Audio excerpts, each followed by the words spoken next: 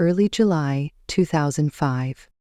It was the day after her best friend Kimberly's wedding, and Nicky finished putting the last of her belongings in her small bag. She was preparing herself to be taken back to her own time, back to the future. She was glad she had the opportunity to see Kimberly marry Patrick, even though it happened through unconventional means. A few months ago, Kimberly had answered an ad in the newspaper for a mail-order bride. Nicky distinctly remembered what the ad looked like. It had an old-fashioned design and looked out of place surrounded by the usual ads one would find in a newspaper printed in 2005. Nicky had jokingly dared Kimberly to answer the ad, and her friend took the challenge. What happened next changed Kimberly's life. She met Victoria Hilton, who gave her a letter from Patrick Callaghan, a man who lived on a ranch deep in the Rocky Mountains. Kimberly was instantly curious about the man and decided she wanted to meet him. The problem was, the only way she could meet Patrick was by traveling back through time to the 1890s. Kimberly decided to take the risk and used a key Victoria gave her to travel to Patrick's time with the intent to meet him. What happened next was like a fairy tale. Kimberly and Patrick fell in love, and they decided to marry. Nicky didn't think she would ever see Kimberly again. However, her friend had wanted her to attend her wedding, so Victoria's butler Collins used the key to bring Nicky to the wedding. She had enjoyed the last few days and was very grateful that she had been able to witness Kimberly's wedding to Patrick. She could tell Kimberly loved Patrick very much and was more than willing to stay in his time for the rest of her life. The icing on the cake, no pun intended, was that Nicky met Patrick's younger brother, Shaun, and was instantly intrigued with him. It seemed he felt the same towards her. They had agreed to write to each other, sending their letters through her time to his. She was sure nothing would come of it, and most likely they would probably only exchange a few letters before he grew tired of it. But Nicky thought it would be fun to be in contact with someone from the 1890s, no matter how long it lasted. She would also be able to write Kimberly. Now that the wedding was over, Nicky needed to get back home. She heard a knock on the bedroom door she was using in Victoria's home. "Come in," she called, knowing that it was Collins. "Are you ready to leave?" the older man asked very formally. When she first met Collins, she was fascinated by how formal he was with other people. It was evident he took his role as a butler to Victoria very seriously. He reminded her of the butlers she would see in old movies. "Yes," Nicky responded with a smile. "How will this work?" "The same as when I brought you here. I will hold your hand and we both will picture your home in your time. The key will do the rest." She took a deep breath as she grasped her bag in one hand. Briefly, she wondered what would happen if she told Collins she wanted to stick around for a while, but she knew that she needed to get back before her brother Justin missed her. She belonged in 2005, not 1892. Nicky held out her hand, silently telling Collins she was ready. He took her hand in his and they both closed their eyes. Almost instantly, they were standing in her living room. Nicky wondered if she would ever get used to the idea of time travel. The trip was quick, but a bit violent. It was like there was a strong wind that pushed her through time. She wondered if the key ever stopped working properly and took someone to a time the person wasn't intending to go. She opened her eyes and noticed that Collins looked a little pale. "Why don't you come and sit down for a moment?" Nicky invited him with concern. Collins hesitated. "You don't look very well," Nicky commented to him. She felt even more alarmed when Collins actually sat down on her tan couch. "Are you okay?" Collins gave her a slight smile. "Time travel can be tiring." Nicky felt confused. Tiring? She actually felt more energetic than ever. Maybe time travel affected people in different ways. "It didn't used to make me tired," Collins continued in his formal way. "When I first started using the key, time travel didn't affect me at all. But it seems as I have grown older, it has started to make me feel exhausted." "Does this happen to Victoria?" Nicky questioned.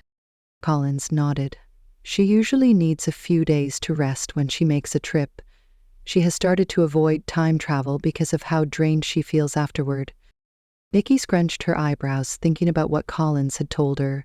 She mentally shook her head, deciding to think about this another time. I'm not sure if it would be wise to go back to your time tonight, Nicky commented. Maybe you should stay here. Collins shook his head, and Nicky immediately knew he wouldn't agree to her suggestion because she was a single woman and he was a single man. In his time, this would not be proper. What if I drive you over to Victoria's house? She suggested, talking about the home that Victoria owned in Collins' time as well as in Nicky's. She found it interesting that Victoria's house she had just left in 1892 was still around in 2005. The house was still owned by Victoria, although Nicky had no idea how that was possible. The older woman and Collins used it when they traveled into the future. Collins hesitated and then nodded. I would appreciate that. I do think it would be wise to rest for a while before heading back. Nicky quickly grabbed her car keys. I can take you now if you wish, or you can rest for a few minutes. Collins shook his head. Now is fine. Soon they both were in her small compact car. She noticed that Collins climbed into the passenger's side very slowly, as if he wasn't sure he really wanted to get in. Have you ridden in a car before? Nicky asked him. When he shook his head, she continued, You need to put your seatbelt on. She showed him how it worked, and after a few moments, he was able to click the seatbelt in place. I promise, I'm a good driver, she told him as she put her car in reverse and backed out of her parking space. I'm sure you are, Collins said with a hesitant smile. It will take about 20 minutes to get to Victoria's house, Nicky told him. She smiled to herself as he just nodded his head and leaned back against the seat with his eyes closed. Nicky decided to let him be and started the drive towards Victoria's home, being more cautious than normal so he didn't get more nervous than he already was. She noticed that as she drove, he gradually started to relax, and soon his eyes were open and he was looking around at their surroundings. It amazes me that no one crashes into each other, Collins murmured as she drove the car through a busy intersection.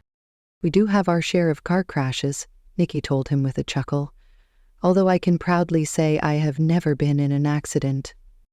Collins didn't say anything to her comment and continued to look out of the window. The future is so different from my time, he finally said. Yes, it is. We have so many things that aren't available to you, Nicky agreed. But sometimes I envy you. Why is that? I noticed when I was in your time, life is much slower. You seem to have no problem enjoying life. I noticed some of your neighbors talking to each other, not worrying that they were late for something or needing to finish a chore or a project. They enjoyed being together. I hardly know my neighbors. We might say hi to each other as we pass to our cars or apartments, but the only person I really talk to where I live is my brother. Collins peered at her curiously. It would be hard to picture the difference between your time and mine if I hadn't witnessed it myself. He settled himself against the seat and seemed to be less stiff. You have a brother? Nicky nodded as she made a left-hand turn. She smiled to herself as Collins grabbed onto the side of the door. Yes, Justin and his son Garrett live in the same complex I do. What is a complex? I live in a townhouse and there are about 50 others around mine. All 50 of them are called a complex. Collins looked a bit confused, but then shrugged his shoulders. The rest of the drive to Victoria's home was silent as he continued to watch as buildings, people, and cars whizzed by. She pulled up in front of Victoria's home, marveling again at the beautiful wraparound porch and attached gazebo. The house did need some repair in this time. The paint was chipping and the grass needed attention. Despite all that, it was easy to see the elegance of the Victorian home. Collins had his door open before she had a chance to open her own. I can drive you anywhere you want, whenever you are here, Nicky offered with a smile. Collins smiled back. Thank you for bringing me here. I could have used the key, but it would have made me even more tired. I'll have to think about your offer for another drive, though. I find it interesting that you can travel between two time periods with no problem, but driving in a car worries you, Nicky said, as she continued to smile. Time travel isn't dangerous, Collins told her. Nicky wanted to argue with him about that comment, especially since he wasn't feeling well from his last trip to her time. It obviously affected some people differently than others. Maybe extensive time travel did something to a person's body, changed it somehow. It was something to think about. He started towards Victoria's home but then stopped. "I'm sure I'll be seeing you again. I'll be back in a few weeks to pick up any letters you have for Kimberly and Shaun." Nicky wanted to ask Collins if he really wanted to come back, especially because of how he was feeling, but she desperately and selfishly wanted to keep up the contact with Kimberly and Shaun, so she kept silent. After they said their goodbyes, Nicky climbed back into her car and waited until she saw Collins go inside the large Victorian home. She noticed that he moved very slowly. As she drove away, she thought about what Collins had said about time travel not being dangerous, but driving in a car was. In her mind, in their own ways, they were both dangerous. Time travel seemed to suck the life out of a person, especially if it was used too much. When Nicky arrived home, she sat on her couch, allowing herself to think about what had happened the last few days. She was thrilled that she had been able to talk to Kimberly and see that she was doing fine. Kimberly was happy with her new life even though it was in the 1890s. Nicky could tell that she loved Patrick deeply, the type of love that transcended through time, a love that was going to keep Kimberly in the past for the rest of her life. Would I be willing to make a decision like that? Nicky wondered to herself. She wasn't sure.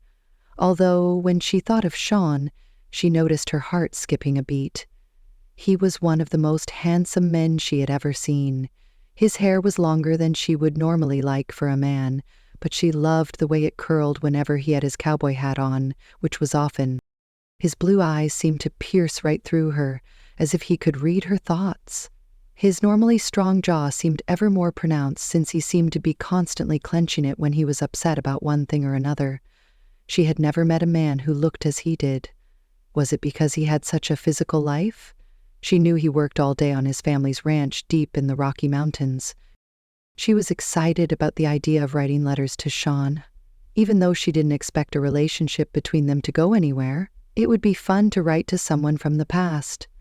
After all, he had a job he loved, and he also had Colleen, his 9-year-old daughter. She accepted the decision Kimberly had made to not return to the future, but she knew she couldn't do that. She loved her life, she enjoyed teaching, and she knew she would miss Justin, Garrett, and her parents. Kimberly didn't have a family to miss, although she considered Nicky's family her own because she spent the last few years of high school as a foster child in Nicky's home and had kept in touch with them throughout her college years. Nicky sighed and decided to find her phone and see if she had any messages. She hadn't been allowed to take anything from the future when she went to see Kimberly. Her phone wouldn't have worked anyway. She walked into her bedroom and glanced at the closed door that was Kimberly's room. She suddenly didn't want to open it, and she admitted to herself that although she was happy for Kimberly, she was going to miss her very much. Kimberly had been part of her life for almost 10 years, since they were both 16, and Nicky thought of Kimberly like a sister. Nicky found her phone and turned it on. She quickly saw that she had many missed calls, numerous text messages, and just as many voicemails. Most of them were from Justin, and her heart started to beat a little fast. Was something wrong? Justin never called her this many times. He would leave a message or text her and then wait until she returned his call. She hadn't been gone very long, only a few days. Had something happened to their parents? She read through the texts first. After the first few, she realized Justin was just acting like a protective older brother. He had wanted to bring Garrett over the night she had left. At first he was concerned, but when Nicky never responded, the texts became more, and concerned and then demanding. "Where are you? Is everything okay? Why aren't you answering my texts? I've left 5 voice messages, call me." And the last one arrived only a few hours before she had returned and said he was going to contact their parents if she didn't call him ASAP. Nicky sighed and quickly sent off a text of her own. "I'm fine. Don't call our parents. I went on a trip. I will explain later." Satisfied that she had done her sisterly duty, she decided to take a quick shower and then run to a nearby Mexican restaurant for dinner. As she showered, she thought about all the things Kimberly would be missing. How did someone keep clean in the 1890s, especially in the middle of the mountains with no running water? She faintly remembered reading somewhere that people used to have to heat multiple buckets of water when they wanted to take a bath, pouring them into a large metal tub, and that sometimes the entire family shared the bath water, which seemed very disgusting to Nicky. Was this what Kimberly would need to do? I'll ask her in my next letter to her, Nicky promised herself. Her stomach growled hungrily as she dressed and dried her hair. She was looking forward to eating some beef enchiladas, her favorite dish at the nearby Mexican restaurant. It had been Kimberly's, too. Would she miss not being able to eat her favorite dishes? Nicky wondered if Kimberly really had thought about what she was giving up in order to marry Patrick. As she turned off her blow-dryer, she heard a loud pounding on her door and knew it was her brother. He hadn't wasted any time. She quickly opened the door to greet Justin, who had an angry look on his face. "Where have you been?" he demanded as he pushed past her and entered her townhouse. "I just went out of town for a few days," Nicky told him. She wished she had asked Collins if she was allowed to tell Justin about the keys. How much should she tell her brother? "Where did you go? Why didn't you tell me you were leaving? You never go anywhere. First Kimberly disappears and now you," he yelled at her. Nicky placed a hand on his arm, trying to calm him. "I went to see Kimberly. She married Patrick yesterday." Justin's eyes lit up. "She did? Why didn't she invite all of us?" "She couldn't. She lives—" Nicky stopped talking, trying to figure out what to say that wouldn't sound like a lie. Justin's eyes looked suspicious. "She lives where?" "Deep in the Rocky Mountains," Nicky finally felt it was safe to say. "So?" Justin looked confused. "We still could have gone." Nicky sighed. She just wanted a small, quiet wedding without any fuss. You know what Mom would have wanted to do if she knew about it? Nicky breathed a sigh of relief when Justin nodded his head in understanding. "Yeah, Mom would have insisted they wait while she planned some big wedding. She would have likely wanted to invite the entire city. I would have liked to meet Patrick, though."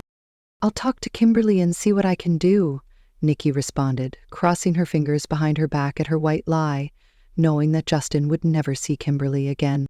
"I still don't understand why you didn't just answer my texts and tell me. Don't you know how worried I've been?" Justin demanded. "I left my phone at home," Nicky admitted. "I didn't get your text until a few hours ago." "Why didn't you take your phone? You never go anywhere without it." Nicky knew that Justin was right. There were many times she was on her way to an event or even just the store. When she realized she had forgotten her phone, she would always turn around to go get it. She hated being without it. I was so excited to hear from Kimberly, I just forgot it." Nicky hated to lie again, but she didn't know what else to say. "Well, I'm sure it won't happen again." Justin finally smiled at her. He settled himself down on Nicky's couch. "Tell me about the wedding. What's Patrick like?" "Where's Garrett?" she questioned her brother. She knew Justin hardly ever left his son alone. "He's at soccer practice. I have a few minutes before I need to pick him up." "So, what's Patrick like?" "I've been thinking he's pretty desperate, putting an ad in the newspaper for a bride." "He's a good man. He placed the ad because he owns a huge ranch in the Rocky Mountains with his brothers and sister. There are few women around, and it's hard for him to make it into the city, so he didn't have much opportunity to date normally." Nicky knew the explanation sounded funny. It did, even to her. But even though Justin looked skeptical, he didn't ask any more questions. He just looked at her intently for a few moments. "I think there is more to this story of yours, but I need to go get Garrett." He stood, walked to the door, and opened it before turning to her. "Don't think this conversation is over." Then he was gone. Nicky sighed. She believed Justin when he said that the conversation wasn't over. He was like a bulldog after a juicy bone when he wanted to get information. She knew he wouldn't back off on his questions until they were answered to his satisfaction. She desperately wished she could just pick up her phone and call Kimberly. Would it be okay to tell Justin? But if she did, would Justin even believe her? After all, that was the main reason Kimberly hadn't told her the entire story at first. She knew Nicky wouldn't have believed her. Over the next few hours, Nicky ate the enchiladas she ordered from the Mexican restaurant and did some cleaning of her apartment. She expected Justin to return to continue his questioning after picking up Garrett, but he never came back, and Nicky was relieved. She didn't want to deal with him anymore that evening. Before she went to bed, she started her first letter to Shaun. She told him that she arrived safely and Collins was staying at Victoria's home for the night. She talked about eating her dinner and cleaning her townhouse. She wasn't sure what else to say, so she decided to finish it the next day. What does a woman from 2005 tell a man who lived in 1892 anyway? Early July 1892. A few mornings after her wedding to Patrick, Kimberly stepped out of the small cabin she now shared with him and lifted her face to the early warmth of the sun. She sighed with contentment. Being married to Patrick was all she had hoped for. After Nicky left, the rest of Patrick's family also left to return to their ranch, leaving Kimberly and Patrick to travel slowly on their own. She had thoroughly enjoyed the trip back to the ranch. They had ridden their horses leisurely, stopping a few times for a meal and to talk. Ever since Bridget had told Kimberly a brief history of Patrick's family and how his grandfather had traveled to America during the potato famine in Ireland, she had been eager to know more.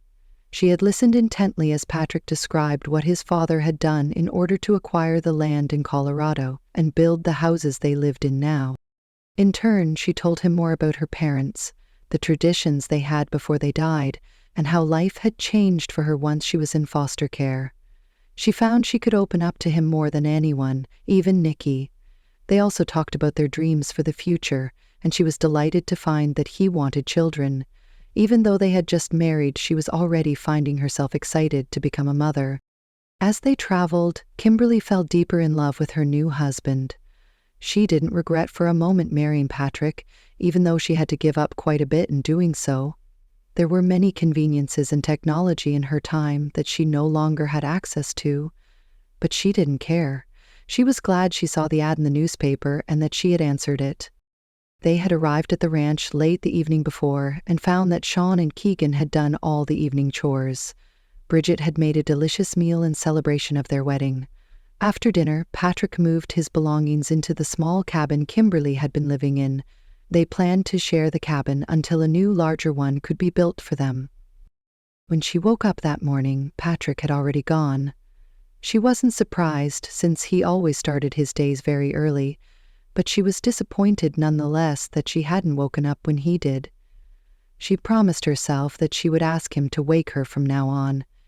She needed to get used to life on a ranch in the 1890s and wanted to be on the same schedule Patrick was. One of the things she had a hard time getting used to was wearing long skirts and dresses. In her time, she hardly ever wore a dress, preferring jeans and shorts. In Patrick's time, women wore dresses all the time. While they were in Denver, Patrick had purchased a few boy pants for her.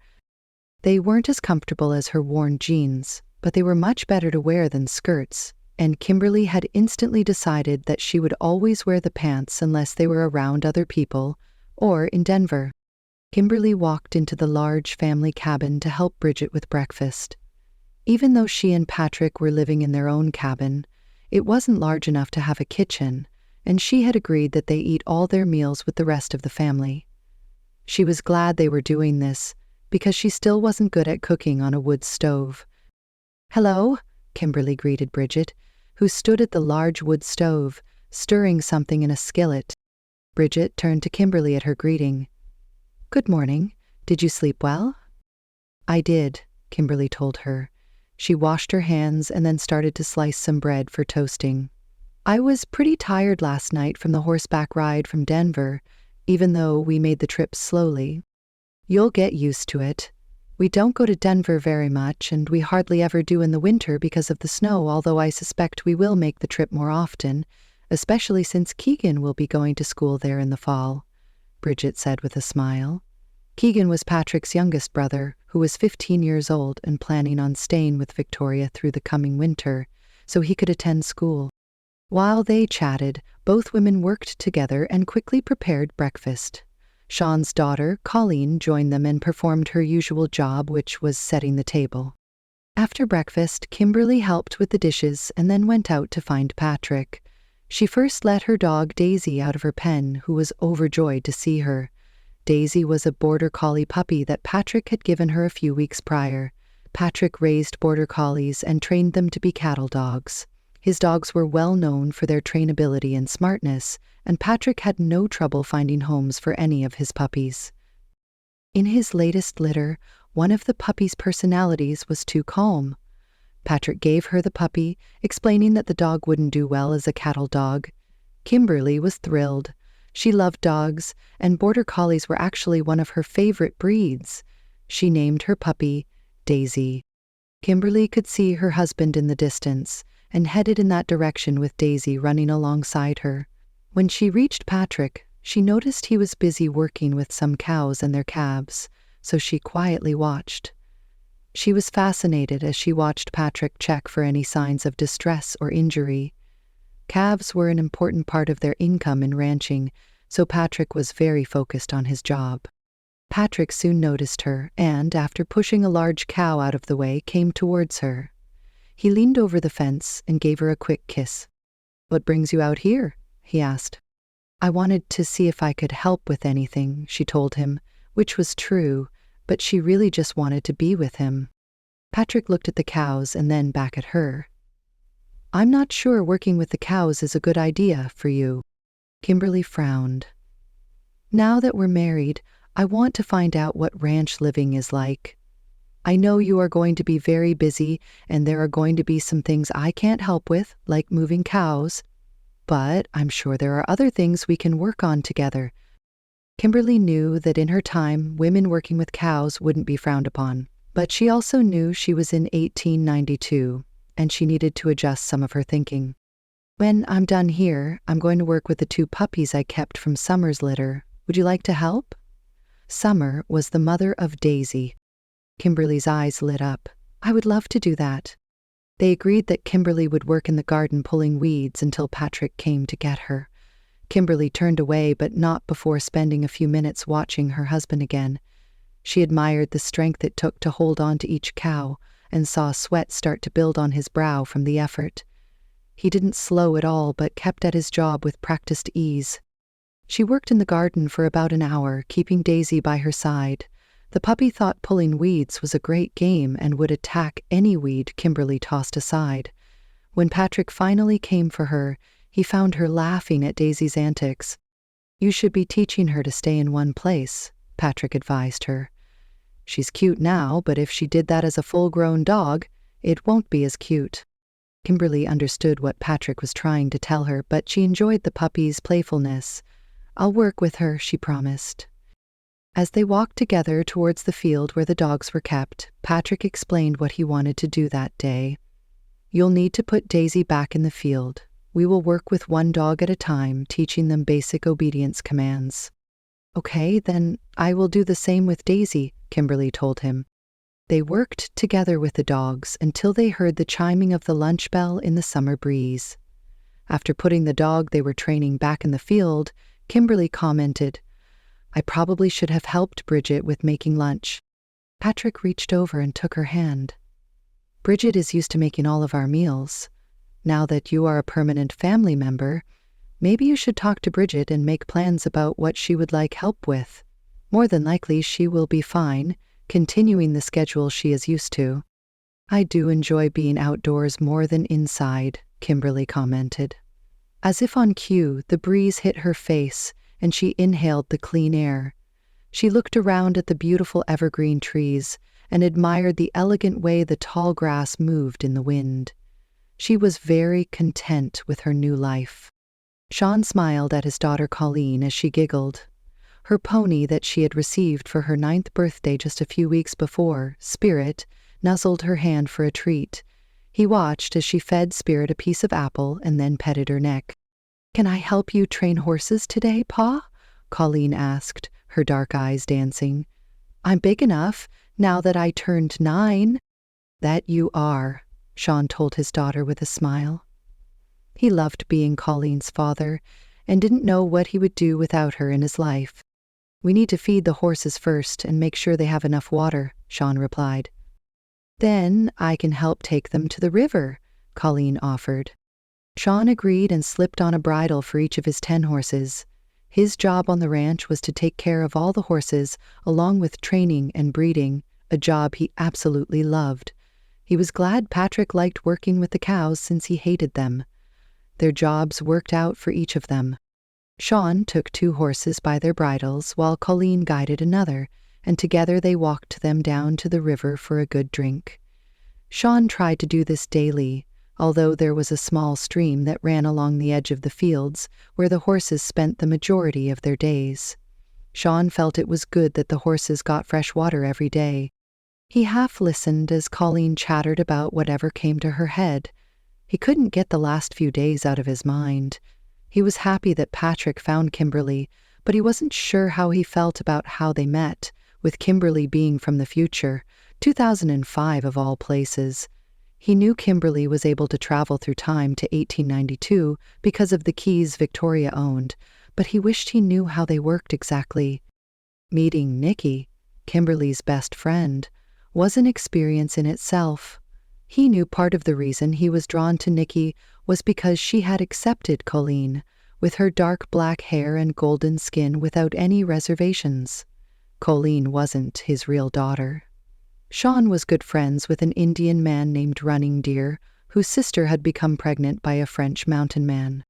The man had abandoned them both, and then Running Deer's sister died. Running Deer and his mother had felt it would be best if Colleen was raised by Shaun since he was well known by their tribe and a very good friend. Since Colleen was considered a half-breed, she wouldn't be accepted by her mother's tribe now that she was dead. Shaun had immediately agreed to raise Colleen as his own. In his mind, she was his daughter, but he worried about her future. It was fine raising her on a ranch in the middle of the Rocky Mountains while she was a child. However, he knew someday when she grew older she was going to have to leave the ranch and would have to deal with others who wouldn't be able to accept her because she was part Indian. But for now, Colleen was safe on their ranch and enjoyed a carefree childhood. Shaun was leery when Nicky first met Colleen, but immediately relaxed when he could see she didn't have any qualms about her. Later he learned she was a school teacher in her time, and he figured that was likely why she was so good with Colleen. He now regretted that he had suggested they write. He knew it would be almost impossible to have anything more than a friendship with a woman from the future. Yes, it was working for Patrick, but Kimberly had voluntarily come to their time, very willing to give up her own. He couldn't expect another woman to do the same, and he sure wasn't going to leave his own time. He was happy training and raising horses. He loved living on the land his father had worked so hard to own. Nothing would make him give up this life, not even a beautiful woman. He thought of another woman who had been in his life, Delia. He had met her while attending a barn raising in Denver 2 years ago and had fallen instantly in love with her. She'd had golden hair, sky-blue eyes, and a delightful laugh. After a few months of dating, with him making the trip to Denver often, he had asked for her hand in marriage, and she accepted. What he didn't know then was that she was expecting him to leave his ranch and live in the city. Her father was a banker and was willing to give him a job. She also didn't want to be a mother to Colleen. She actually expected him to give Colleen to Bridget. Of course, Shaun had immediately terminated the engagement, but the damage had been done. Shaun had promised himself that he would rather stay single than marry someone who wouldn't accept his lifestyle and his daughter. He had expected Kimberly to demand Patrick leave the ranch and live in her time, but she didn't. And Shaun was able to admit to himself that not all women were like Delia, but he still felt he needed to guard his heart and protect his daughter.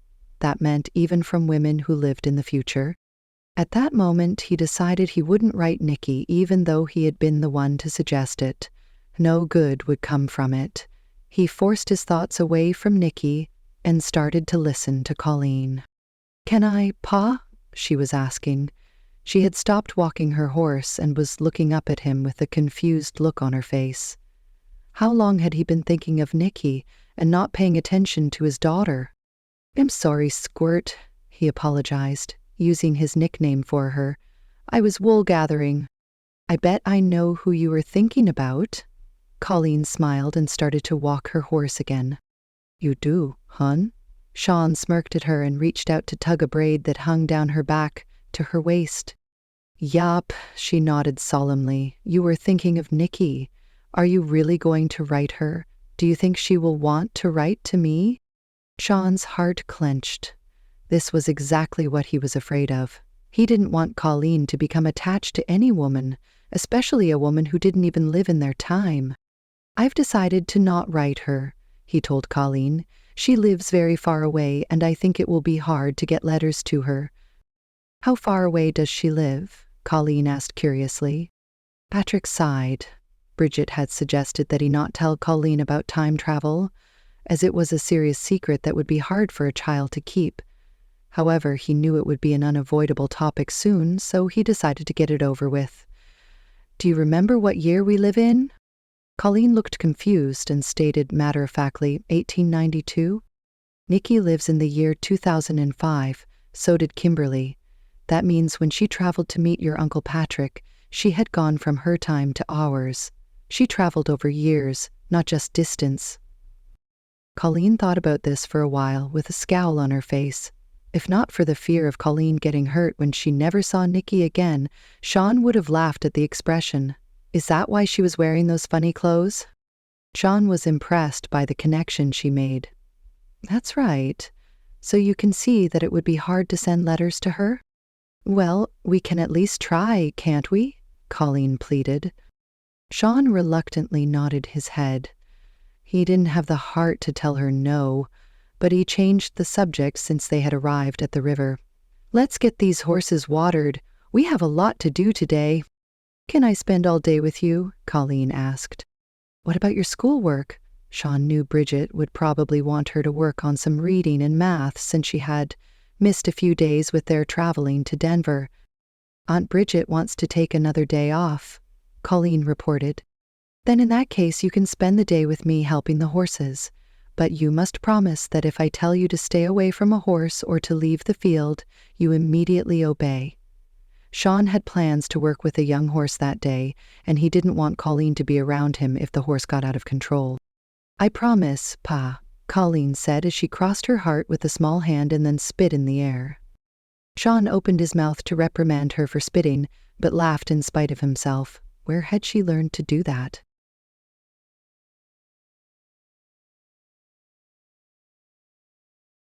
That evening, the family gathered around the fireplace in the living room as they usually did.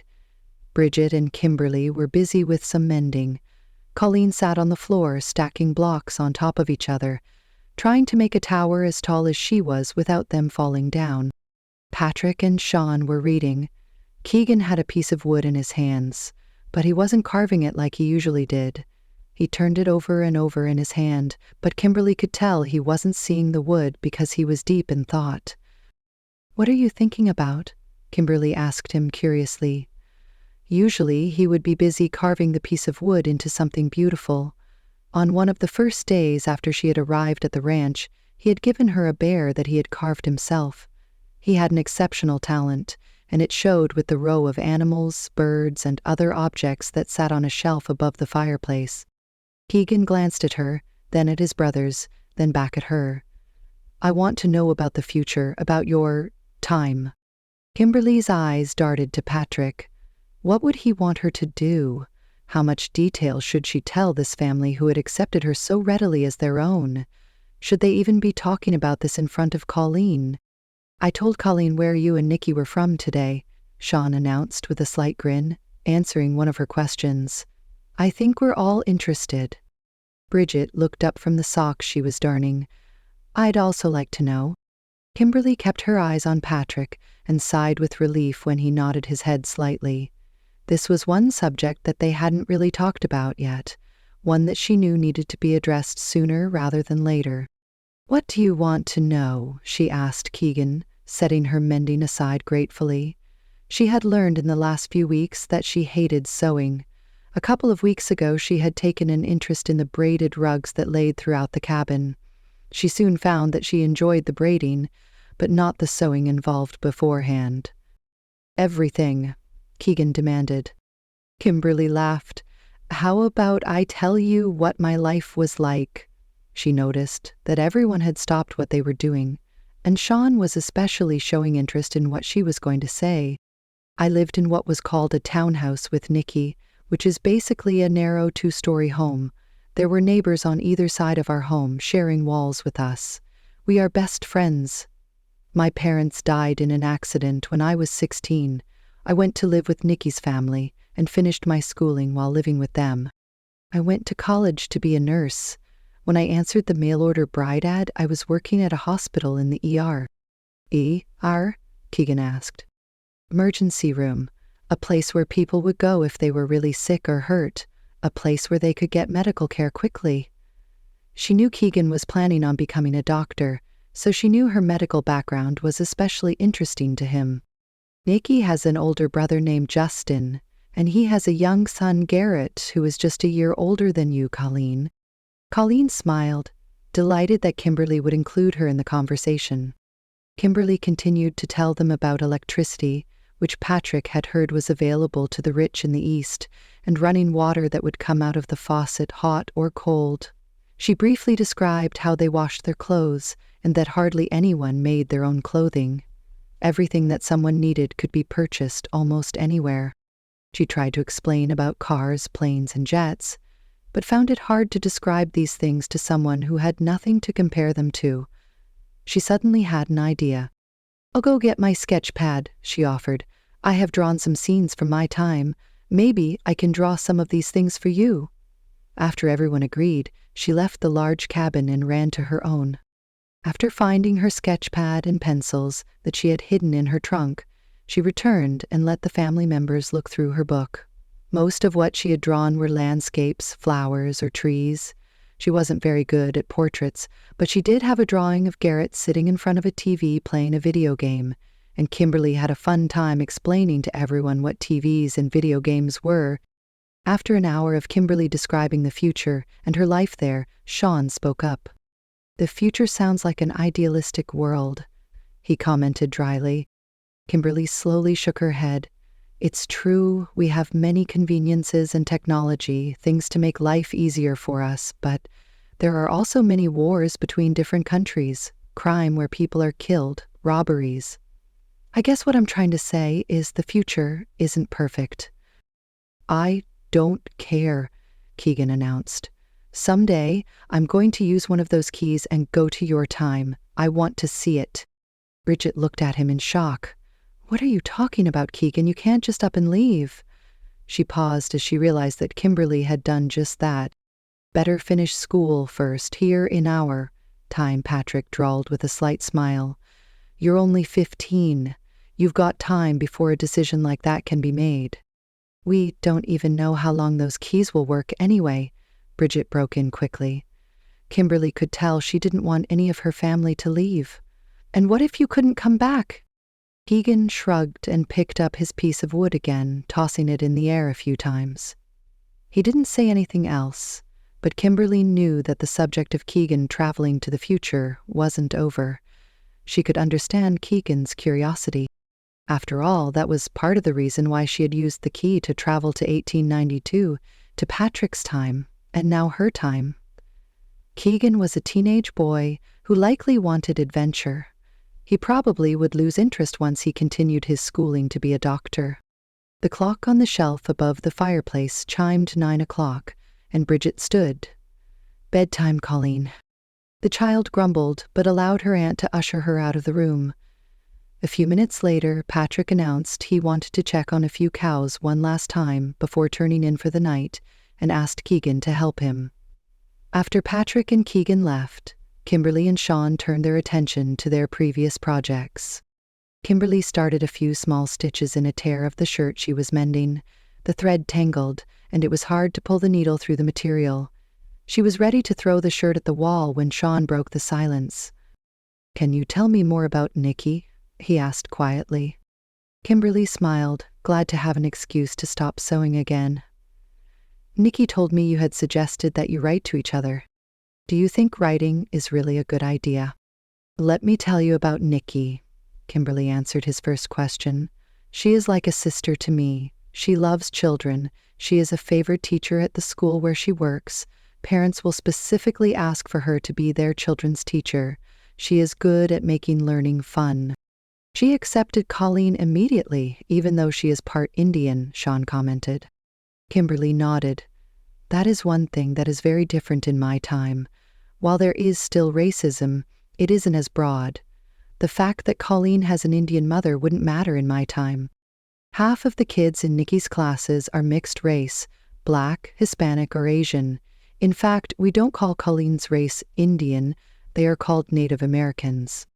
Shaun's eyes narrowed in confusion, but then cleared when Kimberly let him know Nicky would never reject Colleen because of the color of her skin. Colleen wants to write her. Nicky will never hurt Colleen, I can promise you that. Shaun sighed. I just don't know how any type of relationship could grow into something more than friendship. Then just write her as a friend. I am a little bit concerned for Nicky. She is going to have her own adjustments, since I've married and I am now living in this time period. She will need a friend. I know this might sound trite, but don't worry about the future, not yet. Kimberly smiled at her own words. Shaun was silent for a few moments and then nodded his head. You're right. I'll write her like I promised. Victoria carefully placed a bouquet of flowers she had just finished arranging on a marble table in the entryway of her large Victorian home in Denver. She pulled out a handkerchief and discreetly wiped her neck. It was the 4th of July, and even though it wasn't even noon, she knew it was going to be a hot day. She stepped back to admire the flowers with a smile. Large flower gardens surrounded her home, and she enjoyed using some of them to beautify her home. She felt a presence behind her and smiled at Collins, who was walking towards her. You are looking better, Victoria commented, taking a step away from him when she suddenly felt a desire to touch his arm. He had arrived from taking Nicky back to the future the day before and had looked very pale and weak. She knew neither of them could keep time traveling like they had been doing. Some decisions needed to be made about the keys and their future. I'm well, Collins told her in his usual formal voice, but he looked at her peculiarly, and Victoria wondered if she had something on her face. He had been giving her strange looks lately, and she wondered why. I've let the entire staff off to enjoy Independence Day, Victoria told him, although she knew he was aware of the fact. He knew everything that went on in her home, and besides, she let the staff have the day off every year on Independence Day. I think we need to talk about the keys. Collins nodded. I was going to suggest we do that. Why don't I bring some tea into your office? We can discuss the keys there. Victoria hesitated. She would rather talk in a less formal room. Let's talk in the parlor. We will be more comfortable there. Collins bowed slightly and then left, heading towards the kitchen. Victoria moved to her office, her long skirts swishing around her.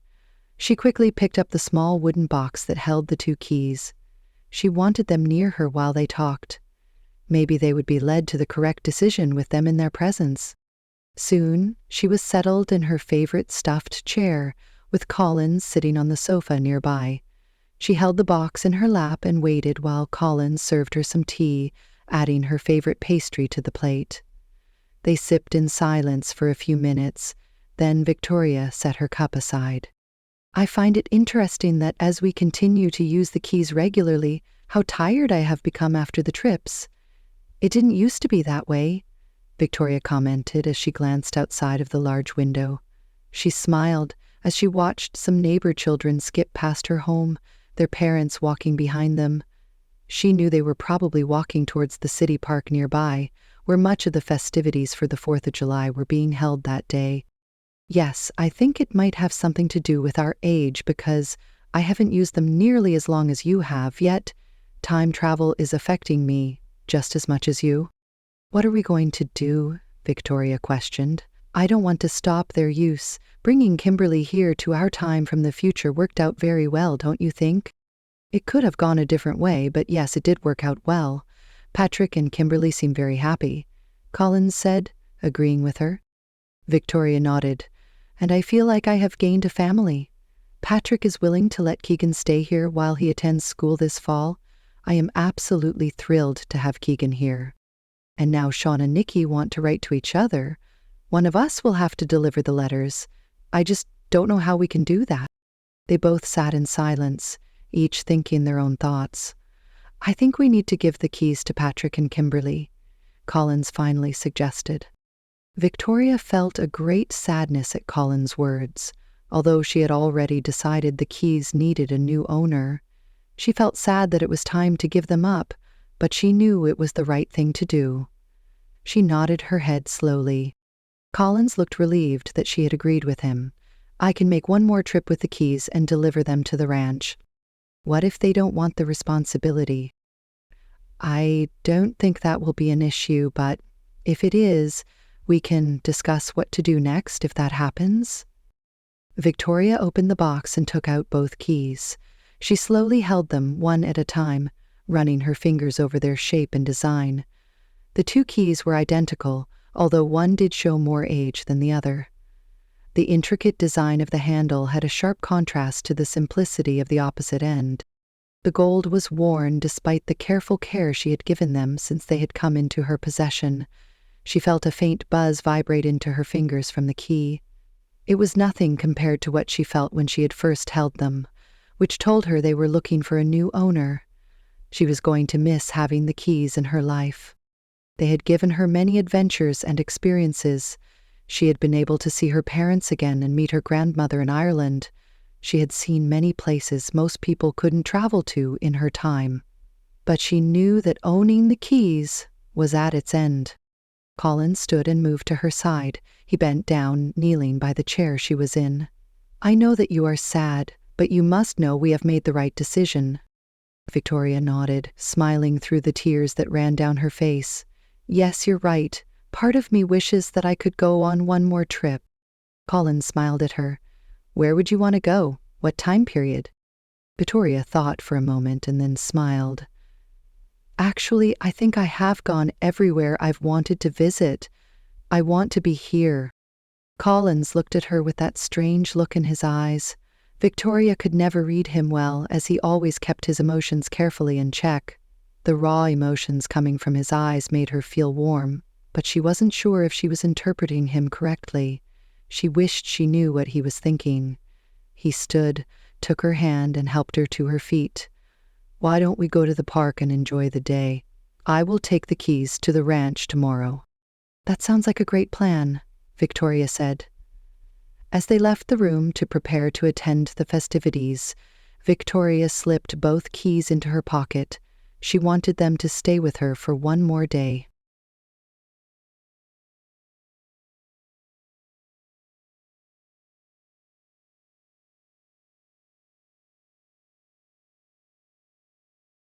A darkly clothed man stood behind one of the large oak trees that was providing shade in Victoria's beautiful flower garden. He moved his head slightly around the trunk of the tree and watched gleefully as Victoria and Collins left the house. Soon they were walking down the street and out of sight. He knew the house was empty because of some ridiculous festival the city was having, but it didn't matter to him what the people in this time period were celebrating. What mattered was that he now had his opportunity to search for the two keys.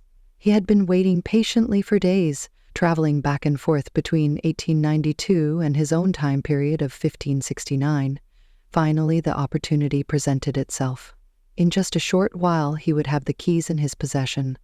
Then he could start his plans.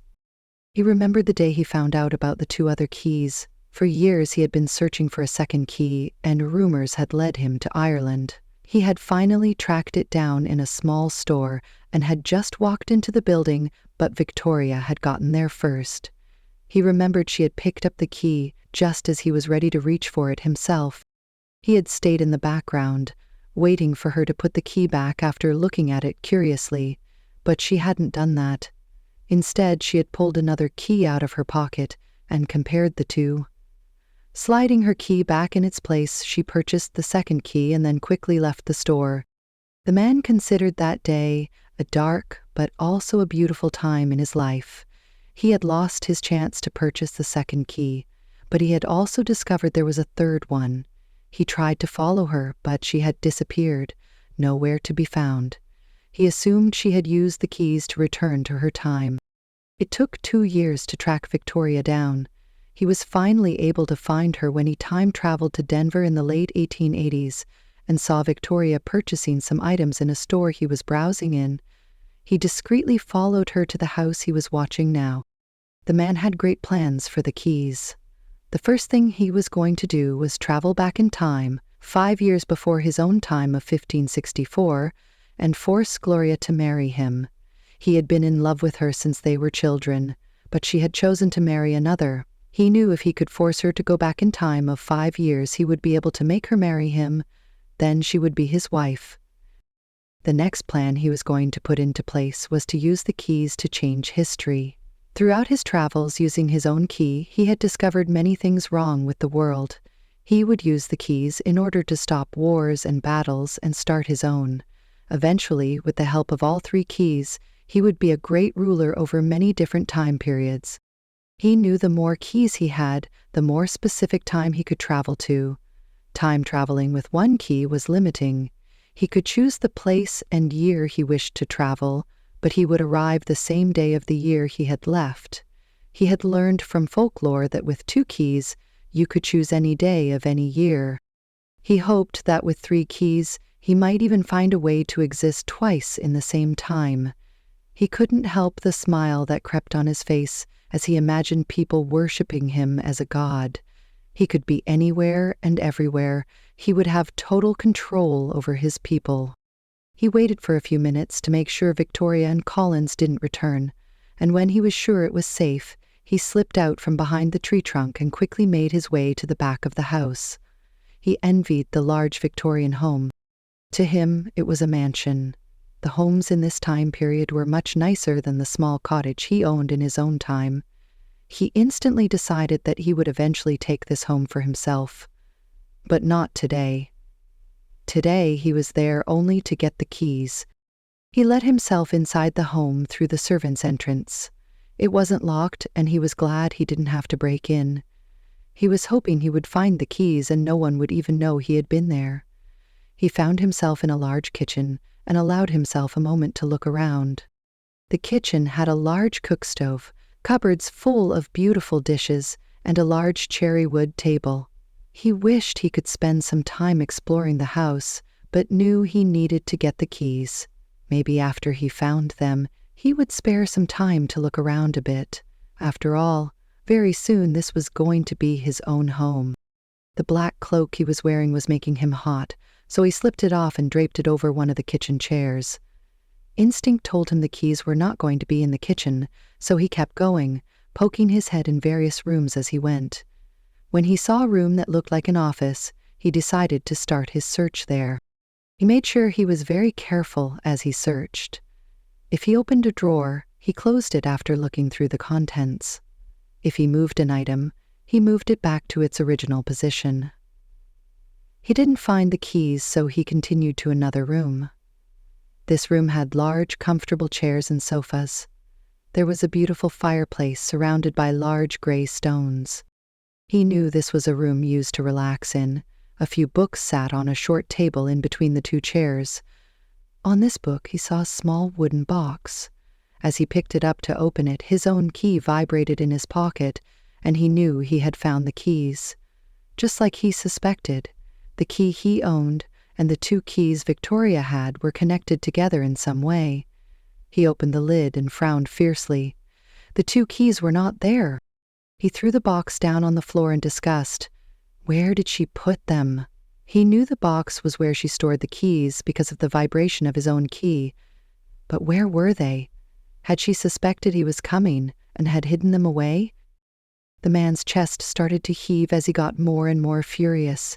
He was going to find those keys if it was the last thing he did. He needed them, wanted them, and coveted them.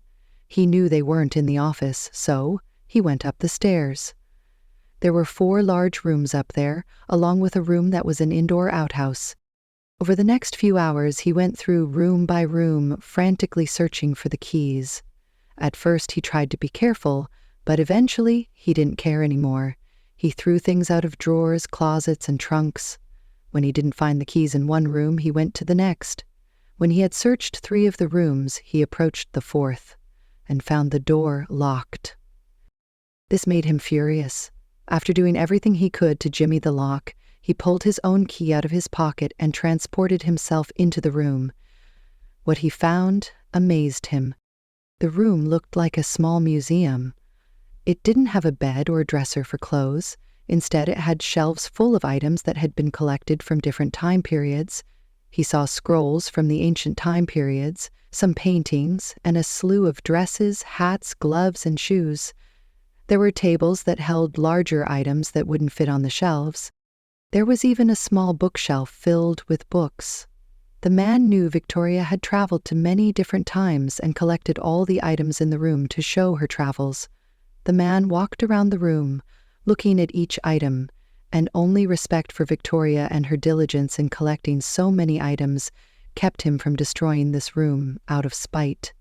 Logically, the keys should have been in this room, but he knew they were not. His own key was not vibrating. The man left the room, leaving the door open. He ran down the stairs and back into the office. Finding a piece of paper and pen, he quickly wrote a note. "I know you have 2 keys. I know what they are used for. I want them. They are meant to be mine.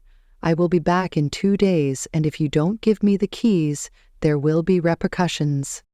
Colin." Later that evening, Victoria and Collins decided to return home.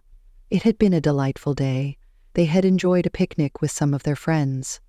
Victoria had spent some time looking at various booths that sold homemade items and had purchased a beautiful necklace with turquoise stones. Later, when it had grown dark, there was an exciting fireworks display. When they entered Victoria's home, she noticed Collins immediately becoming stiff, as if he knew something was wrong. "Something isn't right," he half-whispered to her. She looked around, not seeing anything amiss. "What do you mean?" "Stay here," he commanded her, and ran up the stairs. Victoria tried to obey his command, but as she heard him opening the bedroom doors, she couldn't stay as he requested, and went up the stairs. "Collins," she called, "is everything all right?" She stepped into her bedroom and gasped in disbelief. Someone had come into her home and had gone through all of her things. Clothing was strewn everywhere, her perfume bottles had been knocked over and some thrown to the floor, leaking their precious liquid. The quilts and blankets on her bed had been removed, and one of them had been ripped almost in half. "Oh, my heavens!" she breathed in disbelief. Collins appeared at the doorway. "I've quickly searched the entire house. Whoever did this is gone now." "What could they have been looking for?" Victoria asked in a shaky voice. Collins shrugged. "The other bedrooms look the same as yours, except the one at the end of the hall." "The one that is locked," Victoria said. Collins shook his head. "The door is wide open, although I have no idea how the person got inside, but nothing in that room has been disturbed." Victoria ran to the room where she kept all of her mementos she had collected. As she traveled to different times, she would bring 1 or 2 items back with her. She had collected quite a few things over the years. She secretly called it her time travel room. Sure enough, the door stood wide open. There was no evidence of someone breaking the lock or the door down to get inside. She found it strange that whoever had ransacked the other rooms had left this one alone. "We should send for the police," Victoria told Collins. "I will need to see if anything was taken." "Let's wait to send for the police," Collins advised. "I have a feeling the break-in has to do with the keys." "But no one knows of the keys except us, and now Kimberly and Patrick's family," Victoria protested. "We've been very careful." "Someone has figured it out." Collins guided her out of the room and down the stairs. "Let's search the rest of the house. Maybe we can find a clue." Victoria wasn't sure if someone would leave a clue that could lead them to who did this, but she knew that if Collins was right, and it was someone who was after the keys, sending for the police was out of the question. They both hurried into her office.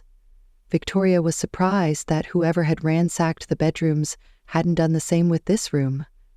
Collins left her side and walked to her oak desk. Picking up a piece of paper, he read what was on it quietly and then handed it to her. "It looks like we know someone is after the keys for sure," Victoria commented as she sank into one of the chairs that sat in front of the desk. "Yes, and his name is Callaghan," Collins replied. Taking the paper back from her, he read it again and then set it back on the desk. "Callaghan is a strange name," Victoria murmured. She suddenly felt exhausted.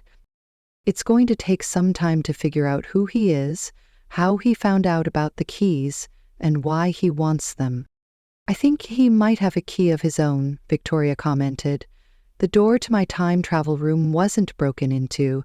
He somehow was able to get into that room without needing to open the door." "Good point," Collins replied. He sighed and walked around the desk.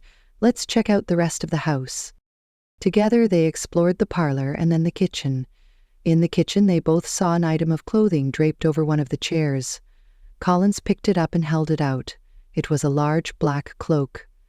It had a particularly unpleasant smell. "Left something behind." Collins quickly checked the pockets, but found nothing that would help them figure out who its owner was. Victoria took a few steps back from the cloak. She didn't want to touch it. Watching Collins set it down on the table, she closed her eyes tightly, hoping that when she opened them, the nightmare they came back to after an absolutely delightful day would be over.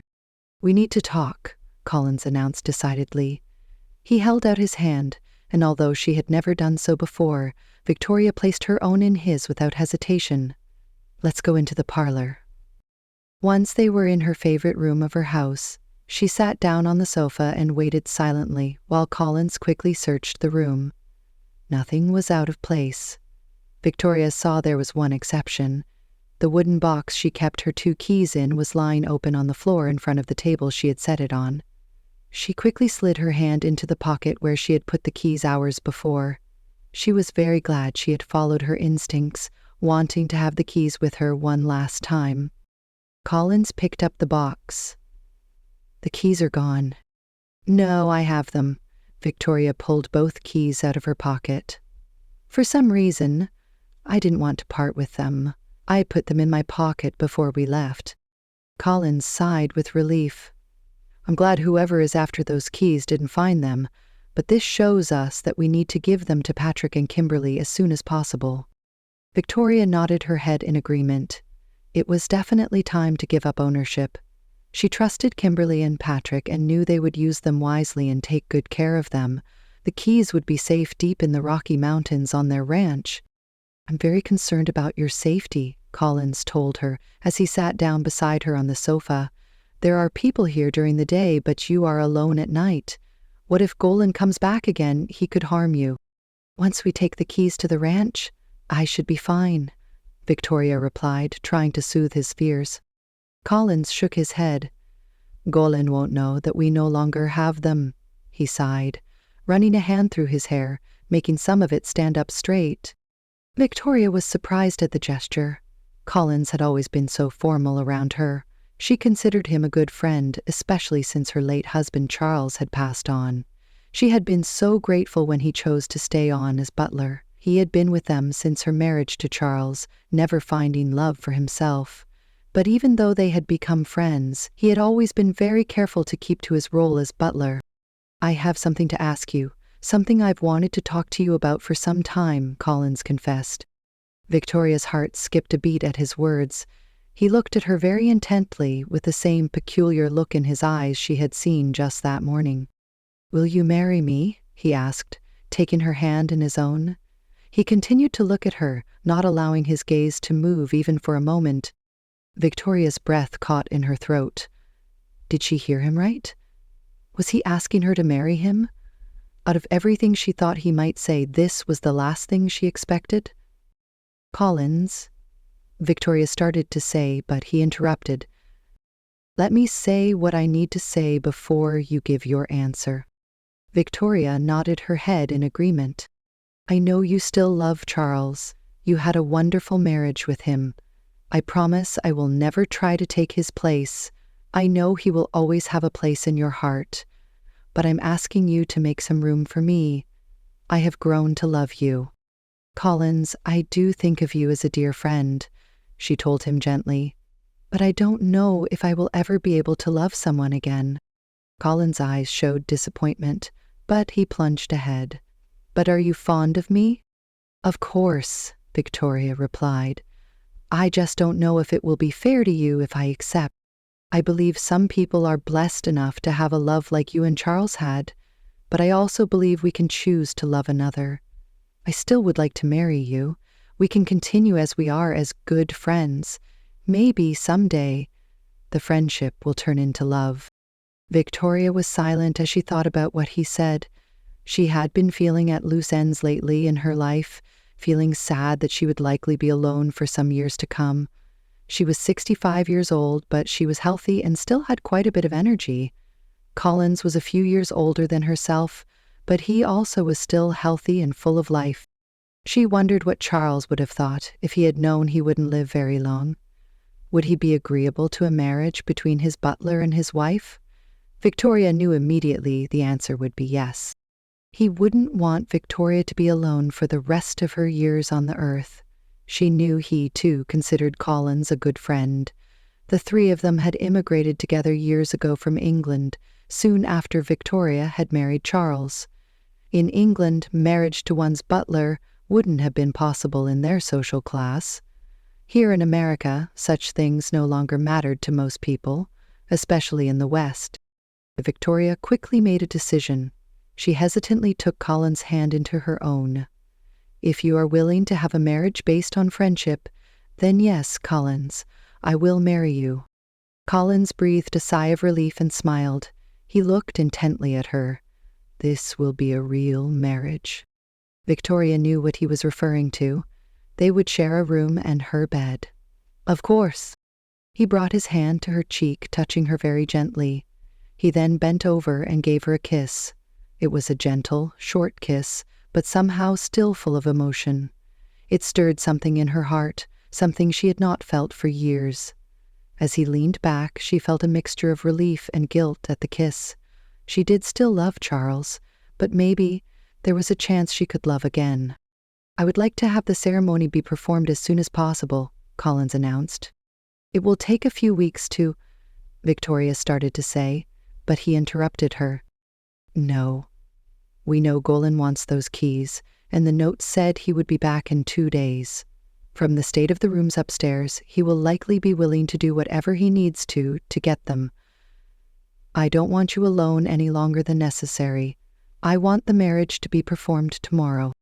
"Tomorrow?" Victoria squeaked. "Yes, tomorrow, if the Reverend is willing. We can spend the night here and take the keys to the ranch the next day. I would feel better if we leave as soon as possible." Victoria took a moment to think about his suggestion, and then slowly nodded her head in agreement. She knew Collins was very worried about the entire situation, and marrying as soon as possible was his way of removing her from any harm that might come to her. "Tomorrow, then. I will sleep here on this sofa tonight," Collins told her firmly. Victoria knew that if any of her neighbors knew he would be sleeping in her house that night, it would cause quite a bit of gossip, but she agreed to his demands. After all, they were now engaged to be married. "I'll need to get up early to clean up the mess upstairs," Victoria commented. "I don't want the staff to see it. Let's clean up your room right now, and I will help you with the other rooms in the morning," Collins suggested. Over the next few hours, between the two of them, her bedroom was soon put to rights. Collins left her to spend the night on the sofa in the parlor, and Victoria gratefully slid into her own bed, preparing to sleep alone for the last time. As she lay in bed, she found she was looking forward to having a companion next to her throughout the day. She must have been lonelier than she had realized. A peace spread through her as she fell asleep.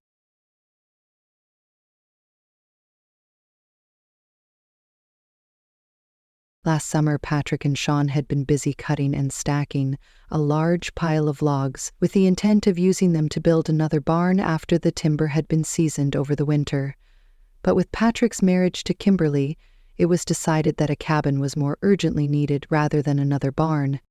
With this goal in mind, Shaun, with the help of his brothers, began the process of constructing the new cabin. The structure would be situated next to the modest home where Patrick and Kimberly were temporarily living, but would be twice its size in order to offer space for a growing family. By working from sun-up to sundown, it took only a few days before the cabin was halfway completed. Kimberly, with the help of Bridget, did her best to prepare simple yet nourishing meals for the men, and made sure that a constant supply of fresh water was available for them. With the intense July heat, she was particularly aware of preventing dehydration. In her time, Kimberly explained to them that she would have insisted they cover themselves with sunscreen and insect repellent, but such things were not available in the 1890s, and Shaun didn't even know what they were anyway. Kimberly tried to explain their use before giving up. Why would someone want to put lotion on themselves to block the sunlight? He couldn't imagine that spraying some type of liquid would keep ticks and mosquitoes off you. Insects were part of life in the mountains. They were something you just learned to live with. Patrick let Kimberly help design the cabin. They soon agreed that the cabin would have a small living room with a fireplace, 2 bedrooms, a kitchen big enough to hold a table and 4 chairs, a cooking stove, although they would need to purchase one from Denver on the next trip, counters to work at, and cupboards to hold dishes and pans. They were still planning to share their meals with the rest of the family in the large cabin, but she would have her own kitchen if she wanted to prepare some meals on her own. Late afternoon on the 3rd day of building the cabin, Keegan shouted that he could see 2 people riding towards them on horseback. Everyone went to meet the visitors, and Kimberly was pleased to see Victoria and Collins riding toward them. "Hello," Patrick hollered when they were close enough to hear him. "What brings you out our way?" "We have news to tell you," Collins replied with a grin. He swung off his horse and then helped Victoria down off hers. "Keegan, take care of their horses," Patrick ordered. Kimberly quickly gave Victoria a hug. "What a pleasant surprise." Kimberly smiled with welcome. "Much has happened since you came to Denver," Victoria replied. "Really?" Kimberly asked curiously. She watched as Collins tucked Victoria's arm into his own. "We were married just yesterday afternoon," Victoria said happily.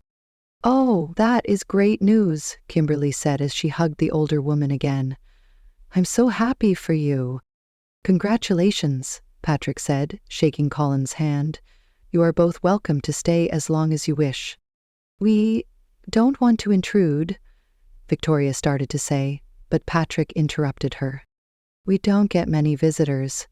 We'd love it if you stayed." "We have some other things to talk to you about," Collins said to him. "After we talk, we can decide how long we will stay." "What is it? Is something wrong?" Bridget asked with concern. "Will I still get to stay with you while I go to school?" Keegan had just returned from taking the horses to the barn and had overheard Bridget's question. He wanted to make sure he didn't need to give up his plans for school now that they were married. "Of course," Victoria said with a smile as Collins nodded his head. "We still would love to have you stay with us." Kimberly heard Keegan breathe a sigh of relief.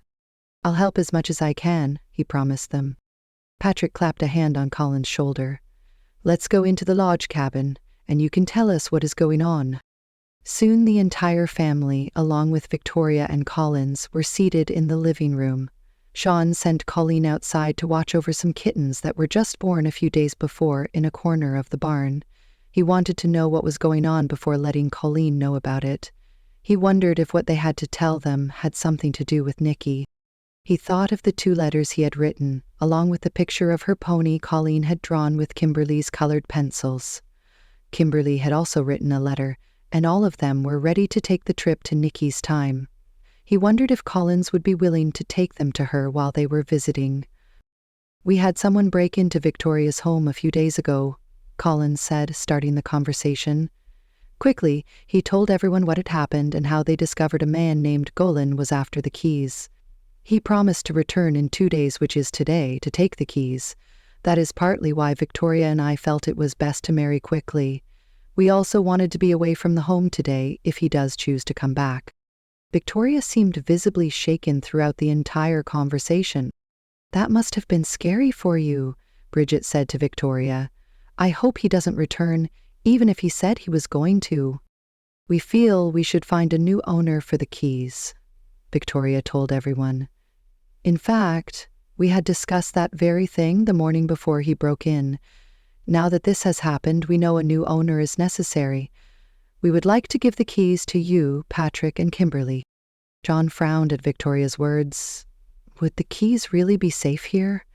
It sounded to him that this man, Golan, was willing to go to any length to acquire the keys. Would having the keys at the ranch put them all in danger?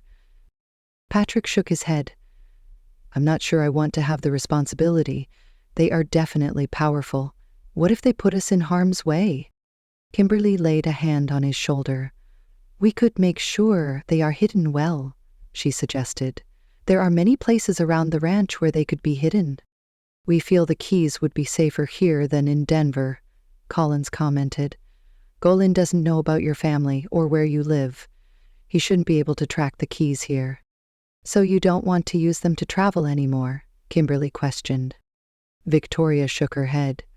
I have traveled enough, and for some reason the last few trips I have taken, I have come back exhausted.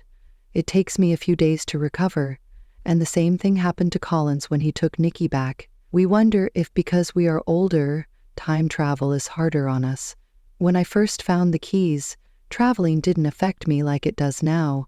I have no desire to use them again. I don't remember being tired after I used the key, Kimberly commented. Although it could have been because I was excited and nervous to meet Patrick. She smiled at her husband.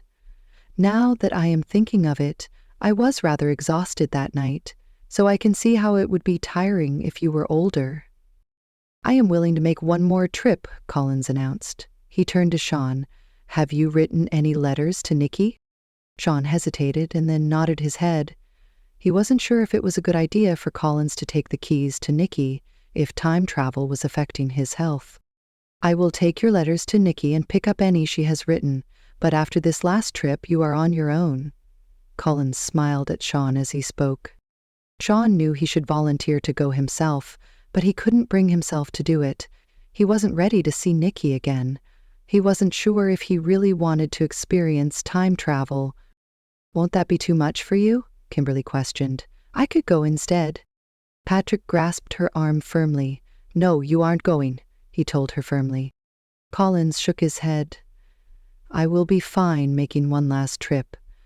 I think we will take you up on your offer, though, Patrick, and stay here a few days so I can recover before heading back to Denver. You are both welcome to stay as long as you wish, Patrick told them sincerely. You can stay in the room that used to be mine just down the hall. Thank you very much, Victoria said warmly. I'll get the letters for you. Shaun stood and left the room. He ran into Colleen, who was sitting on the floor of the kitchen, her legs tucked under her dress, her eyes wide with interest. It was obvious she had been listening to the conversation rather than going to the barn as instructed. Is Collins going to take my picture to Nicky? She asked, jumping up from the floor. Shaun wanted to scold her for eavesdropping, but decided to address the problem later. Yes. Colleen nodded her head vigorously, her black braids bouncing. Good. When is she going to come to visit? Will she use the keys? Do we really get to keep them? Shaun placed a hand on her shoulder to quiet her. You cannot tell anyone what you just heard. Is that understood? Yes, Pa, Colleen replied dutifully. I won't tell anyone. Shaun collected his letters and returned to the living room, giving them to Collins' safekeeping. He discovered that in the short time he was gone, Patrick had agreed to take ownership of the keys. Shaun felt glad his older brother agreed. He would have offered if his brother hadn't. Victoria was holding the box that held the keys, and she opened it to show a curious Colleen. Shaun was amazed at Colleen's instant belief and acceptance about how the keys worked and what they did. He heard Kimberly give the child strict instructions to never touch them because they were so powerful, and Colleen promised she wouldn't by crossing her heart solemnly. He was glad she didn't spit in the air like she had a few days before when Han had made a promise to him. Bridget announced that dinner was almost done, and so the entire family, along with Victoria and Collins, moved into the kitchen. Victoria left the keys out, together with Shaun's letters sitting on an end table. No one saw the letters, and the 2 keys disappear out of thin air.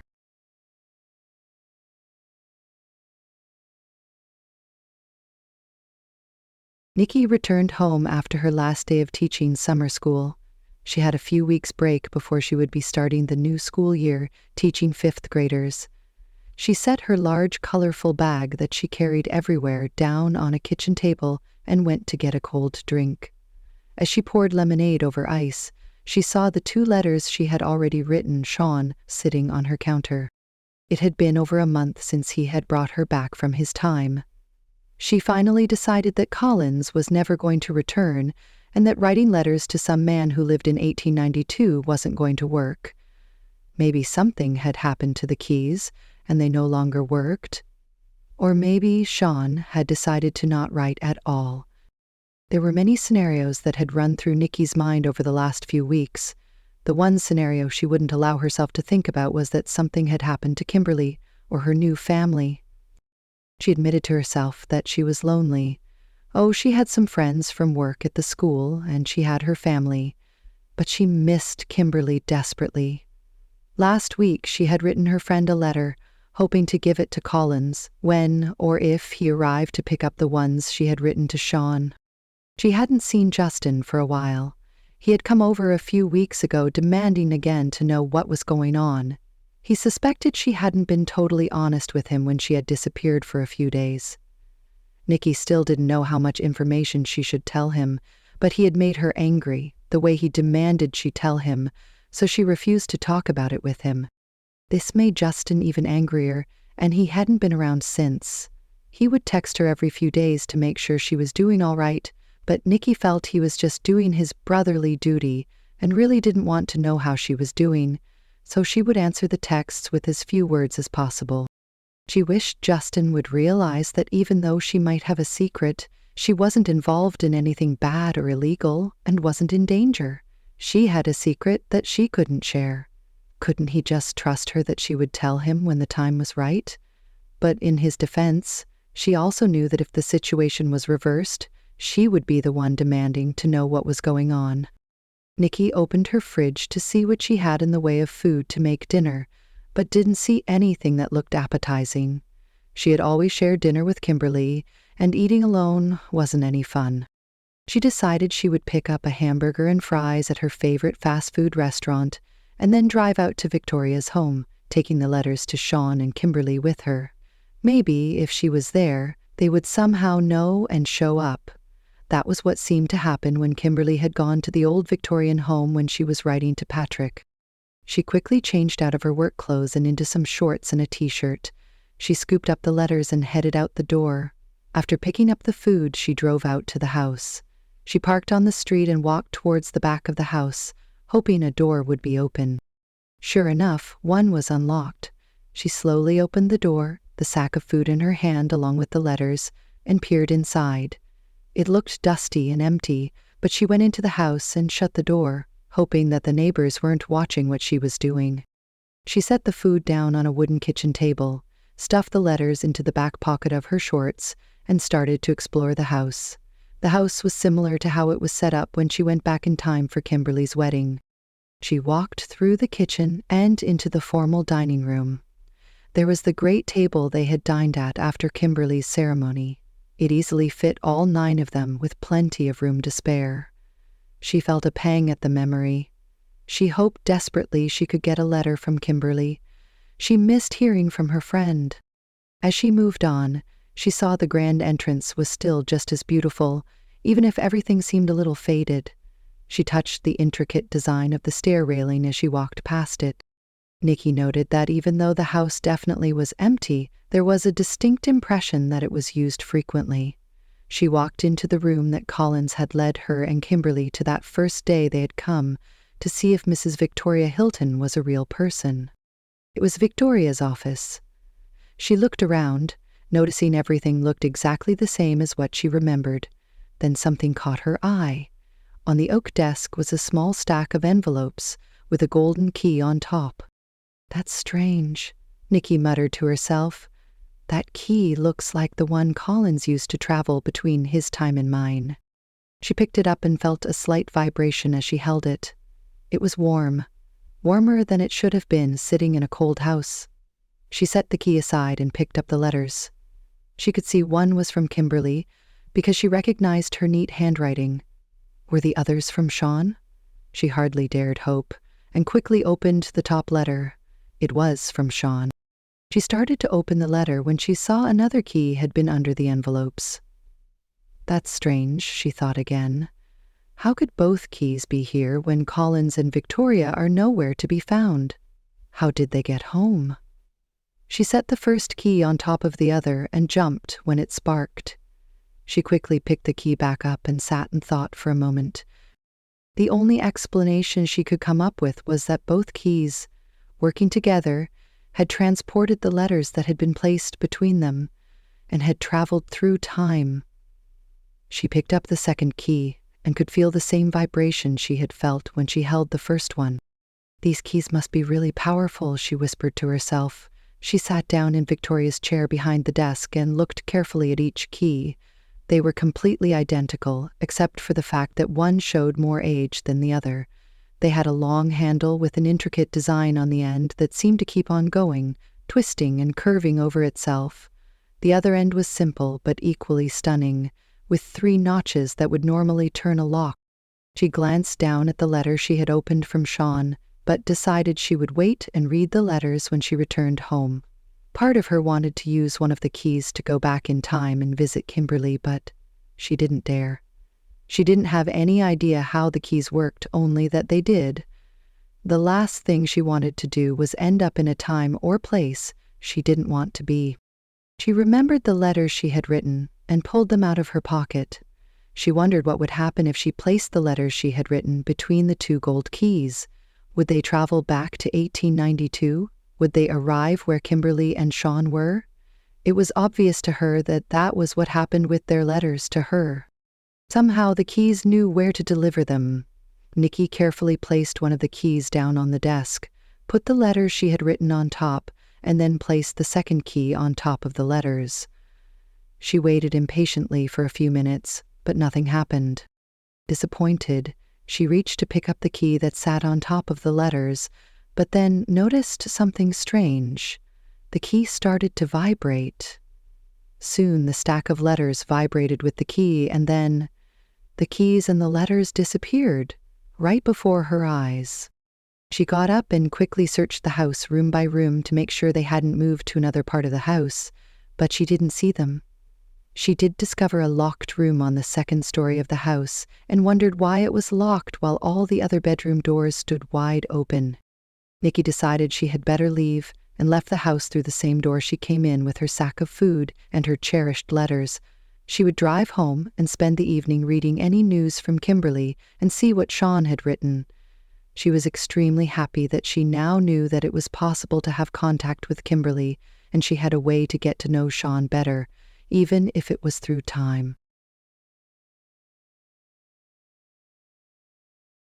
8 months later, early June of 2006. It was now summer, and Nicky closed the door to her classroom for the last time. It was the last day of school, and she had the entire summer to relax. She had been asked to teach summer school again, but she turned down the job. This summer, she didn't want to have any responsibilities. She had been writing to Kimberly, Shaun, and his daughter Colleen all winter. Every few weeks, she would take the letters she had written and go to Victoria's home. There were always a few letters sitting on her oak desk between the 2 keys. Nicky would replace the letter with her own that she had written, wait until they disappeared, and then she would devour the letters she received. She hadn't had a good school year. The principal had given her a few kids that had had severe behavioral problems, and it had taken most of her energy to just get through each day. She was very relieved that school was now over. She loved to teach, but she didn't ever want to have a class like her most recent one again. Things still weren't going well with Justin either. He came over every so often, mainly so his son, Garrett, could spend time with her. Sometimes Justin would ask her to keep an eye on him and leave them together, saying he had errands to run. She started to wonder if he was dating someone, but he wouldn't admit to that. In one of her letters, she had asked permission to tell Justin, and Victoria had reluctantly agreed, telling her she should only tell Justin and her parents, no one else. She mentioned the danger they could be in, as there was a man who had broken into and tore apart her home, looking for the keys.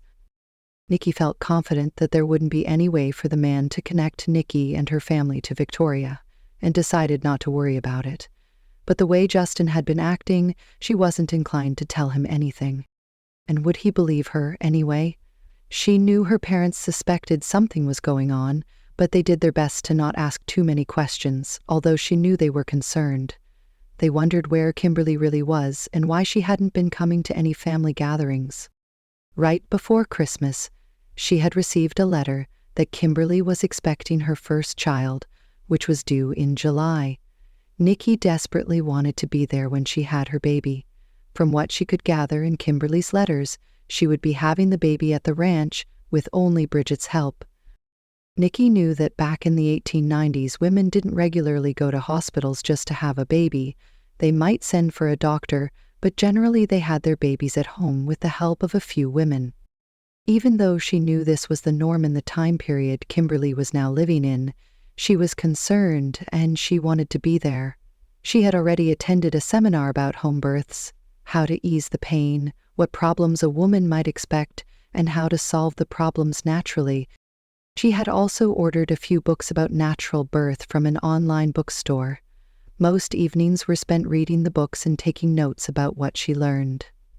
She didn't know if she would ever use the skills she was learning about, but she figured it wouldn't hurt to be prepared. She had learned a few things about the keys over the last few months. They definitely seemed to work together. Whenever she put letters in between them, they would travel directly to the ranch. At Christmas time, she had packed a small box with gifts. Placing the box between the two keys, it had disappeared, just like the letters did. Kimberly had sent a few drawings she had created the same way. Nicky had also learned how she could travel with the keys. All she would need to do was think about exactly where she wanted to go, and the keys would magically take her there. Nicky had also learned that Victoria and Collins had gotten married. Soon after their marriage, they had given the two keys to Kimberly and Patrick. Time travel had become physically hard on Victoria and Collins, and they had felt it was time to transfer ownership of the keys to someone else, and they had picked Kimberly and Patrick. Nicky knew that the keys were always at the ranch if they weren't with her in 2006. She had also greatly enjoyed the letters from Shaun. At first, his letters were short. He just wrote about what he was doing every day. But as they continued to write each other, he became more open about his life.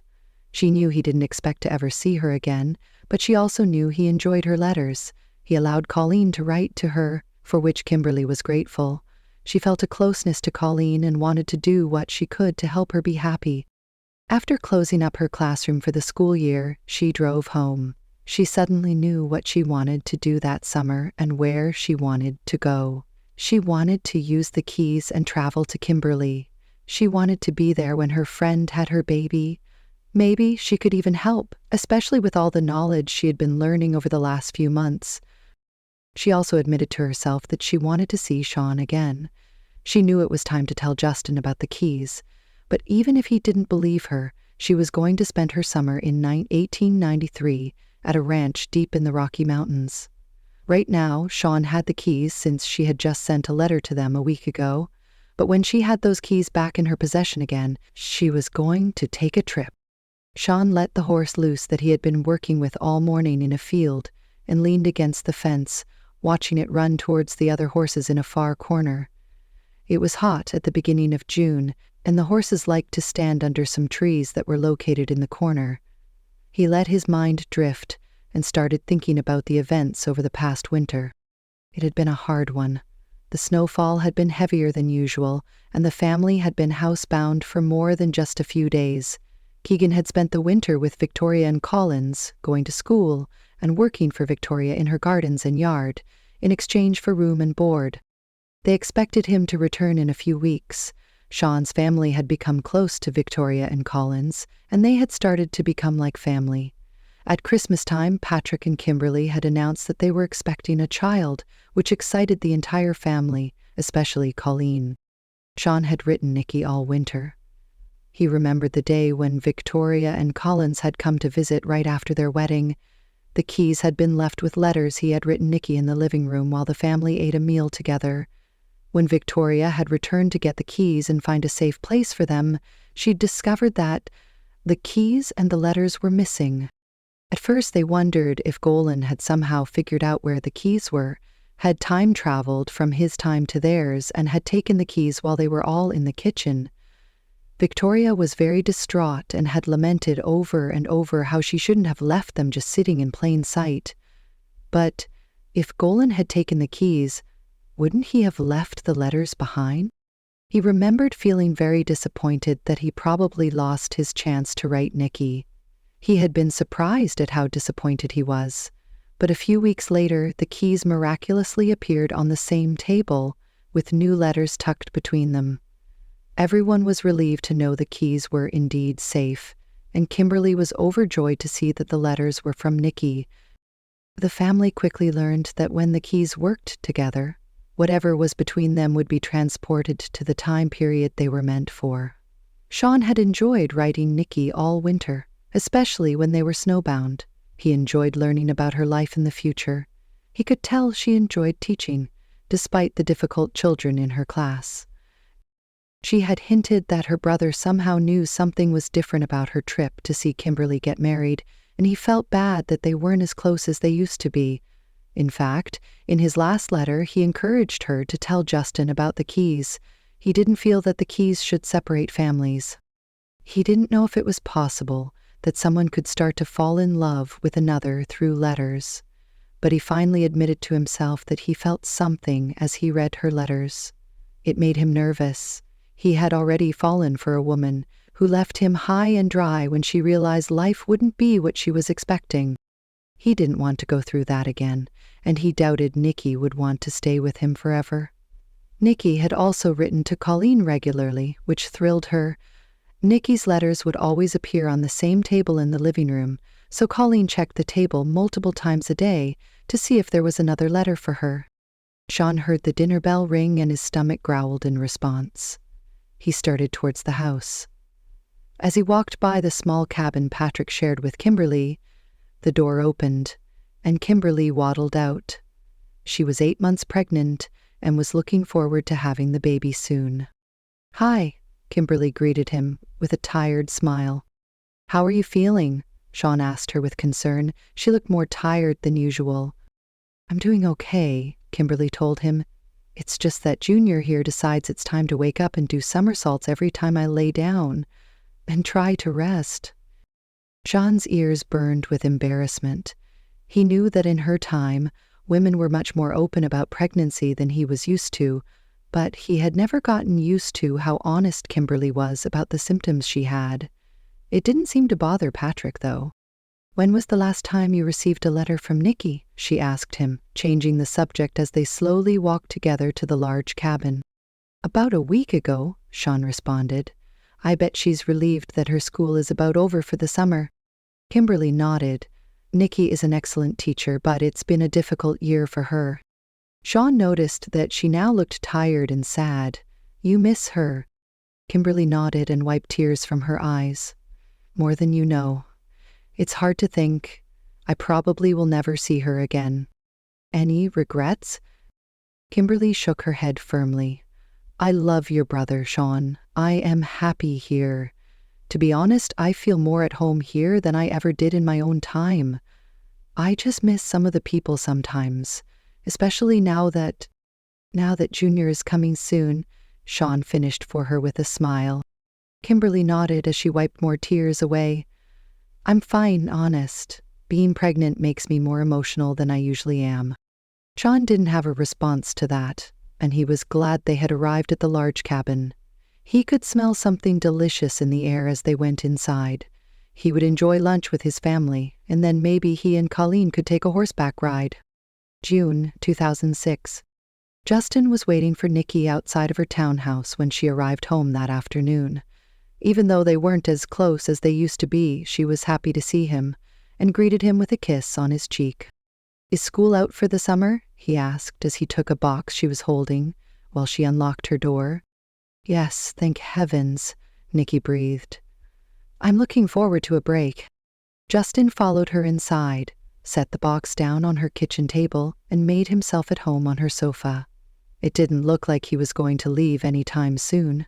Nicky had been planning to drive to Victoria's house and leave another letter she had written to Shaun the night before, but she knew she wouldn't be able to go until Justin left. She saw Justin's eyes fall to the coffee table that stood in front of the sofa. Her heart skipped a beat when she knew he saw the letter she had written to Shaun on the table, and he picked it up. "Who is Shan?" Justin asked with suspicion in his voice. Nicky sighed as she set her bag down next to the box. She wished Justin would stop acting like everything she did was wrong, but she also knew it was time to tell him about the keys. If she followed through with her plans to visit Kimberly this summer, she knew she had to tell him where she was. As much as her brother was frustrating her, she loved him deeply and didn't want him to worry about her like she had done when Kimberly disappeared. "If I tell you something, will you promise to not say a word until I'm finished?" she asked as she sat down next to him. Justin looked relieved and nodded his head. Nicky suddenly realized he had been very worried about her, more than she had understood. "Shaun is Patrick's brother. We have been writing to each other for almost a year." She waited to see if Justin was going to say anything. She could tell he wanted to, but he clamped his mouth shut and nodded his head to continue. "Do you remember when Kimberly answered that ad to be a mail-order bride?" Justin nodded. "The man she wrote to lives in 1892. It was Patrick." Justin's eyes narrowed in disbelief and suspicion. "She wrote to him for a few months, and then the woman who placed the ad gave her a key, a powerful key. This key had the power to transport her back in time. This woman also was from 1892, and she actually owned 2 keys that can take people to different time periods." Justin's eyes narrowed even more, but he also looked extremely confused. Nicky smiled to herself. Justin hadn't said a word yet. So, Kimberly traveled back in time, using the key, to 1892. She met Patrick and stayed on the ranch his family owns for about a month. They fell in love and decided to marry. Kimberly willingly gave up living in our time to live in Patrick's time. "Do you remember when I left for a few days last summer?" Justin nodded with a scowl. Of course he remembered. "Victoria's butler, Collins, came to fetch me. Kimberly wanted me at her wedding, so using the key, Collins took me back with him to 1892. I was able to meet Patrick and his family. I witnessed Kimberly's wedding. Just before I left, Patrick's brother Shaun asked me if we could write each other. I agreed. I mean, what would be the harm?" Justin's eyes narrowed again. Collins was supposed to travel back and forth between his time and ours and deliver the letters, but we discovered that if the letters were put between 2 of these powerful keys, the letters transported themselves. I've been writing Shaun and Kimberly all winter with the help of these keys. Nicky stopped talking and nervously waited for Justin's response. "You are talking about time travel. Are you really trying to tell me you have access to 2 keys that travel back and forward through time?" "Yes," Nicky confirmed. "Nicky, time travel isn't possible." He was agitated now and ran his fingers through his hair. "I promise you, it is. I wouldn't just make up something like this. It is real. So let me get this straight. Are you telling me that Kimberly now lives in 1892 with a man who was born in the 1800s? Nicky nodded. "Actually, it's 1893 now. She's also expecting their first child, due in July." Justin rubbed his hand over his face. "I don't know what to think. Why are you writing Shaun?" "I thought it would be fun, to write someone who lived over 100 years ago. It's been fun getting to know him. They live very different lives than we do. He also has a daughter about a year younger than Garrett." "So what are you going to do?" Justin questioned her. "Write him for the rest of your life? What's wrong with the men in our time?" Nicky ignored his question and asked one of her own. "So, do you believe me?" Justin looked at her for a minute. She couldn't read his expression and fidgeted as she waited. She wasn't known for her patience. Finally, he sighed and shrugged. "You've never been one to make up stories. In fact, you have always had a hard time believing anything you can't see or understand. But this is hard to believe, and even if it is true, I don't understand why you'd want to write a man who lived over 100 years ago. He's not even alive anymore. He is not alive in our time, but he is in his own time. If this really is true, why didn't you just tell me all this when you disappeared last summer? Don't you know how worried I've been? You've never hidden anything from me before. Suddenly, Kimberly leaves and marries some man we don't know. Then you disappear. You come back, but we never see or hear from Kimberly. What was I supposed to think? Nicky sighed. I never thought about it in those terms. I'm sorry I worried you so much.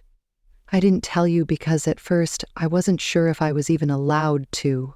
Later, Victoria told me I could tell you and Mom and Dad if I felt I needed to, but you were so angry and demanding, I didn't want to. It was childish of me, and I'm sorry. It was Justin's turn to sigh. I'm sorry too. I guess I need to trust you more. He gave her a one-armed hug, and Nicky enjoyed getting a hug from her brother. He pulled away.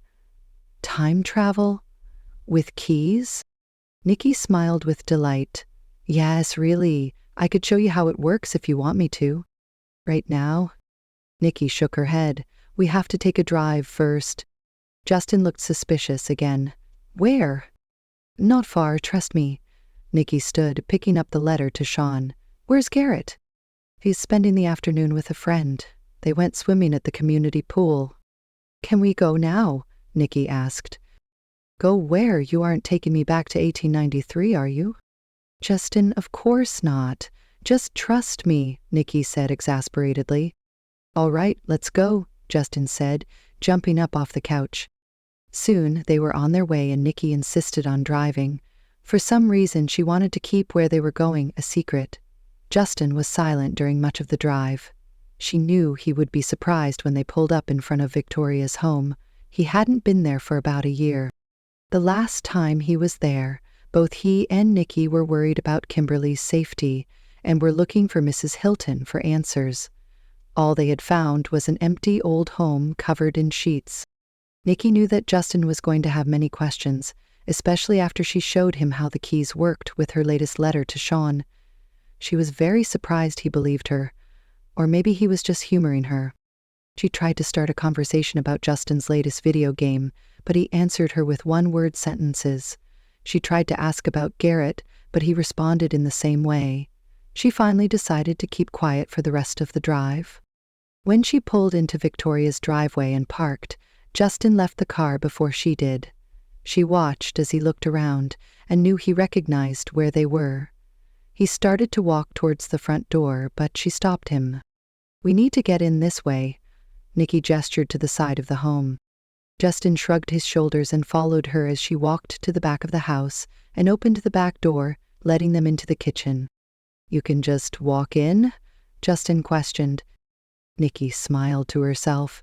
He actually asked a question. Yes, I know you remember coming here last year when we were looking for Kimberly. This is Victoria's home. The woman who placed the ad in the paper, Kimberly answered. She lives here, but since she lives in 1893, that is the time period she's in right now. Nicky placed her large bag on the kitchen table and led Justin to Victoria's office, keeping the letter to Shaun in her hand. She smiled when she saw a stack of letters on the oak desk with one of the keys on top of them. She dropped the letter to Shaun on the desk and picked up the other letters, noticing that there were 3 of them. Turning to Justin, she smiled and held up the letters. See? These letters came from 1893 from the ranch where Kimberly is living. Justin looked at her with concern. Are you feeling okay, Nicky? Nicky's heart dropped. So maybe Justin didn't really believe in her story of time travel after all. I'm serious, Justin. She held out the letter from Kimberly. Read it. Justin ignored the letter in her hand. Come on, Nicky. You have to admit that the idea of time travel is a little weird. Nicky quickly opened the letter and scanned it. Kimberly says that Patrick and his brothers moved their cattle to the summer range. She hasn't had her baby yet, but is very uncomfortable. She is spending her days making baby clothes and diapers. Sometimes she draws. She held out the letter again. Look at the type of paper she wrote on, the ink she used. It isn't anything like we use in our time. Nicky, Justin sighed and ran a hand through his hair. She sighed with frustration. Normally, when she came to Victoria's house to retrieve the letters, she would read them immediately and then write another letter before sending the ones she had already written back. But this time she set Kimberly's letter aside and picked up the 2 keys. She held one of them out. "Hold it." At first, Justin just stood there, but then took the key from her. Nicky watched as his eyes widened, and she knew he could feel the vibration of the key. "You felt it?" Nicky said to him in triumph. Justin held the key in his hand, looking at it carefully. He then shook his head and tossed the key on the desk where it landed with a clank. "Just because a key moved in my hand doesn't mean—" Nicky left the key where it landed and placed her letter she had written to Shaun on top of the key, then placed the second key on the letter. "Watch." She pulled Justin closer to her so she could make sure Justin could see what happened. Both of them watched as the keys and the letter vibrated for a moment, then disappeared. "What?" Justin asked in amazement. "Where did they go?" He turned around as if searching for the keys and the letter. "They traveled to 1893. Justin sank into a nearby chair, his face a bit pale. "Explain everything to me again." Nicky sat beside him and told him everything she could, repeating most of what she had told him already in her apartment. Justin seemed to understand more of what she was saying. "Let me ask one question," Justin said when she finished. "What are you going to do about this? Just keep writing Kimberly and this Shaun guy? That's fine that Kimberly decided to go and live with Patrick, but you live in 2006. You have a life here." Nicky looked at him, hoping he'd understand. "I want to spend the summer with Kimberly." "Oh, Nicky," Justin groaned. "You can't just up and leave like that. I know Kimberly did, but she doesn't have a family like you do. Don't you think Mom and Dad are going to know something is going on when you don't show up for Sunday dinners? And what about Garrett? He loves going to your townhouse and spending time with you. What are you going to tell him?" "I can just tell Mom and Dad that I'm going on a trip for a while. I can also probably use the keys to travel back and forth if I need to. At least I think I can." Nicky turned her body so she could look at her brother straight in the eyes. "Justin, I want to be there when Kimberly has her baby. She's due in just a few weeks. Do you know what medical care was like in the 1890s? She'll be having that baby at the ranch. They live too far away to have a doctor's care, and even if they could get a doctor to them, it wouldn't be in a hospital like it is in our time. I feel like I should be there, like I should help her." "And what is the other reason you want to go back?" Justin questioned. "Do you think you're going to fall in love with Shaun?" "Of course not." Nicky brushed his words away with her hand, although deep down she knew she wasn't being quite honest with him. "Shaun and I are just friends. I am writing to him because I am also writing Kimberly. His daughter also sends me letters." Justin looked at her suspiciously, and Nicky did her best to keep a neutral expression on her face. It wouldn't be good if her brother suspected she had feelings for a man who lived in another time period. "When would you leave?" "I'd like to leave in the next day or so."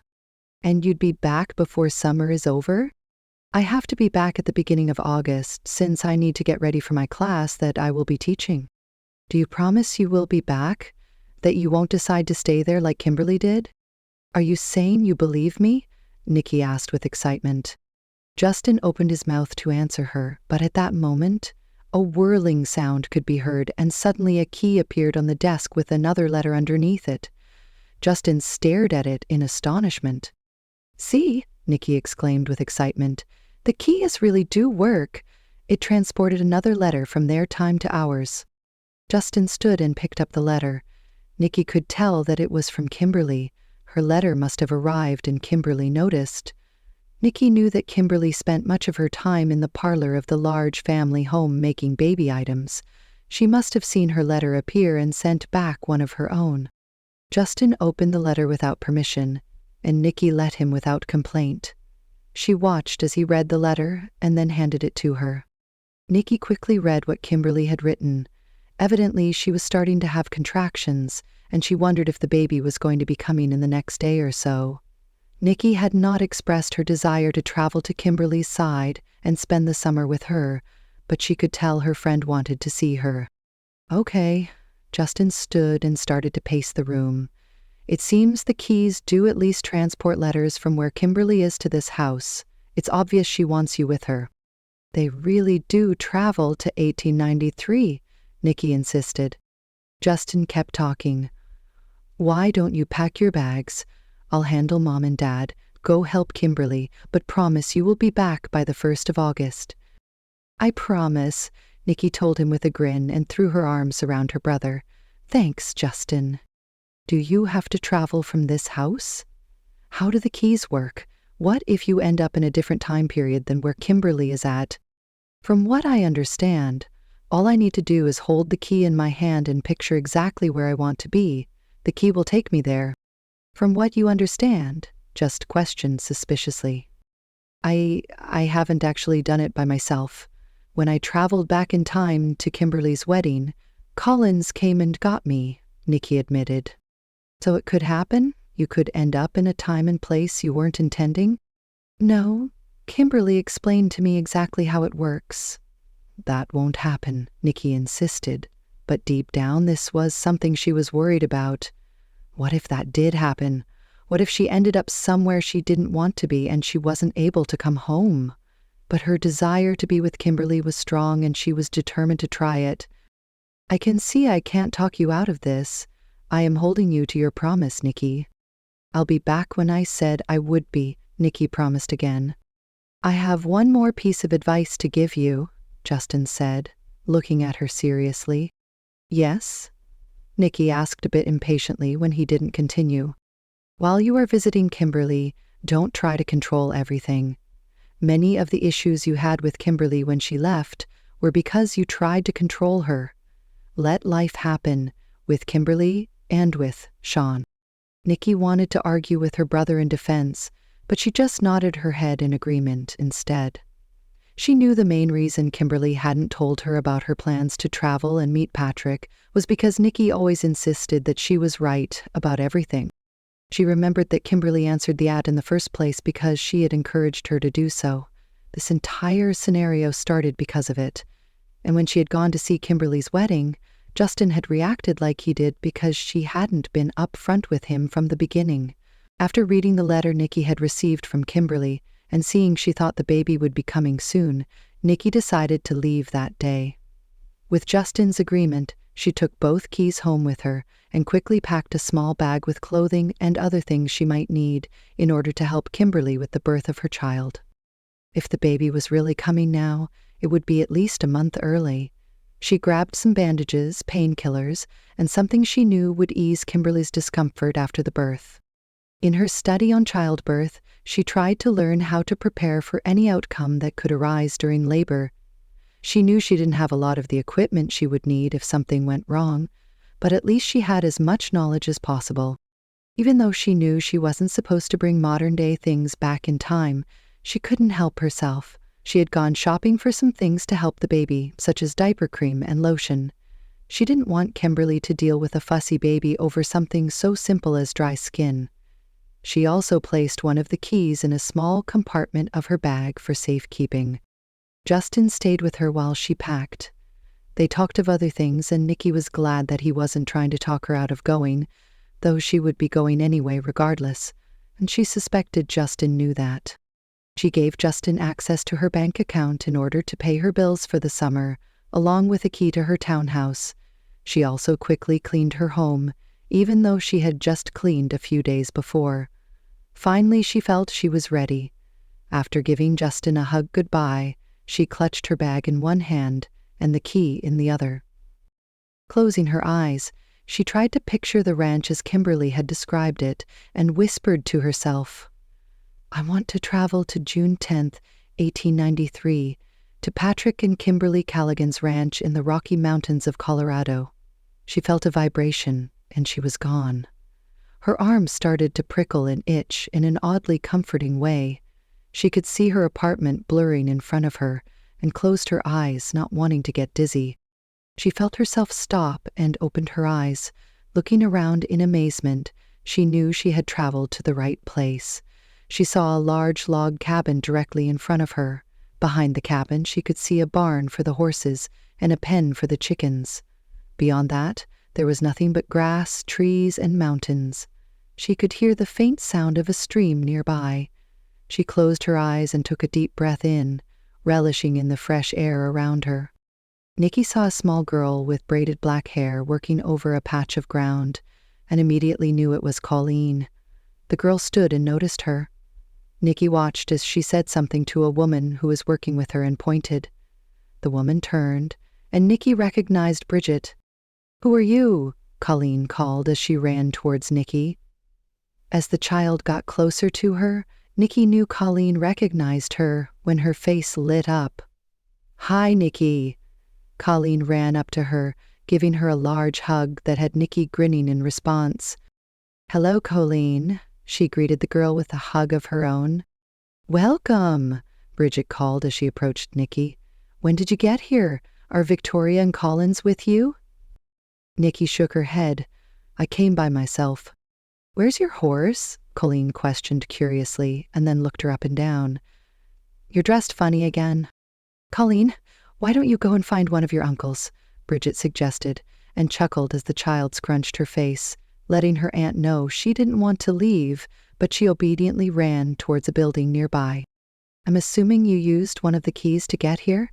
Bridget said to her after Colleen left. "Yes," Nicky confirmed. "School is out for the summer, and I really want to be here for Kimberly's birth. Am I too late? Did she have her baby?" "Too late?" Bridget questioned. "No, you aren't too late. She had pains all day yesterday, but it was false labor. She isn't having any today." "Good," Nicky breathed a sigh of relief. "It's a bit early yet for the baby to come." "Babies come when they're ready, whether it's early or not," Bridget commented. "In my time, if babies come early, we have ways to help them if they need it. I've just been worried about her." Bridget nodded. "Kimberly has tried to explain how giving birth works in the future. It sounds very complicated to me. Imagine going to the hospital just to have a baby. Here she will have her loved ones around her to help. She'll be fine." "I'm sure you're right. She will be fine. I want to be here anyway. I want to help, and—" Nicky was interrupted as she saw Colleen run back towards them with a man behind her. Nicky immediately recognized Shaun, and her heart skipped a beat. In her mind, he was the perfect cowboy, good-looking, one thumb hooked in a pocket of his pants, the blur of the beautiful green forest behind him. "Colleen says we have a visitor," Shaun said as he reached them. Taking off his hat, he looked at her intensely, and Nicky instinctively took a step away from him. Was he upset she had come? Well, even if he was, she wasn't going to leave. She came to help Kimberly. "Hi, Shaun," she said with a smile. "Nicky came to be with Kimberly until the baby is born," Bridget explained. "So you were planning on staying until the birth?" Shaun questioned, the strange look in his eyes growing stronger. Nicky shook her head. "I am planning on staying all summer." Shaun smiled, and Nicky felt relieved that he seemed fine with her plans, even though she kept telling herself it shouldn't matter what he thought. "I'm sure Kimberly will be glad to have you." "What about you?" she wanted to ask, but kept silent. She was being honest that she was there to help Kimberly, but she also knew she wanted to get to know Shaun better, and what better way to do that than to spend her summer on his ranch? Bridget tucked her arm into Nicky's. "Kimberly is in the family cabin. I'll take you to her." They fell in step together, and suddenly she felt a tug on the bag she carried. "I'll take this," Shaun offered, and Nicky released her hold on it. It was only a few steps to the house. As Nicky stepped inside, she felt she was walking into another world. She had been to some old cabins that had been restored in her time, and it felt like she was in one of those old homes. The exception was this. One definitely looked like people lived in it. It was all one big room with the kitchen closest to the door and a living area beyond that. A large wood stove sat in the corner of the kitchen, and a tall table stood nearby with vegetables on it. There was a large table directly in front of her, which she assumed was where everyone had their meals. There was a doorway on the far wall, which Nicky assumed led to the living room. "Kimberly," Colleen called out, running into another room. "Guess who came to see you?" Did Victoria come? Nicky heard her friend call out, and her eyes filled with tears. She missed her friend so much. No, someone else came, Colleen giggled. Nicky stood in the doorway and watched as Kimberly looked up from her sewing curiously and gasped. Nicky! Nicky hurried to Kimberly's side as she slowly maneuvered herself to her feet. The two friends hugged for a long moment, both glad to be in each other's presence once again. Oh, Nicky, Kimberly sobbed as she pushed Nicky slightly away from her. You don't know how happy I am to see you. Probably about as happy as I am to see you, Nicky smiled through her own tears. Why are they both crying? Colleen asked curiously. They are happy to see each other, Shaun explained. Nicky quickly wiped her eyes and glanced at Shaun, noticing that the strange look in his eyes hadn't left. She wondered what it meant, but then dismissed it as she hugged her friend again. What made you decide to come? Kimberly asked. I got your latest letter this morning, Nicky explained. I thought you were having the baby. I just couldn't stay away. Kimberly smiled. Yes, I was having pains, but they went away. I'm fine now. Yes, that's what Bridget told me. I'm glad to hear that. You need to cook that baby for a few more weeks. Cook? Colleen asked. She looked at Kimberly with confusion. Are you cooking the baby? Nicky chuckled. I meant she needs to carry the baby a few more weeks. Oh? Colleen said, but still looked confused. Nicky knew she needed to be careful with what she said around the girl. Shaun laid a hand on his daughter's shoulder. Why don't you come to help me with that new horse? Let's let Nicky and Kimberly have some time together. Colleen was easily distracted by the bribe of seeing a new horse and nodded her head enthusiastically. They left the cabin and Nicky noticed Shaun didn't look at her again. I guess I'm on my own with the garden, Bridget said, and looked at Kimberly. I'll be back in a little while to start the noon meal. When Nicky was alone with Kimberly, they hugged each other again. I can't believe you're here, Kimberly said to her. I've missed you so much, but I didn't dare ask for you to come again. You have your own life in the future. I didn't want to take you from that. Nicky smiled. I wanted to come. I've been worried about you giving birth without a doctor or being in a hospital. I know that's how things are done in this time, but I understand, Kimberly said as she grasped Nicky's hand with her own. I've had a hard time with it too, but remember, I am a nurse. As far as I can tell, things are fine, and Patrick did take me to Denver a few months ago to see a doctor there. According to him, everything is fine. That's good, Nicky commented, but she wondered if they could trust a doctor's opinion who lived in 1893. How long can you stay? Kimberly asked her. I promised Justin I would be back at the beginning of August. So Justin knows about the keys. Yes, I just told him. How did he take it? About as well as can be expected. He's concerned, of course. He was upset that I left for your wedding last year and didn't tell him. In fact, I wouldn't tell him anything. Things have been a bit strained between us. Oh, Nicky, you should have told him. Kimberly chastised her gently. I know, but I guess I was upset that he couldn't trust me.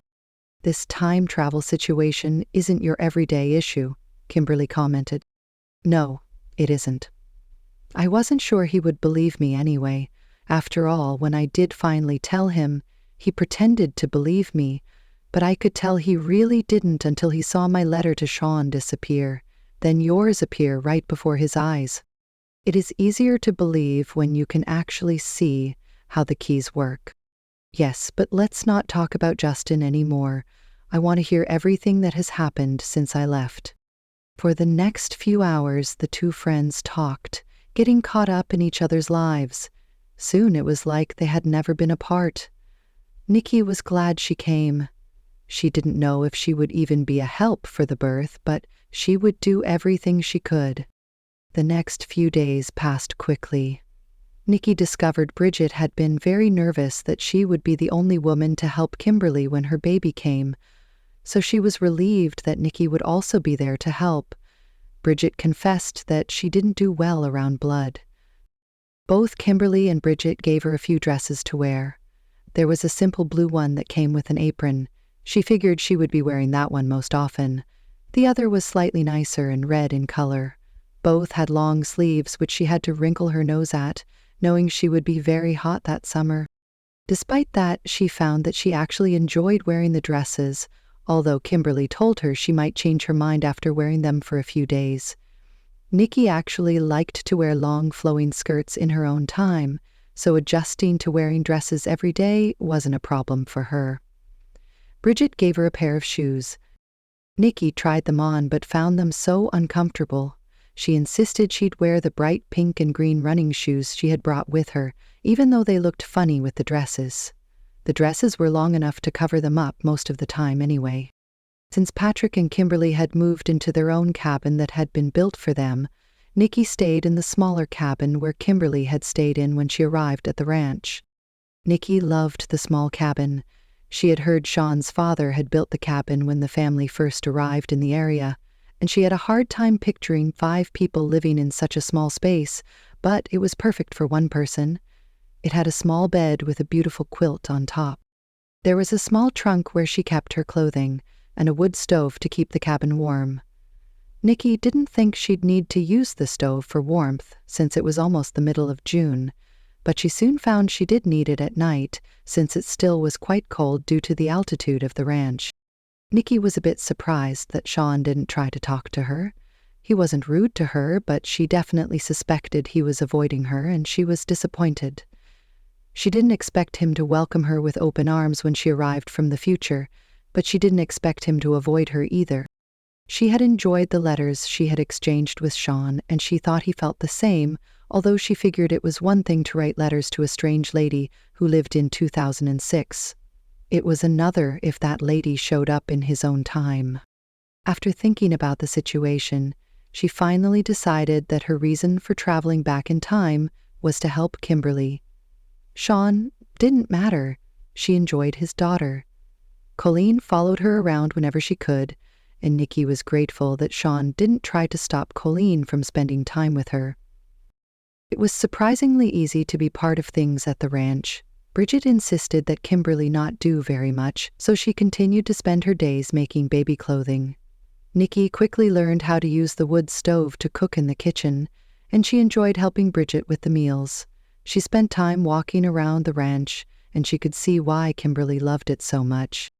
In the evenings, the men would join the women in the living room or on the porch. As Nicky watched Patrick with Kimberly, any worry she had about their marriage was put to rest. She could tell they loved each other deeply.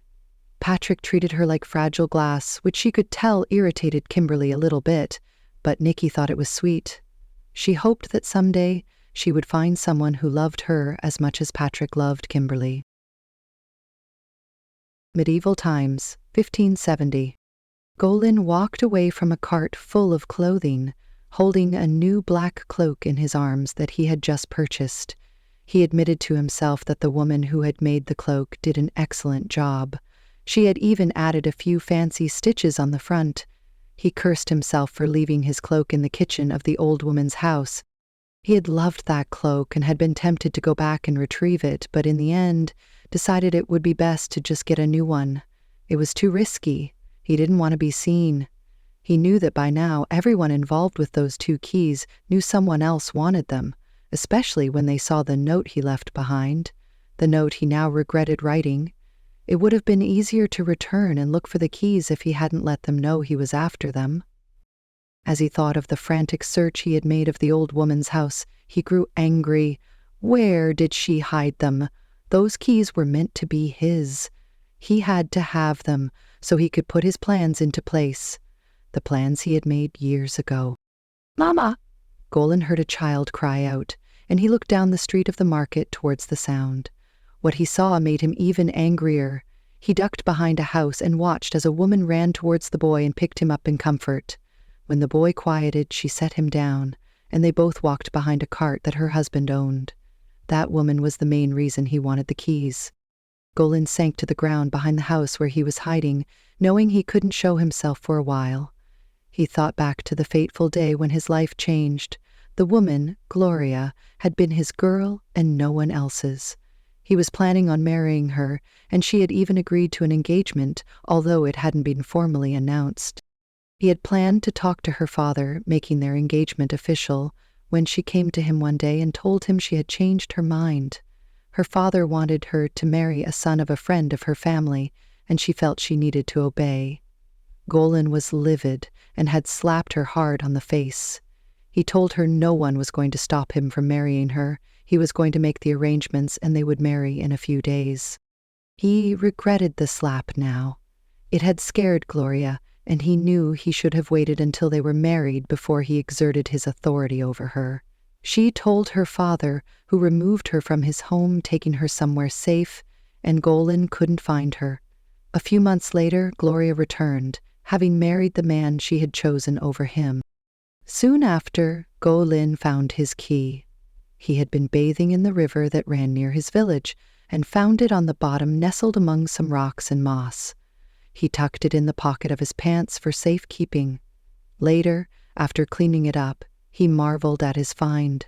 Holding it in his hand, he inadvertently learned of the key's power. He had pictured the river where he found the key, and instantly he was there. Over the next few weeks, he tested the key and learned it was a time travel device. He discovered that he could use the key to go back in time and in the future. He spent much of his days exploring, learning as much as he could about the key while being careful to not let anyone know he had it. It was then he had heard a lot of folklore about the key and how the powers increased if you had more than one.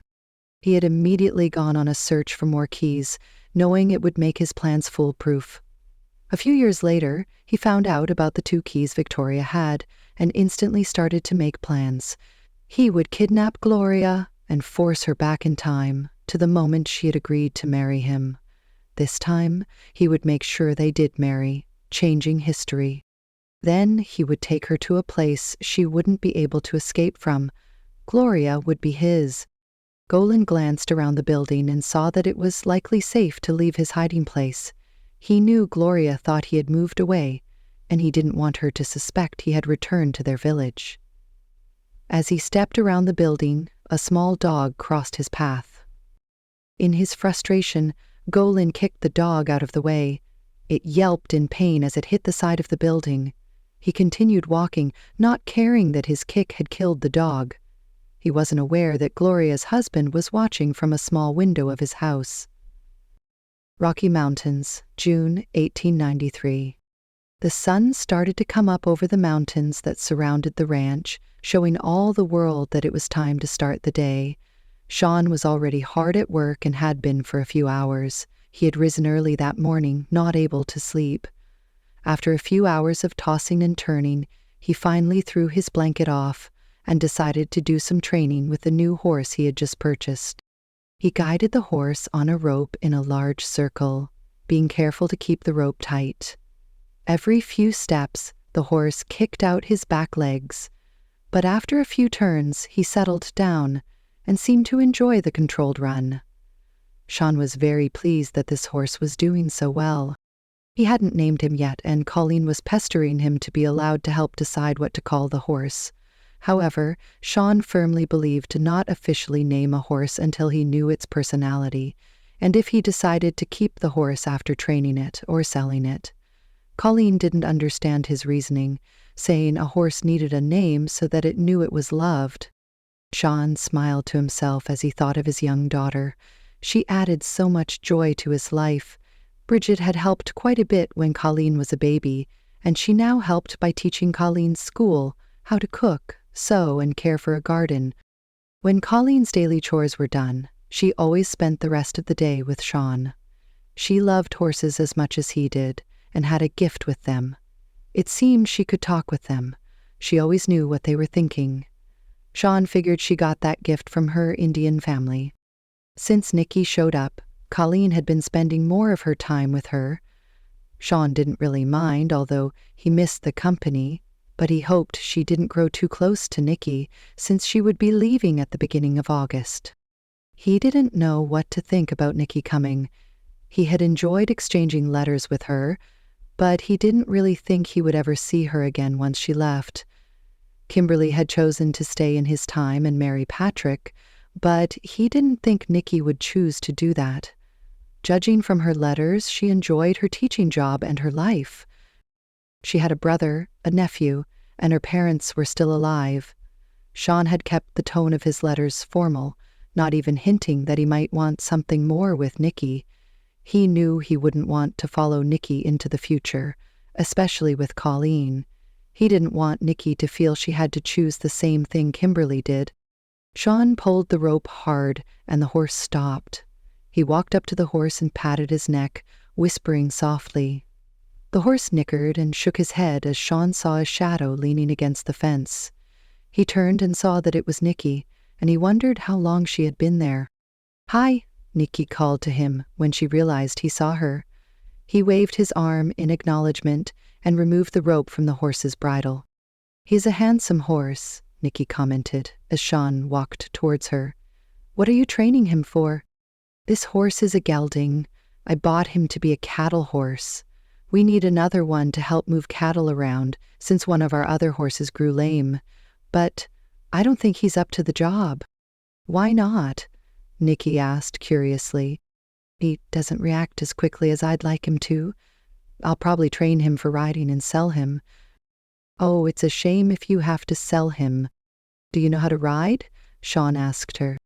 Nicky scrunched up her nose and Shaun's heart jumped. She was sure cute when she did that. "I rode a horse once when I was about 12. I had badgered my mum to let me ride one, so she finally arranged for me to ride a horse a neighbor owned. I remember we rode on a trail in the mountains. The horse just followed the other horse in front of him. If it walked, he walked. If it stopped, he stopped. I realize now that my mother didn't want me to ride a horse that could possibly buck me off." Nicky smiled at him softly. "She chose well. That horse barely moved." "If you want, I can teach you to ride while you are here," Shaun found himself volunteering. Nicky smiled even wider. "Will you promise I get a horse that has a bit of spirit?" "Yes," Shaun agreed, thinking of the horse Kimberly had learned to ride on. "I think I have one that will work." "I'll take you up on your offer then." Nicky sighed and looked at the mountains in the east. "It is beautiful here. It's almost like you live in your own world." "You live in Denver in the future. Don't you see the same mountains?" "Sure, they are the same, but they are also different. Many people have built homes in them. There are more roads and dams." Shaun wanted to ask for more information, but decided to change the subject. "Kimberly is glad you came." "I've missed her," Nicky said simply. "When can we start my lessons?" Shaun grinned. "Now if you'd like." Nicky glanced down at her dress. "What should I wear?" "Kimberly has some boys' breeches I'm sure you could wear. Why don't you go change while I saddle a few horses?" Nicky smiled at him and his heart cracked open a bit. He watched as she walked away, her skirt blowing in the morning breeze. He knew he could fall for her if he let himself, and he forced his gaze away from her. He had to remind himself that she was from a different time. She wasn't going to want to stick around once Kimberly's baby was born, and she knew everything was okay. He had enjoyed the letters they exchanged all winter and had gotten to know her through them, but he realized now that the letters were never very personal.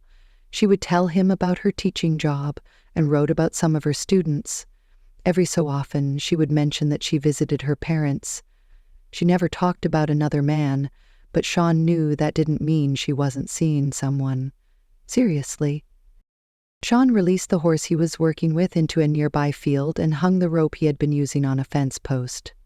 He went into the barn and started to saddle his favorite horse, Copper, for himself and Honey for Kimberly. While he was saddling them, Colleen came into the barn. "Tiger had kittens last night, Pa," she announced with a big grin. "Uncle Patrick said I could look at them if I can find them, as long as I don't touch them." Shaun could hear soft meows and pointed to a pile of hay in one corner of the barn. Colleen smiled with delight and walked quietly over to the hay. "Oh," she breathed, and sat down in the hay to watch the new mother and her kittens. After a few minutes, she glanced up and noticed Shaun saddling Copper. "Are you going for a ride, Pa? Can I come?" Losing interest in the kittens, she jumped up and ran to his side. "Nope," he said as he tightened the cinch. "I'm going to give a riding lesson to Nicky." "Really?" Colleen asked excitedly. "Can I help?" "I guess you can," Shaun responded. "Why don't you go watch for her?" She went to change into some breeches. She ran out of the barn at full speed towards the cabin, her black braids bouncing against her back as she ran. Shaun chuckled at his daughter's exuberance. She was almost always happy and a joy to have around. He couldn't imagine his life without her. Nicky entered the cabin to look for Kimberly. She found her friend sitting in her usual chair, looking very tired. "Are you feeling okay?" she asked Kimberly, and tried not to laugh when her friend glared at her. "I wish everyone would quit asking me that," she mumbled with a frown. "If anything starts to happen, I'll say something." "Okay, well, Shaun offered to teach me to ride a horse," Nicky informed her, hoping to get her mind off her pregnancy. Kimberly smiled slightly. "That's nice." Nicky waited for questions, but Kimberly stayed silent, and she knew her friend really wasn't acting like herself. "He suggested I borrow a pair of your boy pants unless you think it would be okay to wear a pair of jeans I brought." Kimberly's smile grew wider. "No." "Don't wear anything you brought. Go ahead and—" The door burst open and Colleen ran into the room. "I get to help teach you how to ride a horse." Nicky laughed. "I'm sure you'll be a great teacher." "Colleen, can you take Nicky to my cabin and find her a pair of the pants I used to wear when I rode Honey?" "Sure, I can do that." Colleen nodded her head. She turned to Nicky. "Kimberly doesn't like to wear dresses. She wears man pants around on the ranch. The only time she wears dresses is when she goes to the city. Except a few months ago, I decided dresses are more comfortable than pants." Kimberly smiled wryly and patted her bulging tummy. Colleen continued to nod her head. "Yeah, now she wears dresses all the time." She turned to Kimberly. "After your baby comes, are you going to wear pants all the time again?" "Probably." Kimberly tried to arch her back and placed a hand on the small of her back. "Are you?" Nicky started to ask, but stopped when Kimberly raised her other hand to halt her question. She narrowed her eyes at her friend, wondering if it would be wise to leave her, but she knew Bridget was close by, and she was sure Patrick was around. "Let's go, Colleen." Nicky followed the child out the door, after waving goodbye to Kimberly. Kimberly's cabin wasn't very far away, and she was soon standing in the living room. It was a 2-bedroom cabin, with the living room and kitchen in the front and a small couch a little further back. She saw 2 doors against the far wall that she knew must lead to the bedrooms. Colleen ran right into the bedroom on the right and came running back with a pair of riding pants, handing them to Nicky. "Thank you, sweetie. Now, give me a moment, and I'll change into these pants so we can go riding." Nicky sat comfortably in the saddle, having taken to Honey quickly. She was a good horse to learn how to ride on, although Nicky looked forward to riding a horse that was more of a challenge. Colleen was chatting away as she had been doing for most of the ride, telling stories of her own experiences riding and why you had to follow certain rules in order to stay safe. She had to give it to the child. She followed rules well, which was rare for her age. Shaun stopped his horse in front of the river they had been walking beside, letting him get a drink while he got off to stretch his legs. Nicky hopped off her horse as well and led her up next to Shaun. "How are you feeling?" Shaun inquired. He glanced over at Nicky before turning back to his horse to tighten a few straps. "Great. It's so exciting to be able to finally ride a good horse, down a real trail. This is beautiful land your family owns." Shaun nodded his head. "It's prettiest in the fall when the leaves change color." He paused for a moment for looking at her with what seemed like admiration in his eyes. "Most first-timers get stiff in the saddle quickly. I'm starting to feel it a little, but it's worth it. This is the most relaxing thing I've done in a long time." She glanced up at him with a smile and was surprised to see him looking fondly at her. Up until that moment, she wasn't sure he felt anything for her at all. The look disappeared as Colleen started chattering again about the importance of making sure your horse had water. She smiled to herself. Maybe there was more between her and Shaun than she had thought.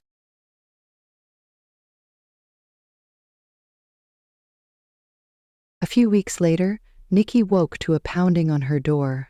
She glanced at her watch and saw that it was only 5 o'clock in the morning. She was too groggy to make sense of what was happening and almost rolled over to go back to sleep. "Nicky, Kimberly wants you. She is in labor." She recognized Shaun's voice calling to her through the door and instantly sat up, the quilt she slept under falling to the floor. "I'll be right there," she called back. She grabbed one of the dresses Bridget had given her, but changed her mind. If she was going to help Kimberly properly, she needed to wear clothes she was comfortable in. She quickly dressed in a pair of jeans and t-shirt, promising herself she would change back after the baby was born.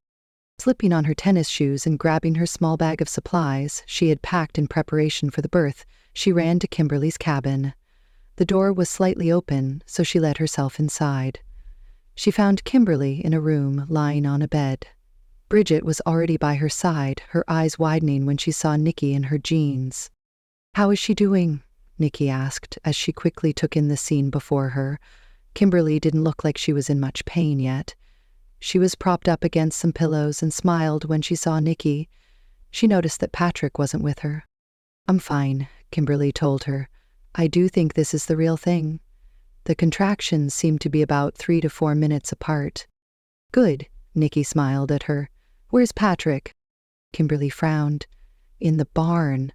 He left the moment he realized I was in labor." "Do you want him here?" Nicky asked, ready to go drag Patrick back if she needed to. "Maybe later. He seemed a bit—" Kimberly hesitated and clutched her stomach, grimacing in pain. "Kimberly has told me that in your time the fathers are part of the birth, but in our time we send the men away. This is women's work," Bridget explained. Nicky kept silent until she could see Kimberly relaxing, then turned to Bridget. "I know things are done differently in both time periods, but if Kimberly wants Patrick here and he wants to be here, it should be allowed." "Don't worry about it right now," Kimberly told her. "He about fainted when I had my first contraction that actually hurt." Nicky laughed. "And how many times has he helped a calf or colt be born?" "There's a difference when it's your wife," Bridget replied. "I probably should check you to see how things are progressing. Are you okay with me doing that?" she asked Kimberly. When her friend nodded, she turned to Bridget. "Maybe you could get some water boiling and gather all the towels you can." Bridget nodded. "I have some towels all ready for her, but I can get the water boiling." After Bridget left, Nicky helped Kimberly lie down and proceed to check the progression of labor, trying her best to remember all she had read and studied. She breathed a sigh of relief when she could tell the baby was in a good position. The last thing she wanted to deal with was a breech birth. "Things look good," she told Kimberly, who sighed with relief. "But you probably have a few hours. Why don't we get you up out of that bed and walk around? I read that it can speed up labor." Kimberly agreed and allowed Nicky to help her to her feet.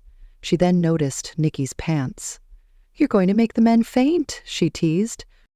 "Hasn't Patrick seen you in jeans?" Nicky pressed as she guided Kimberly into the next room. "No, I didn't bring any jeans. Victoria gave me a dress to wear from this time period. I wasn't allowed to bring anything from our time, but I did sneak a few things." "Like what?" Nicky asked curiously. "My colored pencils and sketch pad. I also brought a first aid kit." "You did? Well, I should look to see what's in it. We might need to use some of it with this birth." Kimberly nodded her head in agreement. "It's in the trunk in the bedroom, but please don't use anything you don't have to. I don't want to deplete the kit in case we need anything in the future." "I won't, but remember, I can send a new first aid kit to you when I return to our time." Kimberly nodded and stopped walking as she clutched her stomach again. Nicky waited until Kimberly relaxed. "That one hurt. I am wishing I had access to an epidural right about now." Nicky grinned. "Well, women have been giving birth naturally for thousands of years. If all those women can do it, you can." Over the next few hours, Nicky stayed by Kimberly's side as she walked, only stopping when she had a contraction. Soon, Kimberly confessed she was tired and Nicky helped her back to bed. She checked the progression again and knew it wouldn't be much longer. During a lull of contractions, Nicky located the first aid kit and was pleased with what she found. There were some strong painkillers that Kimberly must have had access to when she worked at the hospital, some nylon thread, and a needle for stitches, as well as some other items she had also brought herself. She would do her best to use only what she needed, but she was glad she had access to the kit. Bridget helped when she was needed, but she was content to let Nicky take charge. At one point, Nicky sent Bridget to the barn to fetch Patrick, and Bridget did, although Nicky could tell she didn't approve. She could tell that there were so many things that were different in both time periods. She wondered how it was that Kimberly and Patrick got along so well together, with so many differences between them. But she also knew they loved each other very much, and maybe that love was what made the difference. Patrick did come and stay with Nicky for a few minutes, but then disappeared again when he could see his wife start with another contraction. At that point, Kimberly didn't seem to care that her husband had left, so Nicky kept quiet on the subject. "I need to push," Kimberly told Nicky breathlessly a short time later. Once more, Nicky checked to make sure all was well with the baby and then told Kimberly to push with the next contraction. 20 minutes later, the baby finally slipped out. Nicky quickly laid the baby on a towel and started to rub it vigorously. She breathed a sigh of relief when the baby took its first breath and started to cry. The hard part was over, and the baby looked great. Kimberly laughed with delight, tears running down her face. "What is it?"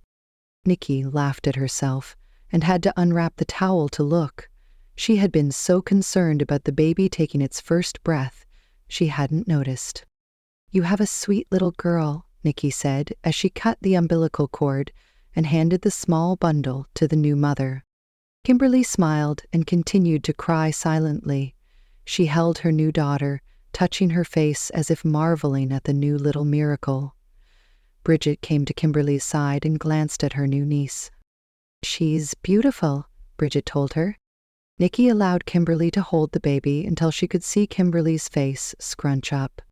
"You are probably delivering the placenta," Nicky told her. "Give the baby to Bridget. She can give her a bath while we finish up here." Bridget quickly took the baby as Kimberly let out a yell. Nicky felt confused that Kimberly was in pain again. From what she understood, delivering the placenta wasn't supposed to be very painful. She looked and suddenly could see another little head. "Oh my gosh," Nicky breathed in disbelief. "There's another baby in there."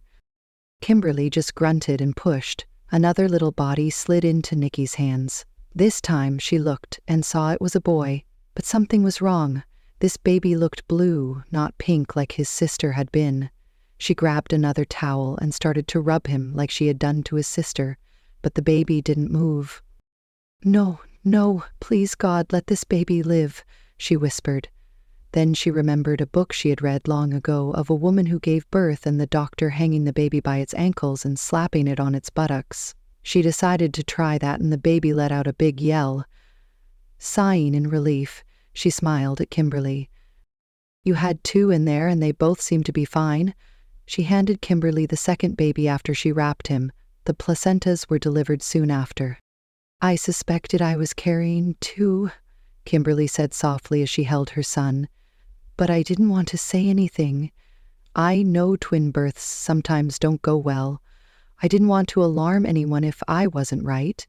Nicky opened her mouth to give Kimberly a lecture about keeping such a suspicion quiet, but then decided to wait until later to have that conversation.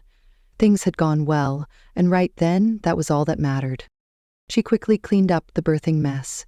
Kimberly gave her instructions on how to stitch some tears closed that were caused by the births. Nicky hated that part, not wanting to hurt Kimberly, but her friend seemed to barely feel the pricks of the needle. Her focus was on her 2 little ones. When Nicky had Kimberly cleaned up and propped up against some fresh pillows, the new mother asked Bridget to get Patrick, with firm instructions to not tell him the news that she had given birth to twins. Patrick was soon by Kimberly's side, and Nicky slipped out of the room to give the new parents some time alone with the babies. She collapsed on a sofa in the living room, glad that it was all over, and the births went well. She was so grateful the baby boy had started to breathe. She didn't know what she would have done if one of the babies hadn't made it.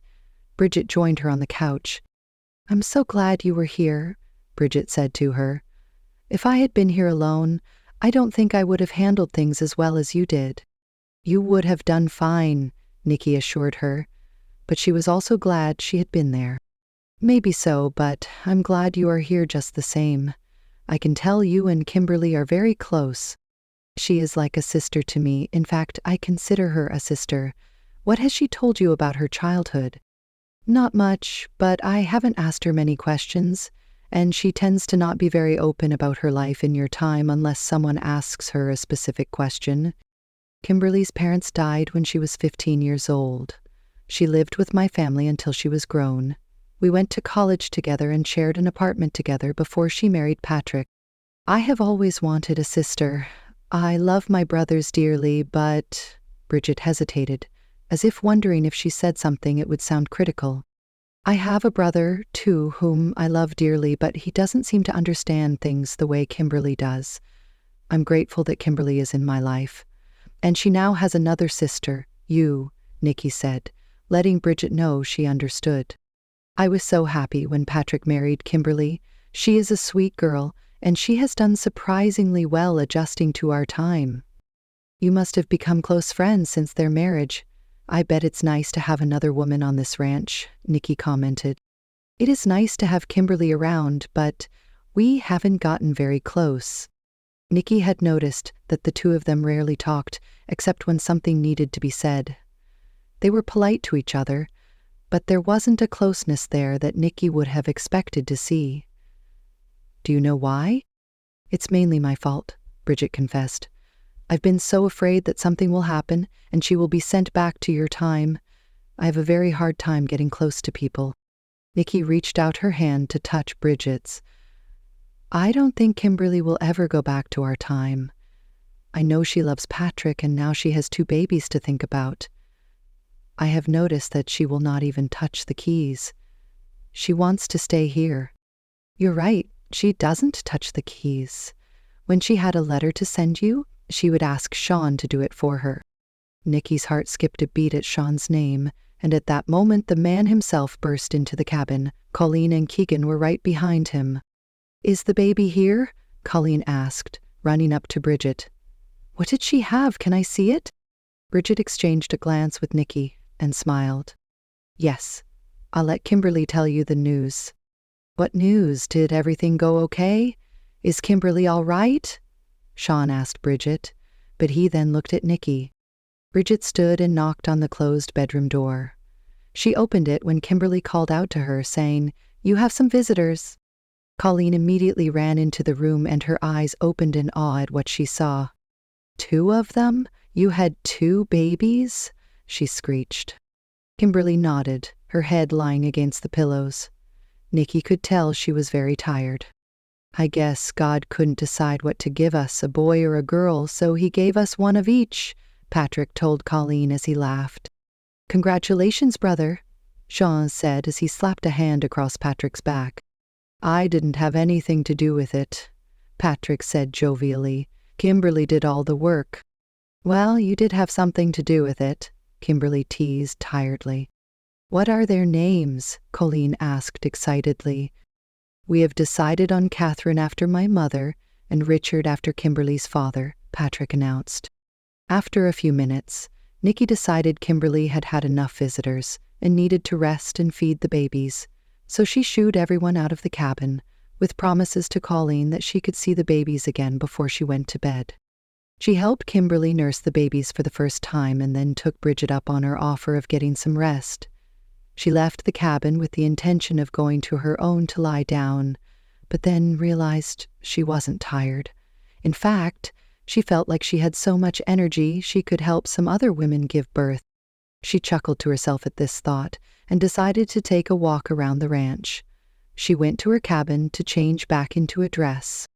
Once she changed, she stepped out of her cabin and looked around, trying to decide which way to go.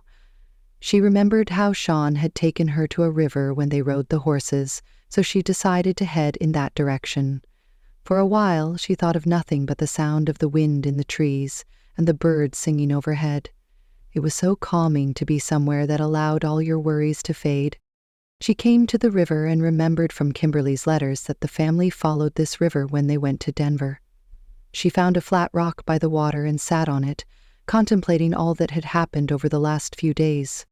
She could see why Kimberly was happy in Patrick's time period. Life was so much slower.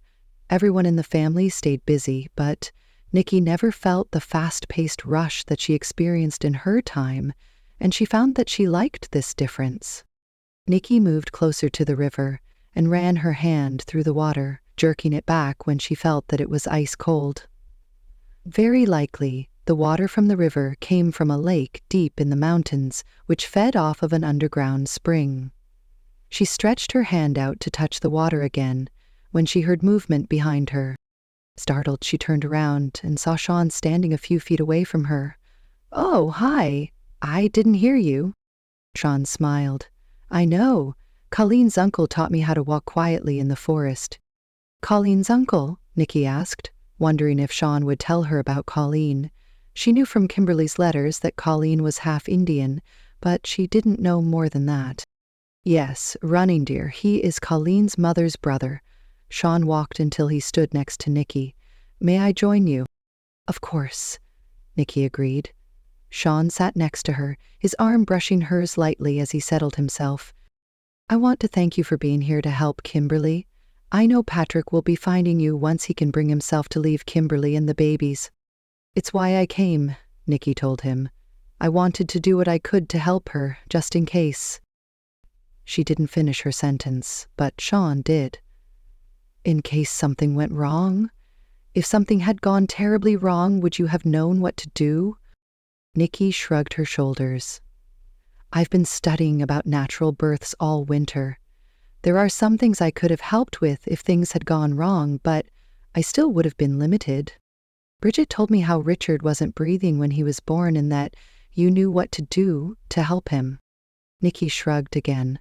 "Actually, I didn't know. I just remembered reading something, tried it, and it worked."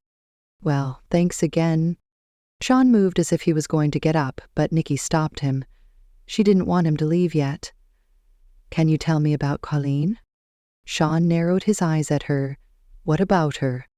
"I know it probably isn't any of my business, but I'm curious." Nicky looked away. "Never mind. I shouldn't have asked." "No, it's all right. I'm not used to questions about her, I guess. What has Kimberly told you about her?" "Very little. There are a group of Indians that live in these mountains. They live about 5 miles from us. They stay there in the summer and travel south in the winter. My family has always been friendly with them. They taught us how to grow vegetables and how to use plants that grow around here for healing. I kind of grew up with one of the Indian families. They had 2 boys and a girl the same ages as Patrick, Bridget, and I. About 10 years ago, a mountain man found his way to their camp. Colleen's mother, Lily, fell in love with him. He got her pregnant and then left. She died, giving birth to Colleen. Lily's grandmother decided, since Colleen was half white, that it would be best if she was raised in a white home. So, after Lily died, Running Deer brought her to us. For some reason, they gave her to me, to be my daughter." Nicky tried not to be shocked that this Indian family would give up a child. "Why didn't they want to keep her? I don't understand." "She wouldn't have been treated well in their tribe." "Won't she have the same problem with you?" Nicky questioned, knowing that people who were mixed blood in the 1800s were known as half-breeds and sometimes weren't treated well either. "How is she treated when you make trips to Denver?" "There are times when people aren't kind to her, but our family is well known, so for the most part, she is accepted." "I guess things are easier for her because she is growing up on this ranch, away from a large city," Nicky commented. Shaun nodded. "Bridget helps her with her schooling. I'm sure there will be more issues to deal with as she grows older, but for now, she has a good life here." "I admire you for taking her in," Nicky told him. "She's my daughter in every sense of the word." "Does she ever see her Indian family?" Nicky stammered, not sure how to word her question. Shaun nodded. "Yes, I take her to see them a few times every summer. I was going to take her tomorrow. He turned to look at her, a question in his eyes. Would you like to come with us? Nicky wanted desperately to accept, but wasn't sure if she should. Kimberly just had 2 babies. I probably should stay here. Shaun got to his feet and held his hand out to her, helping her up. Bridget will be around. Why don't you ask her if she can handle things for the day? Nicky hesitated, then nodded in agreement. She did want to go with Shaun. She wanted to see and experience everything she could before it was time to go back in August. I'll ask her. Nicky started to move away, but Shaun kept her hand in his. He seemed to be contemplating something. Nicky only had to wait a moment before he pulled her to him and wrapped one arm around her waist, and the other he brought up to brush a strand of hair out of her face. Her heart was pounding as he paused a moment longer, as if waiting for her to say no. When she didn't, he leaned down and kissed her softly. It was a short kiss, but it sent a shock all the way to her toes. When he pulled away, she smiled at him, then held onto his hand as they started walking back to the ranch.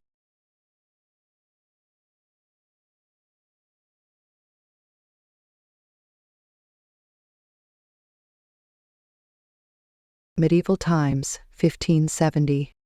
Golan spent the next few days making plans to get the 2 keys. He purchased a bag and filled it with enough food to get him by for a few days and a change of clothing.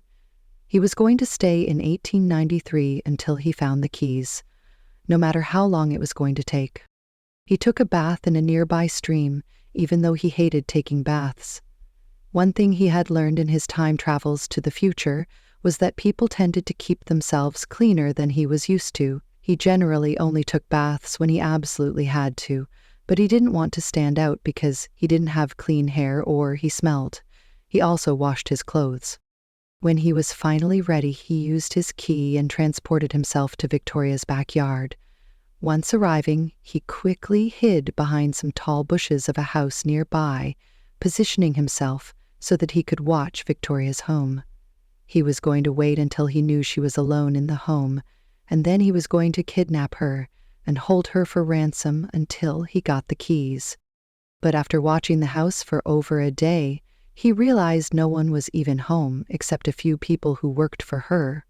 He contemplated breaking in again to look for the keys, but he knew that he very likely wouldn't be able to find them. He decided his plan of taking Victoria for ransom wasn't going to work. Hiding his bag that held a change of clothes well behind the bushes, he went to the front door and knocked. Maybe he would be able to bribe whoever answered the door to tell him where Victoria was. An older white-haired woman answered the door on his first knock. I'm here to see Victoria, Golan announced with a smile, hoping to ease any reservation the woman might have in giving him some information. She isn't here at the moment. May I help you? The woman asked, holding the door open wider. Can you tell me when she will return? I must talk to her. I have something important to tell her. The woman shook her head. I'm not sure when she will be home. You may leave a note if you wish, and I will make sure she gets it when she returns. Can you tell me where she went? No. The woman spoke as she was shutting the door. Leave a note or come back in a few days. The door shut in his face. Golan was livid because he was not able to get information from the woman, but he did his best to calm down. After all, in his time period, there was always a neighbor that liked to talk and would tell anyone anything they wanted to know about someone else. Surely there was someone like that in this time period, and he knew the best place to find someone like that was the nearest market. Leaving his belongings hidden in the bushes, he walked down the road. Soon he found himself on a street with many stores. He opened the door to the nearest one and held it open for a mother with 2 young children to enter. Hello, Mrs. Nelson, an older woman called to the young mother. What can I help you with? Golan followed the young woman inside and stood strategically off to the side, listening to the conversation while pretending to look at the merchandise. I need to purchase the items on this list, Mrs. Powell. Mrs. Nelson handed the older woman a sheet of paper. I also need to look at some material. Mary needs a new dress. Mrs. Nelson pointed to one of her children. Ma says I'm growing like a weed, the young girl said excitedly. I might get 2 new dresses. Well, that sounds like a fine idea. Why don't you go pick out some material while Jimmy fills your order? Mrs. Powell turned to a young man who was stocking shelves nearby. Jimmy, please stop what you're doing for a moment and gather up the items on this list. Golin watched as Jimmy started to do as requested. As the young man walked by him, he glanced at Golin, who scowled at him until he looked away. What can I help you with? Golin heard Mrs. Powell ask. As he turned, he realized she was addressing him. I'm out of town visiting your beautiful city. I am looking for information about Victoria Hilton. I went by her house, but she isn't there. The housekeeper said she would be gone for a few days. Mrs. Powell nodded as she stepped behind a long table. Why do you want information about her? I guess you could say I'm a relative of hers. I'm her husband's nephew from back east, Golin easily lied, telling the story he had made up as he walked from Victoria's home to this shop. Oh, well, that makes sense, dressed the way you are. I heard they went to visit the Callaghans in the mountains. I guess you might not know she remarried. Now, it's not my place to say, but marrying at her age is appalling. But to each her own, I guess. She has been living in that large home by herself. Most likely she was lonely. Why else would someone marry at her age? Do you know who she married? Golin asked, ignoring the woman's question about Victoria's age. In his opinion, the fact that Victoria was now married would make her more valuable as a hostage. She now had a husband who would do anything to free her. Sure I do. She married her butler, Collins. That's why I think she was just lonely. Who would marry a man who was working for her for any reason other than loneliness? Although she did have that young man living with her all winter. Another relative? Golin asked when the woman didn't volunteer any more information. No, he is from that ranch that she went to visit for a few days. He had been going to school here in Denver, but now that classes are over, my guess is that Victoria and Collins decided to go with him to make sure he got home all right. Do you know where this ranch is located? Mrs. Powell shook her head. No, sir, I don't. All I know is that it's deep in the mountains, but if you want to know that information, I'd try the saloon. Surely there is someone who knows where the Callaghans' ranch is located. Golin stepped back as Mary put a large bolt of cloth on the counter, her mother coming behind with another bolt of cloth. He saw this as his time to leave. Thank you for your time. Mrs. Powell looked at him. Sure, it's not a problem. Oh, I guess I should get your name. I can let Victoria know you came by looking for her. Golin quickly tried to think of another lie to tell, but Mary interrupted. Do you like this fabric, Mrs. Powell? Ma says the blue flowers match my eyes. Mrs. Powell directed her attention to her customers, and Golin was able to slip out of the store unnoticed. He decided the quickest way to get to Victoria would be to find the ranch. He hoped that even though Victoria might not have the keys with her, he would be able to convince her to give them to him. Maybe she would be willing to let him purchase them.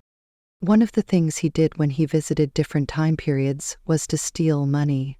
He would find a likely place, most likely a store or a bank. Then, at night, when no one was around, he would use his key and transport himself into the building. He would find money and other things that were worth something and take them, then quickly transported himself out of the building. No one ever saw him, except once when he transported himself into a store that he thought was empty, but he was able to disappear as soon as he was seen. He had brought some money that he had stolen a few years prior from the 1880s, and he knew he could use that money to pay someone to take him to the ranch. Surely he would be able to find someone who needed to make some extra cash. He wished he could use his key and transport himself to the ranch, but since he didn't know exactly where it was located, and he didn't want to try to end up wandering around the mountains looking for it, he figured it would be better to have someone take him there. He spent the afternoon in the saloon talking to some of the local men. After a few false starts, he finally found a man who seemed to be short on cash and was willing, for a price, to take him to the Callaghans' ranch. After making arrangements to meet the man early the next morning, Golin found his way back to the bushes to spend the rest of the day out of sight.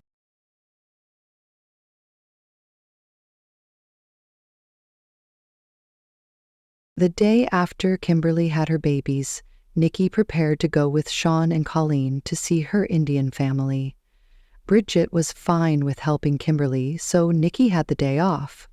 Kimberly was also pleased with the idea, saying Nicky deserved to have some fun since she was so busy the day before.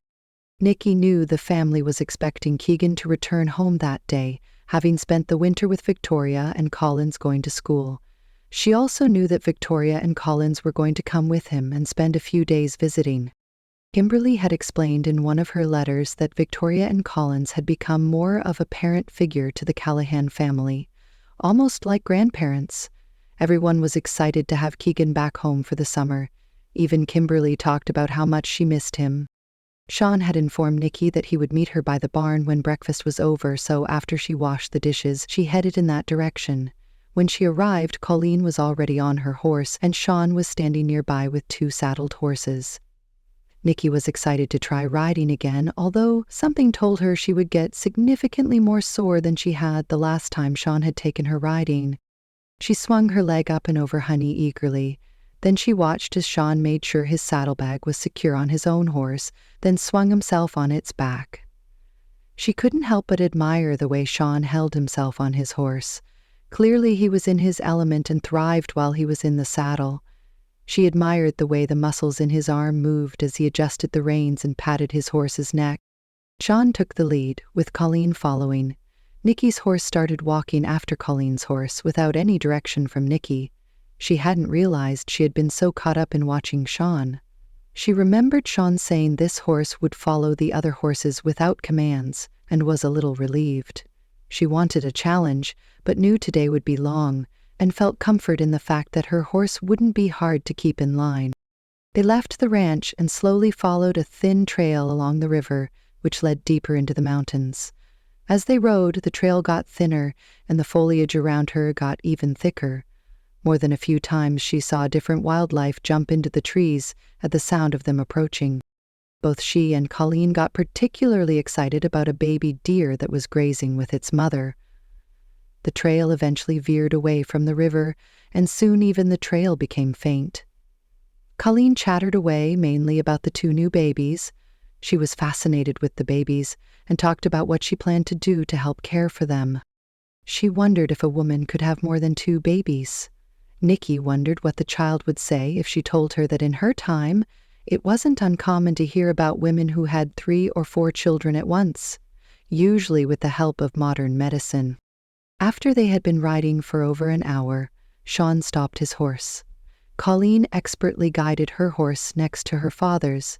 Nicky, however, couldn't remember how to stop her horse, but the animal did so on her own, right before she ran into Shaun's horse. Nicky's cheeks burned for a moment. She wasn't normally so distracted. Nicky composed herself and was about to ask why they stopped, but kept quiet when Shaun made what sounded like a crow calling. After a moment she heard another crow sound. Then, an Indian appeared from the trees. The Indian looked at her curiously and greeted Colleen with a nod, but only talked to Shaun. He turned and disappeared back into the trees, and Shaun moved his horse forward. "What was that all about?" Nicky asked as she nudged her horse forward. "That was Running Deer, Colleen's uncle. I made the crow call to let him know we were coming, and he answered, letting us know we are welcome." "Why a crow call?" Shaun turned around in his saddle and looked at her sheepishly. "It's the only bird call I have been able to learn how to make." She wanted to tease Shaun, but just grinned, and kept silent as they continued into the forest. The trees became even denser, and they started to climb a sharp hill. At the top, Nicky gasped in amazement at what she saw. Down below was a beautiful little valley filled with teepees. She could see the entire village from her horse. The valley was completely surrounded by mountains, and a small river ran along the edge of the valley. She saw many people walking around. As they moved their horses down the mountain, she could see children playing some game that reminded her of tag. Women were cooking food over fires or working on other tasks. In the middle of the village was a large fire where some men sat around. When they arrived at the edge of the village, Colleen's uncle appeared from the trees and walked in front of Shaun's horse. He led them through the village and stopped about midway at a teepee. Shaun got off his horse and Colleen followed on her own. Nicky started to swing her leg over her own horse when Shaun came up to her. "Let me help you," he offered, as he put his hands around her waist and helped her slide to the ground. Her muscles ached, and she was grateful he moved his hands to her arms, as if making sure she could stand on her own before taking them away. Colleen's uncle took the reins of all 3 horses and then stood still. Shaun quickly introduced her to Running Deer, who nodded solemnly at her. Colleen ran to her uncle and gave him a hug, which he allowed for a brief moment before he stepped away. Although he acted stiff, Nicky could tell he felt an affection for Colleen as he gazed at her with softness in his eyes. As Running Deer led the 3 horses away, a woman came out of the teepee and Colleen ran to her. "Hello, little fawn," the woman greeted her with a thick accent and a hug. "It has been a long time. You have grown much. Soon we will need to give you a new name. You are no longer so little." Colleen nodded her head vigorously. "I'm 10 years old." "I know, little one. I remember when you came into this world." Nicky turned to Shaun, wondering who this woman was. She was an older woman with more gray than black hair. She wore tan leggings with a shirt the same color that went down to her knees. It had a wide neck with a thick strip of animal skin that ended at her shoulders. "This is Colleen's grandmother. She is known as Laughing Brook," Shaun explained. He turned to the woman and introduced Nicky to her, explaining that she was Kimberly's friend. "Kimberly had 2 babies yesterday, a boy baby and a girl baby," Colleen informed her grandmother, who kept a hand on the girl's shoulder. "Is that right?" Laughing Brook responded with a kind smile. "Then your family received 2 blessings." Colleen continued to nod, her black braids bouncing across her back. "Kimberly said I can help take care of them. She let me hold them last night." "Come, child." Laughing Brook took Colleen's hand. "I have some things I need to do. I would love your company." She led the child away as Colleen continued to chatter excitedly. "Colleen seems close to her grandmother," Nicky commented. "Yes, Laughing Brook is very good to her," Shaun agreed as he watched them walk away. "I know it was hard for her to give Colleen up when her own daughter died, but she did what she felt was best for her. This tribe would not have accepted her as their own." "Because she had a white father," Nicky said. She was glad Colleen had so many people who loved and cared for her, but she was also sad that ignorance and bigotry made it so people had to make such hard choices. "Colleen will spend most of the day with her grandmother. I'll show you around the village." "Tell me about her Indian name," Nicky invited as they walked. "Did I hear right that Laughing Brook called her Little Fawn?" "Yes," Shaun confirmed as he took her hand in his. "All Indian children are given a name when they are born. Laughing Brook saw twin fawns just outside their teepee right after Colleen was born, so she was given the name Little Fawn. When she is about 12, she will be given another name. When she is grown, she might be given another one. Some Indians receive 5 or 6 names in their lifetime. If the current name they have doesn't fit them anymore, they receive a new one." "Who gives them their names?" "Usually their family does, but sometimes they choose their own. One of Running Deer's friends is named Red Thunder. He gave that to himself because, when he killed his first deer, a storm was coming in. There was thunder and the sky was the color red because it was dusk and the sun was setting. So he chose that name." As they walked, Nicky looked around. She was very curious about how the Indians lived. She could see some women working together, tanning a hide. There was another group of what looked like teenage girls who were digging in the dirt at the edge of the forest. Shaun explained that they were looking for edible roots and bulbs. Some of the people who saw them greeted Shaun in their native tongue, which he responded in the same language. Most of the tribe looked at her curiously, but some just ignored them. After they had walked around the entire village, Running Deer approached them. "Laughing Brook has asked that you and your woman join her for a meal." Nicky blushed at Running Deer's words. Did he think that she had married Shaun? She waited to see what Shaun would do, but he just nodded. "Please thank her and tell her we will be along shortly."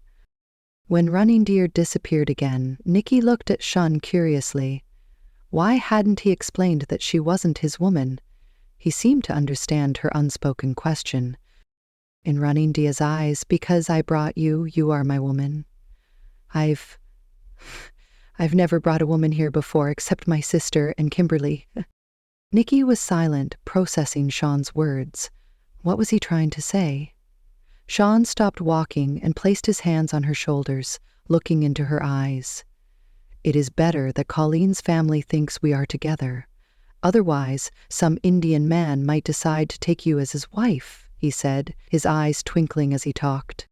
She couldn't tell if he was teasing or being truthful. She wondered why an Indian man would want a white woman when they couldn't accept Colleen as their own. She had to admit to herself that she liked being thought of as Shaun's woman, so decided she would play along. Okay, since I'm your woman, let's go enjoy this meal. Nicky put her arm through his and looked at him expectantly. She chuckled to herself when Shaun's eyes widened. He obviously didn't expect her to be so agreeable to the idea. The meal was some of the best food she had tasted. The bread was a little dry but surprisingly flavorful, and the meat was incredibly tender. After they finished the meal, a few of the Indian women started talking in their native tongue and motioning for her to follow. She looked questioningly at Shaun, not sure what they were saying. Every time Kimberly or Bridget come, these women help them find herbs and spices for our home. They think you would like to do the same. Shaun responded with a smile. She could tell he was expecting her to decide if she felt comfortable going with them. She lifted her chin and responded, Excellent. I have always enjoyed cooking. I may as well learn how to recognize some of the herbs I cook with. Shaun was once again surprised at her willingness to go out of her comfort zone. She grinned at him and let the women lead her into the forest nearby. She spent about an hour picking and learning the native word for different types of herbs. Some she recognized as seasonings from home, and others she had never seen before. She came back with a couple handfuls of herbs, which Shaun helped her pack into his saddlebags, along with what looked like jerky that Laughing Brook had insisted they take home. Shaun looked up at the sky. It looks to be about time we head back, he called to Colleen, who was chattering to her uncle. Running Deer didn't seem to respond with words, but his expression gave him away. He clearly loved to listen to Colleen talk. They all said their goodbyes and climbed back on their horses to head back to the ranch.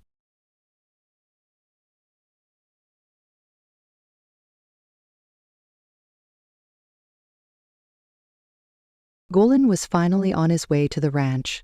The man who had agreed to take him had never shown up, and it had taken a full day to find another man who was willing to guide him and to secure horses and supplies for the trip, much longer than he wanted it to take. He wished he could have used his key to travel there, but since that wasn't possible, he had to do things the hard way. The one upside is the man who had agreed to take him wasn't demanding as much money as the previous one was. His name was Trapper, and he claimed to know the mountains around Denver like the back of my hand. He told Trapper that he was a nephew of an uncle of the family, coming from Ireland, and wanted to reconnect with his American family. The trip to the ranch was made mostly in silence. Trapper was a man who only talked when he needed to. He mostly communicated with grunts and gestures. At first this bothered Golan until he realized the less Trapper knew about him, the better. He had to admit the mountains were beautiful. His home back in the medieval times didn't have trees like this, or the wildlife. He contemplated bringing the woman he had wanted to marry, Gloria, to a place like this once he had her on his own. While they traveled, he took notice of his surroundings. Trapper followed a thin dirt path that was at the edge of a fast-moving river almost the entire time. After almost half a day of traveling, Trapper stopped his horse and allowed it to get a drink. Golan wanted to complain and tell him that they needed to keep going, but decided it would be best to keep silent. He slid off his horse and allowed his horse to also get a drink. "Do you know how much longer it will be?" Golan asked, trying to keep his voice friendly. Trapper shrugged. "Just beyond that clump of trees." Golan felt his heart lift. It was time to get rid of the man. Good. Well, I think I can find it on my own now." Trapper's eyes narrowed. "I thought you paid me to take you right to their door." Golan took a deep breath. trying to keep his voice steady. I decided while we rode along this beautiful path that it would be fun if I surprised them. Who did you say you were again? Trapper asked as he pulled a stem off some grass near the river as the horses turned their heads from drinking and started to graze. My name is Shaun Callaghan. I'm a nephew of an uncle. Golan repeated the words he had told Trapper when he found him in the saloon, trying not to sound testy. I know I paid you to take me right to the ranch, but I changed my mind. You can still keep all the money I gave you. I appreciate your help getting me this far. Trapper continued to look at him, his eyes narrowing even more as if he wasn't sure he believed Golan's story. Golan did his best to look Trapper in the eyes and did not glance away until the grizzly man stepped away. He picked up his horse's reins and swung himself on its back. What about your horse? Trapper asked him. Go ahead and take him back with you, Golan instructed as he started to walk away. How will you get back to Denver? Trapper shouted as Golan moved further away. Golan turned around briefly. I'm sure my family will lend me a horse when I need one. He turned around and continued walking along the path. After a few minutes, he turned again to make sure Trapper had left and felt relieved when he saw the hind end of the horse he had ridden disappear around a bend of the river. Within only a few minutes, he could see a large ranch in the distance. A large cabin was furthest from him, with a barn and 2 smaller homes were close by. As he smiled to himself, he knew it would be only a matter of time until he had the other 2 keys. He touched his pockets, making sure he had his knife in its proper place. As he walked closer, he debated if he should go to the large log cabin first or see if someone was in the barn. The decision was taken out of his hands when a man with red hair who was working in a field noticed him. The man dropped a hoe he was using and started to walk towards him. Hello, the man called as he walked closer. What can I do for you? I'm looking for the Callaghan Ranch, Golan called back. Well, you found it. As the man came closer, Golan could see that he was likely the oldest son, Patrick, the one who had married the girl from the future. He recognized him from when he had eavesdropped on a conversation between Patrick and his brother right before the wedding. Golan took a deep breath and began the story he had made up. He had told it so many times, even he was starting to believe it. I'm Shaun Callaghan. I came from Ireland last year. I believe I'm a relative of yours. Really? Patrick smiled as he held out his hand in welcome. That's very interesting. Patrick glanced at the field he was working in and then pointed to the large cabin. Why don't you come in? I believe it's almost supper time and I'm sure Bridget and Victoria will have the meal almost prepared. Then you can tell us how we are related. Golan followed Patrick, trying not to smile. This was going to be surprisingly easy. Patrick had already confirmed that Victoria was on the ranch. Now he would need to get her alone. He should have the keys by the end of the day. He followed Patrick into the house. It was more rustic than Victoria's fine home. He could tell it was kept clean, although the couch seemed old. There was a large braided rug in the middle of the room, and above the fireplace there was a mantel with wooden carvings on it. Sit down, and I will get the rest of the family. Over the next few minutes, Golan was left alone in the living room. He quickly started a search in the room, being careful to put items back in the exact spot when he picked something up. He was disappointed when he didn't see anything out of the ordinary. Then he saw the exact box that had been in Victoria's office, sitting on a small table. As he moved closer to the box, his own keys started to vibrate in his pocket, and he knew the other 2 keys were inside that box. Could it really be that easy? He started to reach for the box when he heard footsteps behind him, and he jerked his hand away. Bridget said to just bring you into the kitchen, Patrick told him as he entered the living room. Please, come this way. Golan made sure he didn't glance at the box as he passed it. He didn't want to make Patrick suspicious. As he entered the kitchen, he heard a loud bell ringing from outside, and then a young girl came running into the kitchen, her black braids bouncing against her back. I rang the bell, the child announced as she slid onto a chair.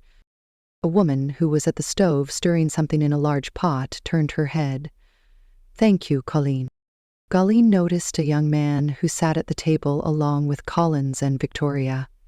When they saw he had entered the kitchen, the young man and Collins stood to greet him. Patrick started to make introductions. This is Randy. He says he is from Ireland and is a relative of ours. He pointed to each person as he said their names.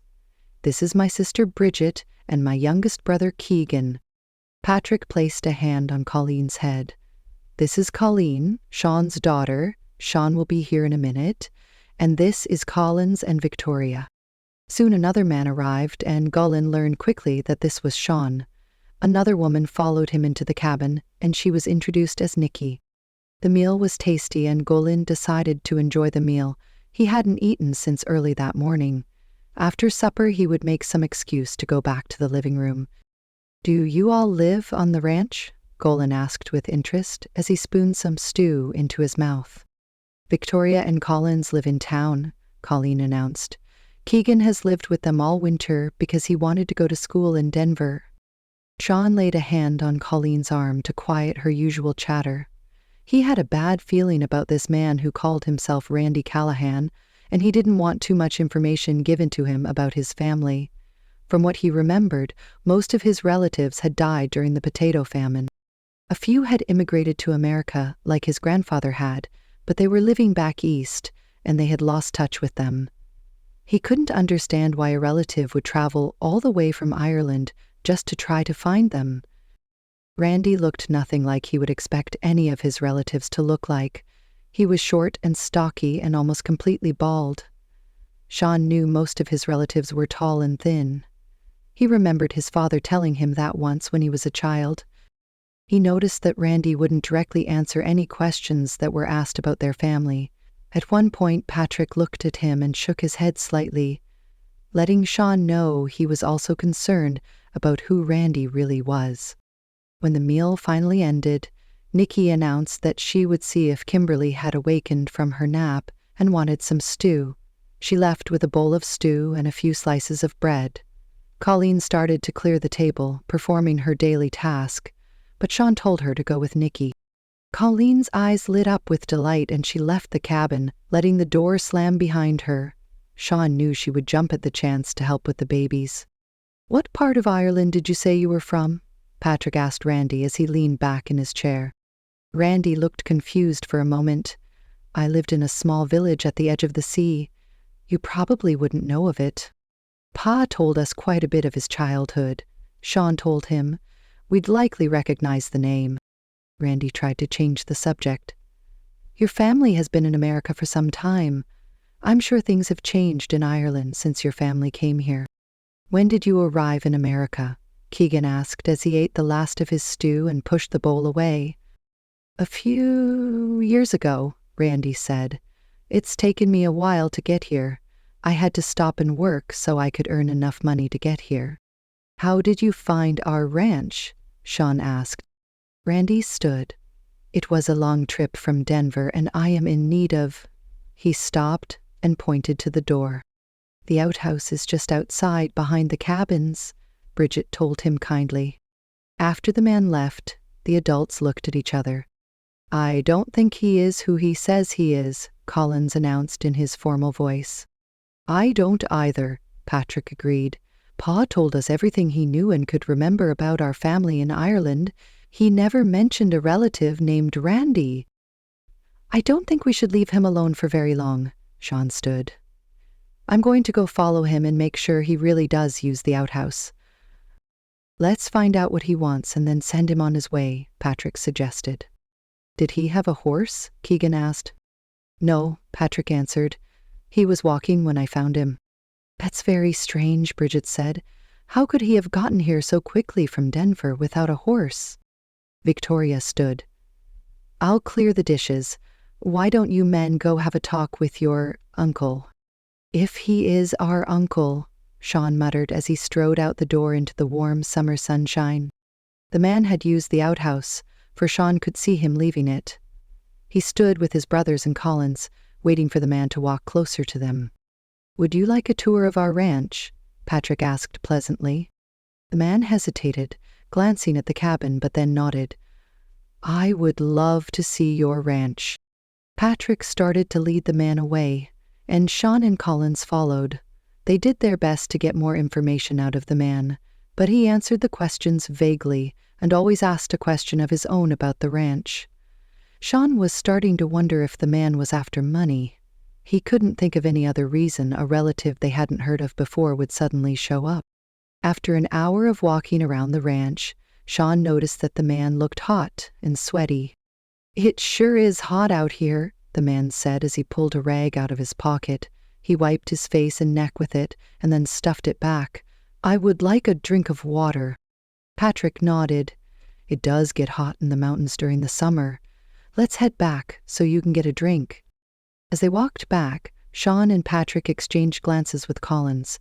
He felt reassured that all of them didn't believe for a second this man was who he said he was.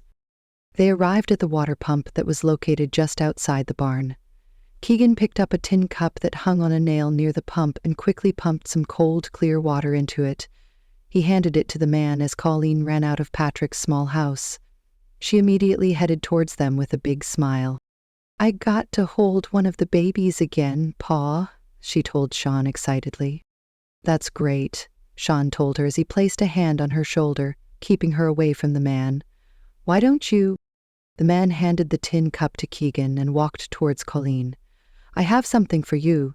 This came clear from Ireland." "Really?" Colleen asked, delight dancing in her eyes as she tried to move closer to the man, but Shaun kept his hand firmly on her shoulder. The man reached into his pocket and pulled out the handkerchief he had used earlier. This time Shaun could see something tucked into its folds. "What is it?" Colleen asked curiously. Suddenly something dropped to the ground. Everyone gasped. It was a large golden key, and it looked exactly like the two Victoria had given Patrick and Kimberly. "Where did you get that key?" Patrick demanded with suspicion. Collins immediately stepped forward, restraining the man from picking up the key. Patrick glared at the man and picked up the key himself. "It looks like the keys that—" Colleen started to say, but Shaun silenced her by placing a hand over her mouth. "Who are you really?" Collins asked the man in his formal voice, but he sounded very angry. "I told you. I'm your uncle from—" the man started to say, but Collins shook him. "You aren't any relative of ours," Patrick said as he held out the key in his hand. "Where did you get this?" The man clamped his mouth shut and refused to say anything, but Shaun could tell he was very angry, as his face had turned red. "Keegan, go get that rope off the fence over there," Patrick instructed the teenager, who ran off to do his older brother's bidding, running to grab a rope Shaun had been using that morning while he trained one of the horses. Soon the man's hands were tied behind his back and Patrick forced him to sit on a large rock that stood beside the pump. "Colleen, will you please go get Victoria?" Patrick asked the child, who looked like she was going to argue with her uncle. She opened her mouth, but Shaun's hand squeezed her shoulder hard, so she sighed and nodded. "Okay, but don't do anything to him until I get back," Colleen said as she ran towards the house. "Now, are you going to tell us, or are we going to have to beat it out of you?" Patrick asked the man as he stood close to him. Patrick was almost a foot taller than the man, and Shaun could tell he was intimidated by Patrick's size. "I don't have to tell you anything," the man retorted, trying to sound belligerent, but the shake in his voice gave away his nervousness. "We invited you into our home and fed you a meal, and you think you don't have to tell us anything? I bet everything you told us was a lie." Shaun scoffed, frowning at the man darkly. "I wonder if this was the man who paid us a visit a while back and trashed Victoria's house," Collins said as he shook the man. Shaun could see Collins' words were true as the man turned even redder. "I don't know anything about that." "You obviously know we have some keys like yours," Patrick told him. "Why are you really here? What time period are you from? Did you time travel here? Is that why you don't have a horse?" "Answer the man," Collins thundered as he shook the man again. "My name is Golan," the man finally said, giving in to the demands. "I live in a small village in Ireland in 1570. I found the key a long time ago and have used it to travel to many time periods." "So you are now going to tell us the truth?" Shaun said with a frown. He heard a door slam and saw Colleen running back toward them. Victoria and Bridget were right behind her. The moment the women arrived, Collins brought Victoria up to date about who the man really was. Victoria gasped when she realized Golan was the man who trashed her home. "Why do you want another key?" Shaun asked him. Golan clamped his mouth shut tightly, and Shaun knew they weren't going to get much information out of him. "I think we need to make sure he doesn't have anything else in his pockets," Keegan suggested. Collins roughly pulled Golan to his feet and quickly searched the man. He found a large knife and some dried jerky. Collins took the knife and handed it to Victoria, who quickly set it, point first, into the ground. "What should we do with him?" Shaun asked. "I don't want him on our land," Patrick said. "I think we should escort him back to Denver. I think we should keep him here until he decides to tell us why he is looking for our keys," Victoria said. "We should send him back to his time," Keegan suggested. For a moment, everyone looked at each other. Shaun kept an eye on Patrick, who nodded his head slightly. He turned to Golan. "Here is what we are going to do. We are going to send you back to your time in good faith. I have no idea why you want our keys, but you aren't going to get them. If we ever see you again, anywhere around our ranch or even in any part of our time, we will remove your key from you. Do you understand?" Shaun could tell that Golan was very nervous, and he was glad that the man realized he couldn't fight against all of them. Golan swallowed and nodded his head. Collins shook him again. "We want a promise from you. We are sending you back in good faith. I strongly advise you to not take advantage of us." Golan gulped and nodded his head vigorously.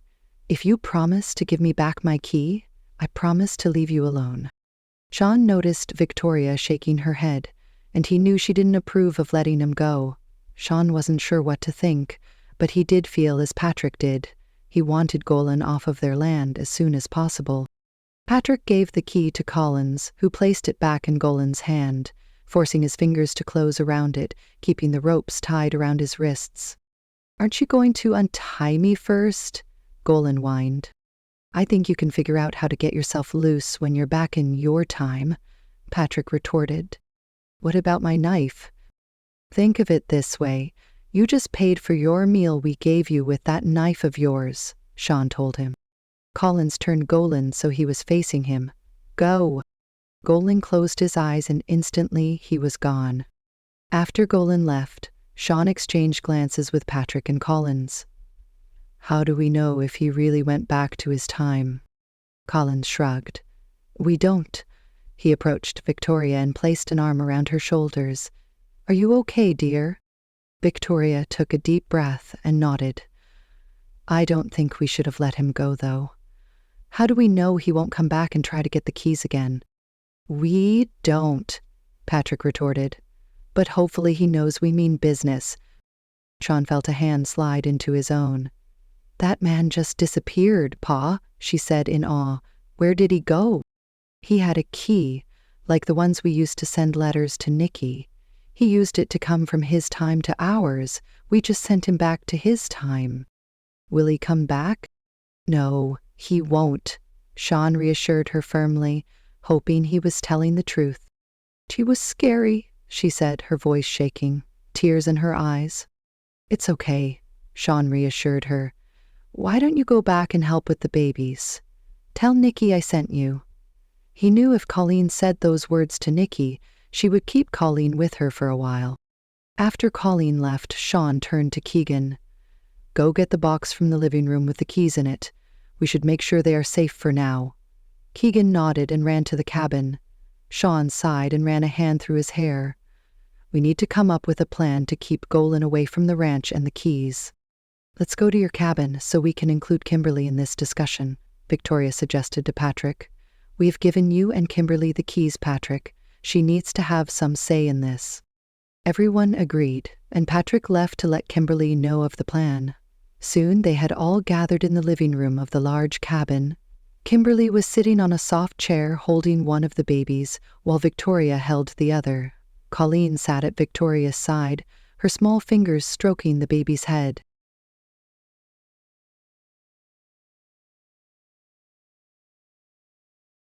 For the first little while, Nicky sat quietly by Shaun as everyone else talked. But they weren't listening to each other. I still think we shouldn't have let him go. Victoria shook her head. Why didn't someone tell me about him? Kimberly wondered. I just had twins, but I'm not dead. We need to hide those keys better, Patrick insisted. It was so weird. He just disappeared. Just like the letters do, Colleen commented. Keegan came in with the box, and Patrick whistled loudly and everyone quieted, anxious to be sure the keys really were safe. The keys are still here, Keegan said, and everyone seemed to relax a little, but a few people started talking again. He gave the box to Kimberly. Patrick raised his voice sternly. Let's settle down.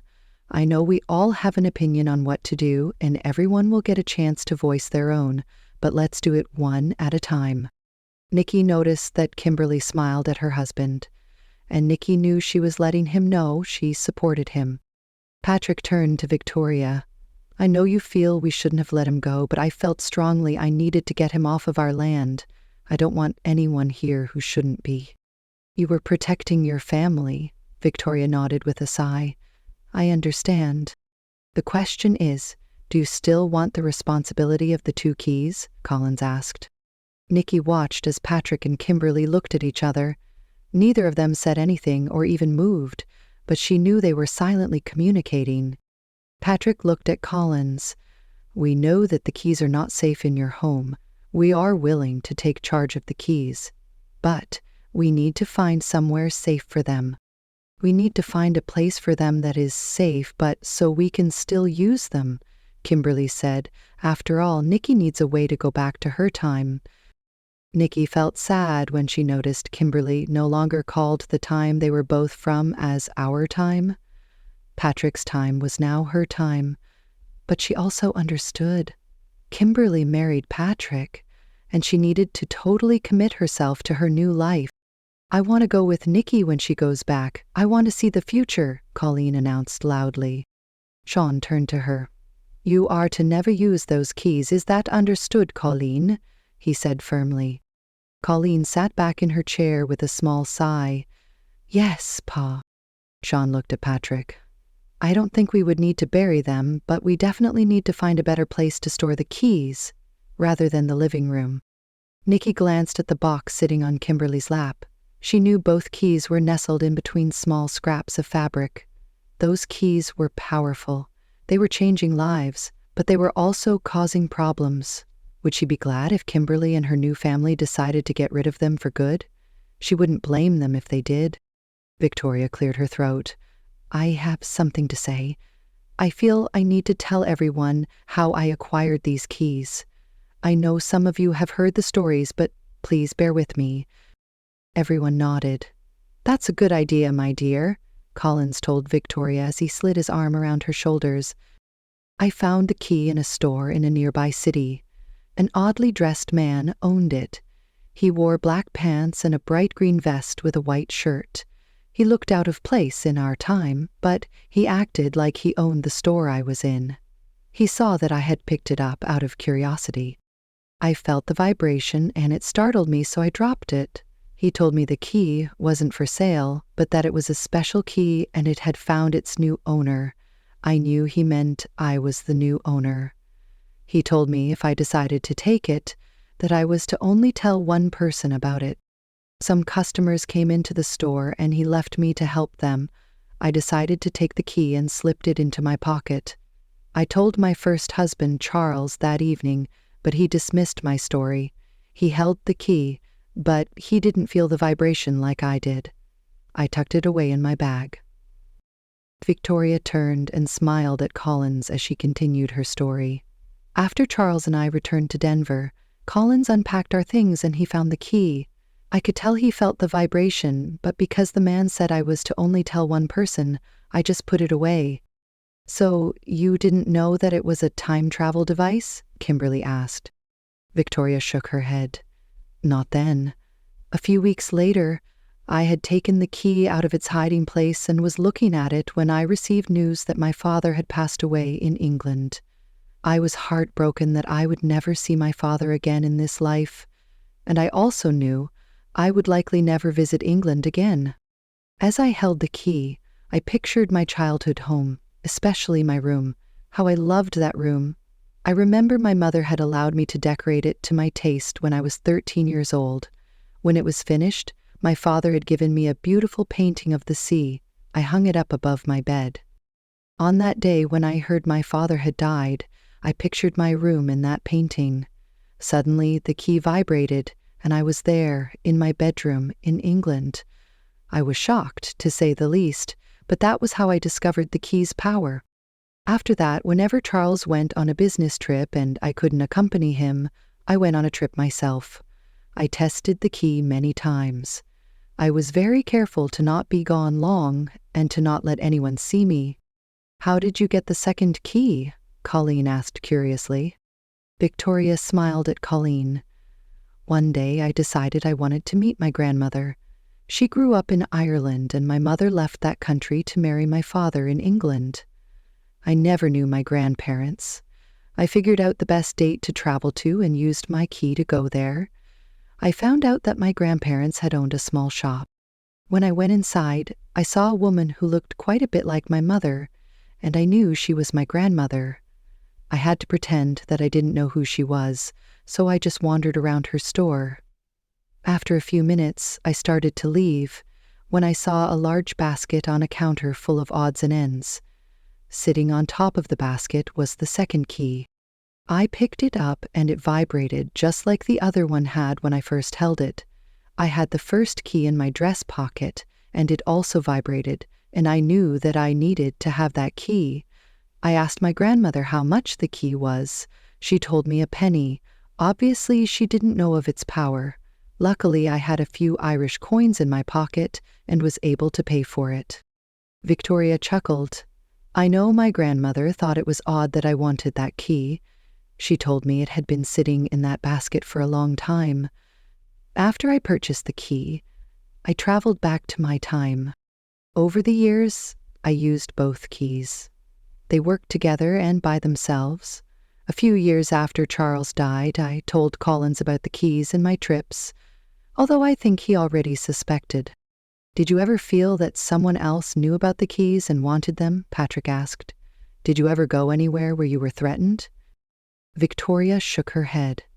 "I had no idea that there could be other keys, and like I said, I was very careful to not let anyone see me and to dress appropriately for the time period and blend in with the people. She has a room in her house that is full of clothing and items from different time periods." Kimberly explained to everyone. "Why did you tell Kimberly if you were told to only tell one person about the keys? I can understand why you told Collins after Charles' death. Why did you involve Kimberly?" Patrick asked.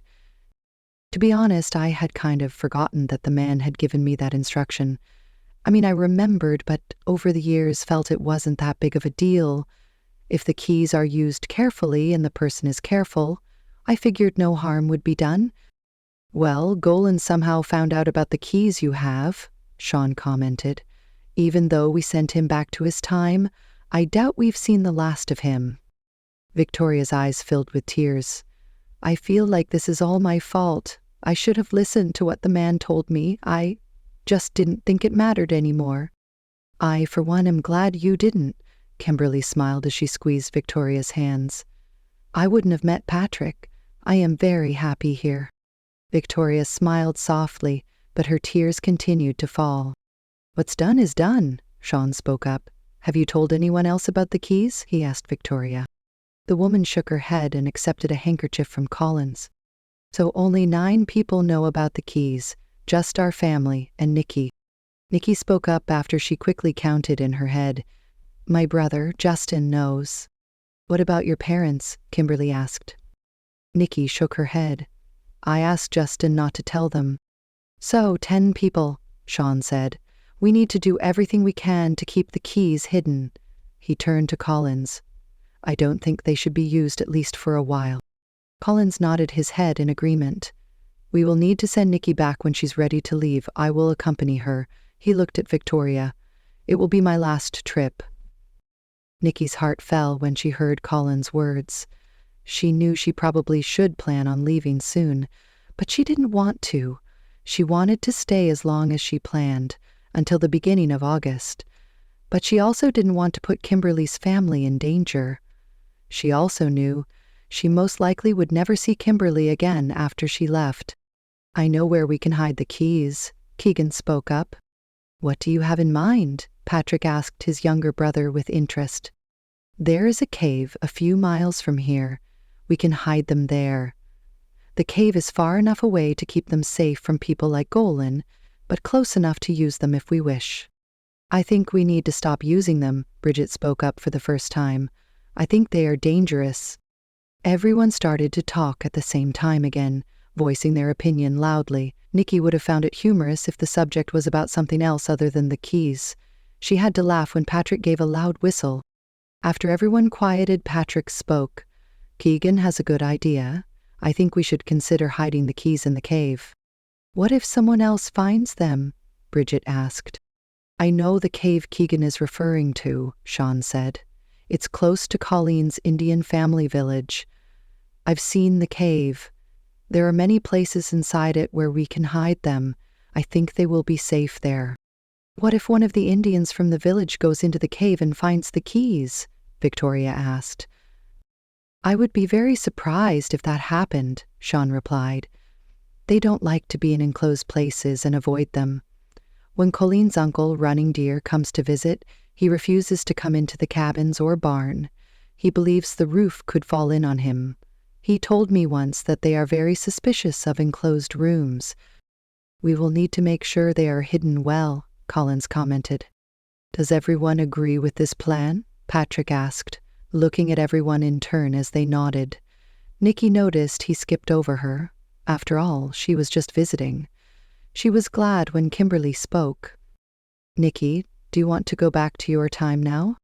Everyone was quiet and looked at her, waiting for her answer. She took a deep breath.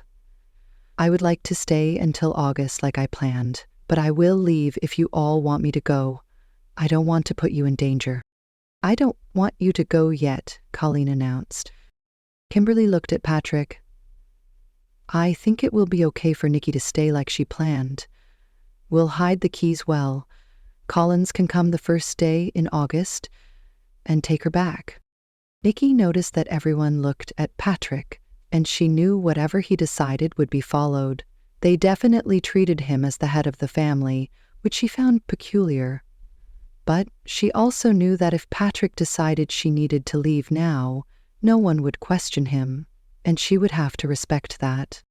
After a few moments, he slowly nodded and turned to Nicky. "I guess it won't hurt if you stayed like you planned, but please be aware that if things become dangerous, you will need to leave immediately, even if Collins won't be here to take you." Nicky nodded with relief. I understand. Thank you for letting me stay." Shaun cleared his throat. "You also need to realize that there is a chance you might not be able to go back to your time if you don't go now. If Golan causes more trouble, or if the keys are found by someone else, you might be stuck here. You need to think about that possibility." Nicky nodded again.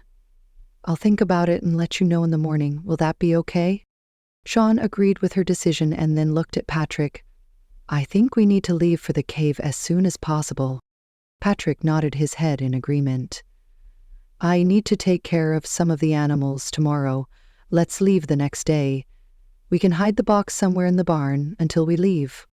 Plans were soon made that the entire family, except Kimberly and the babies, make the trip to the cave. Nicky offered to stay behind with Kimberly, but she was glad when Bridget insisted she be the one to stay at the ranch. She wanted to see the cave, and she wanted to explore more of the mountains and the way they were in Shaun's time. Nicky spent the next morning with Kimberly. She enjoyed helping with the babies, and she started to feel a tug on her own desires to be a mother. Would she ever have that opportunity? She hadn't been dating anyone seriously in her time. In fact, she had become disillusioned with the men she came in contact with. About 6 months before Kimberly had disappeared, a man had been hired on as a substitute teacher at her school for a woman who had taken maternity leave. This man had ended up staying for the rest of the school year. She had become good friends with him, and they had even gone out on a few dates. He had a young son whom he sometimes included. He had told her that he was divorced. Nicky had really liked him, although she remembered that Kimberly had felt that there was something that wasn't quite right. Nicky had ignored Kimberly's concerns, feeling her friend was being overprotective. Then one day she had entered the faculty's lunchroom and saw the man sitting with a young woman, their young son by her side. She quickly learned that the man hadn't been divorced at all. Later, when she confronted him, he confessed he wasn't divorced, but was making plans to leave his wife. Nicky was appalled at herself for dating a man who was married. She firmly believed that many marriages could be saved if the couple was willing to keep their marriage vows to each other. During a small window of time when both babies were asleep, Kimberly took the opportunity to rest, but insisted that Nicky sit on a chair next to the bed. "We haven't had time to talk very much since the babies were born," Kimberly told her. "No, we haven't," Nicky shook her head. "But I understand. How do you really feel about taking responsibility for the keys?" Kimberly's eyes grew concerned. "I kind of feel bad that you got involved in this," she said softly. "I can't say that I'm sorry this happened. After all, I would not have met Patrick, and I definitely would not have these two sweet little babies. I do wish that Victoria had been a little bit more upfront about the keys and their history." "Please don't feel responsible," Nicky told her. "I would not have come if I hadn't wanted to. I have been enjoying my time here. Colleen is such a sweetheart. This ranch is beautiful. Things have been developed so much in our time. This area where your ranch is located in our time is probably full of condos or a ski resort. And Shaun?" Kimberly smiled. "Yes, what about Shaun? I've noticed that you have been spending quite a bit of time with him." "I enjoyed the letters we exchanged back and forth throughout last winter. I have to admit that I do have feelings for him. I wish—" Nicky stopped talking. She wasn't sure what she wished, but she did admit to herself that she wanted to find out if things could even work between her and Shaun. "Let me ask you a question," Kimberly asked curiously. "If Shaun asked you, would you want to stay?" Nicky shrugged her shoulders. "I have to admit, the idea has crossed my mind, but I promised Justin that I would go back. I feel I need to keep that promise." Kimberly smiled at Nicky reassuringly. "As much as I would love to have you stay, I understand about promises kept. But I feel like I need to warn you that I have no idea what is really going to happen to the keys. I do feel good about hiding them, but it will be harder to stay in touch with you, and I'm not even sure that it would be wise to continue to do so. We need to think about our safety and yours." "I totally agree. That man Golan was really scary. He seemed to be the type that would do anything to get what he wants. I have a hard time believing that forcing him back to his own time is going to solve the problem. If he can time travel with his own key, he will be back." "Are you sure you want to stay for the rest of the summer?" Kimberly asked. "As much as I hate to say it, maybe it would be best if you went home now." Nicky stood and started to pace the room. She really didn't know what the best decision would be, but she really wanted to stay. She wanted to spend more time with Kimberly, and she wanted to get to know Shaun better. She knew she was probably being selfish. What if staying put Shaun's family in danger? She also knew that she would regret it if she left now. The thought of the keys suddenly not working, or if they were found by Golan or someone else, making it impossible to come back, depressed her. She stopped her pacing and sat on the bed next to Kimberly. Kimberly's eyes were closed, and Nicky knew that her friend was very tired. She touched Kimberly's hand, and her eyes opened. "If you or Patrick feel that I need to leave, then I will, but I would really like to stay." Kimberly nodded tiredly. "Patrick and I have already discussed it. We both feel if you want to stay, you can, just as long as you realize you might not be able to go back to the future." Nicky stood. "I am going to go wash up the breakfast dishes. You get some rest while those babies are sleeping." Kimberly's eyes closed, and Nicky left the room, walking into the kitchen. She filled up the basin with water from the stove's reservoir. She then shaved some pieces of soap into the water like Bridget had shown her. She smiled to herself at the primitive way to wash dishes. This was a chore she rarely did in her time since she had a dishwasher, but she found that washing dishes by hand was a calming job. It gave her time to think. By the time the dishes were done, she decided that she would talk to Shaun. If he gave her any indication that he wanted her to stay, she would. Otherwise, she would go back to her time, knowing that she would never see Kimberly again. She spent the rest of the morning cleaning up Kimberly's small cabin. While she was sweeping the wood floor, she heard a small cry come from Kimberly's bedroom. Hurrying in, she scooped up Catherine. She didn't think that the baby was hungry and her brother was still sleeping soundly. She left the bedroom and sat on the couch, holding the baby close to her and hoping that she could give Kimberly a little more time to get some rest. As she rocked, the door to the cabin opened and Colleen slipped inside. Her eyes lit up as she saw Nicky holding the baby. "I've decided that I like babies," Colleen told her. "Kimberly said that I could hold them any time I wanted." Nicky knew what she was hinting at. She smiled and stood, allowing Colleen to sit on the couch in her place. After helping the girl get comfortable and showing her the best way to hold the baby, she continued her chore of sweeping. The rest of the morning passed quickly. After lunch, Bridget came to help for the afternoon. Colleen left when both babies were awake, and Kimberly needed to feed them. After making sure Bridget had what she needed for the afternoon, Nicky went in search of Shaun. She knew where she would probably find him, and sure enough, there he was, in the fenced corral working with one of his horses. Colleen was nowhere to be seen, and Nicky was glad, for she wanted to talk to Shaun privately. She leaned against the fence, watching Shaun as he worked with the horse. He was getting it used to a saddle. Her heart skipped a beat as she watched him carefully put one foot into a stirrup. She was surprised when he didn't swing his other leg over onto the horse's back, but just stood there in the stirrup, as if letting the horse get used to his weight. After a few moments, he slid his foot out of the stirrup and patted the horse's neck. He turned his head and noticed that Nicky was watching him. Smiling, he let the horse go and walked over to where Nicky was leaning against the fence. Nicky had an irresistible urge to push his hat off of his head. To avoid doing so, she shoved her hands into the pockets of the skirt she was wearing. "It looks like that horse is coming along," Nicky said as she forced her eyes away from his to look at the horse as it trotted around in a circle. The horse kicked up its hind legs as if trying to get rid of the saddle. "She has a good temperament," Shaun said. "She's been fairly easy to train. I should be able to ride her by the end of the week." "That's good." Nicky looked at him again. "I was wondering if I could talk to you. Could you come find me when it's a good time?" Shaun looked at her intently, then swung himself easily over the fence. He landed close to her and Nicky involuntarily took a step back. "If it won't take very long, we can talk now," Shaun replied. "The horse needs some time to get used to the saddle anyway without someone in it." "Can we walk?" Nicky asked. Shaun nodded and started to lead her away from the corral and from the cabins. For a few minutes, neither of them said anything. Nicky's heart was beating fast, and she was feeling a little bit nervous about the question she wanted to ask him.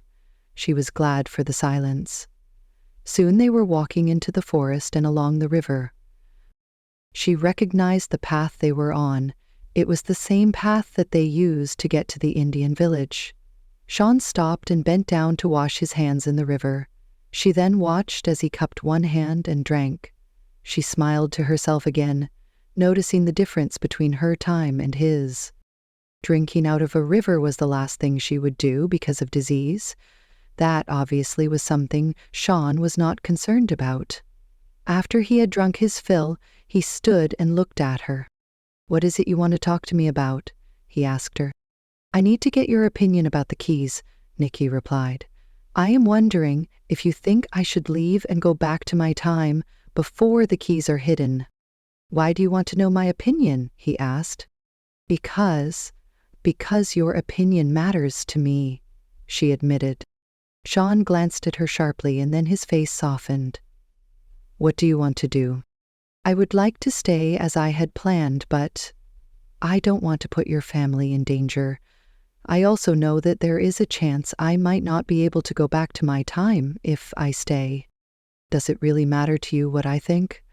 He asked the question half-heartedly, but he looked at her so intently she knew that how she answered the question would change things between them. Yes, it matters, Nicky admitted. I have enjoyed being here. I have missed Kimberly.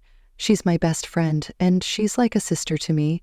I have loved getting to know Colleen and the rest of your family. I'm just not sure, she paused, not knowing if she should tell him exactly how she felt. She knew that Shaun was attracted to her, but what she didn't know was if he wanted to explore the feelings between them. You're not sure about what? Let's just say that I enjoyed exchanging letters with you all winter, and I have enjoyed getting to know you, Nicky said, not wanting to say more. Shaun took a step closer to her and placed his hands on her shoulders. I have enjoyed getting to know you too. I think if you would like to stay, then you should. Besides, I am familiar with the cave where we are going to hide the keys. There are many places inside it where the keys will be safe. I really doubt anyone will find them. Nicky felt relieved at Shaun's words. Her eyes widened as he bent and placed a soft kiss on her lips. He pulled away and looked at her, seeming to search for something. She put her arms around his neck and pulled him back to her. They kissed slow and soft, relishing in each other's touch. She wanted to keep this memory in her heart forever. She tried to memorize the way he felt and the way he ran his hands down her back.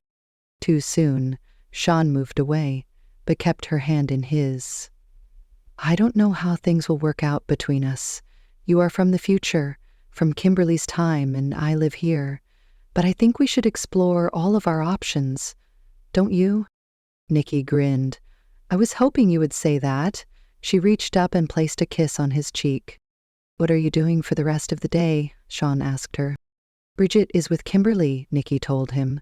I really didn't have any other plans for today besides helping with dinner. Would you like another horseback riding lesson? Nicky's heart soared as she realized Shaun was letting her know that he wanted to spend the rest of the day with her as much as she did. She nodded vigorously, and soon they were walking back to the ranch. When they arrived at her cabin, Nicky quickly went inside to change into the riding pants Kimberly had given her. When she had finished changing, she went to the barn, where Shaun had another horse saddled, ready to be ridden. Colleen was with him, seated on her own horse, Spirit. Nicky thoroughly enjoyed the rest of the afternoon. She could tell Shaun was pleased with her willingness to learn how to ride a horse and about his responsibilities on the ranch. Colleen sometimes answered her questions about horse training, and Nicky could tell that she spent a lot of time with her father. She felt that Colleen was a very lucky little girl to be able to grow up on a ranch surrounded by people who didn't mind she was half Indian.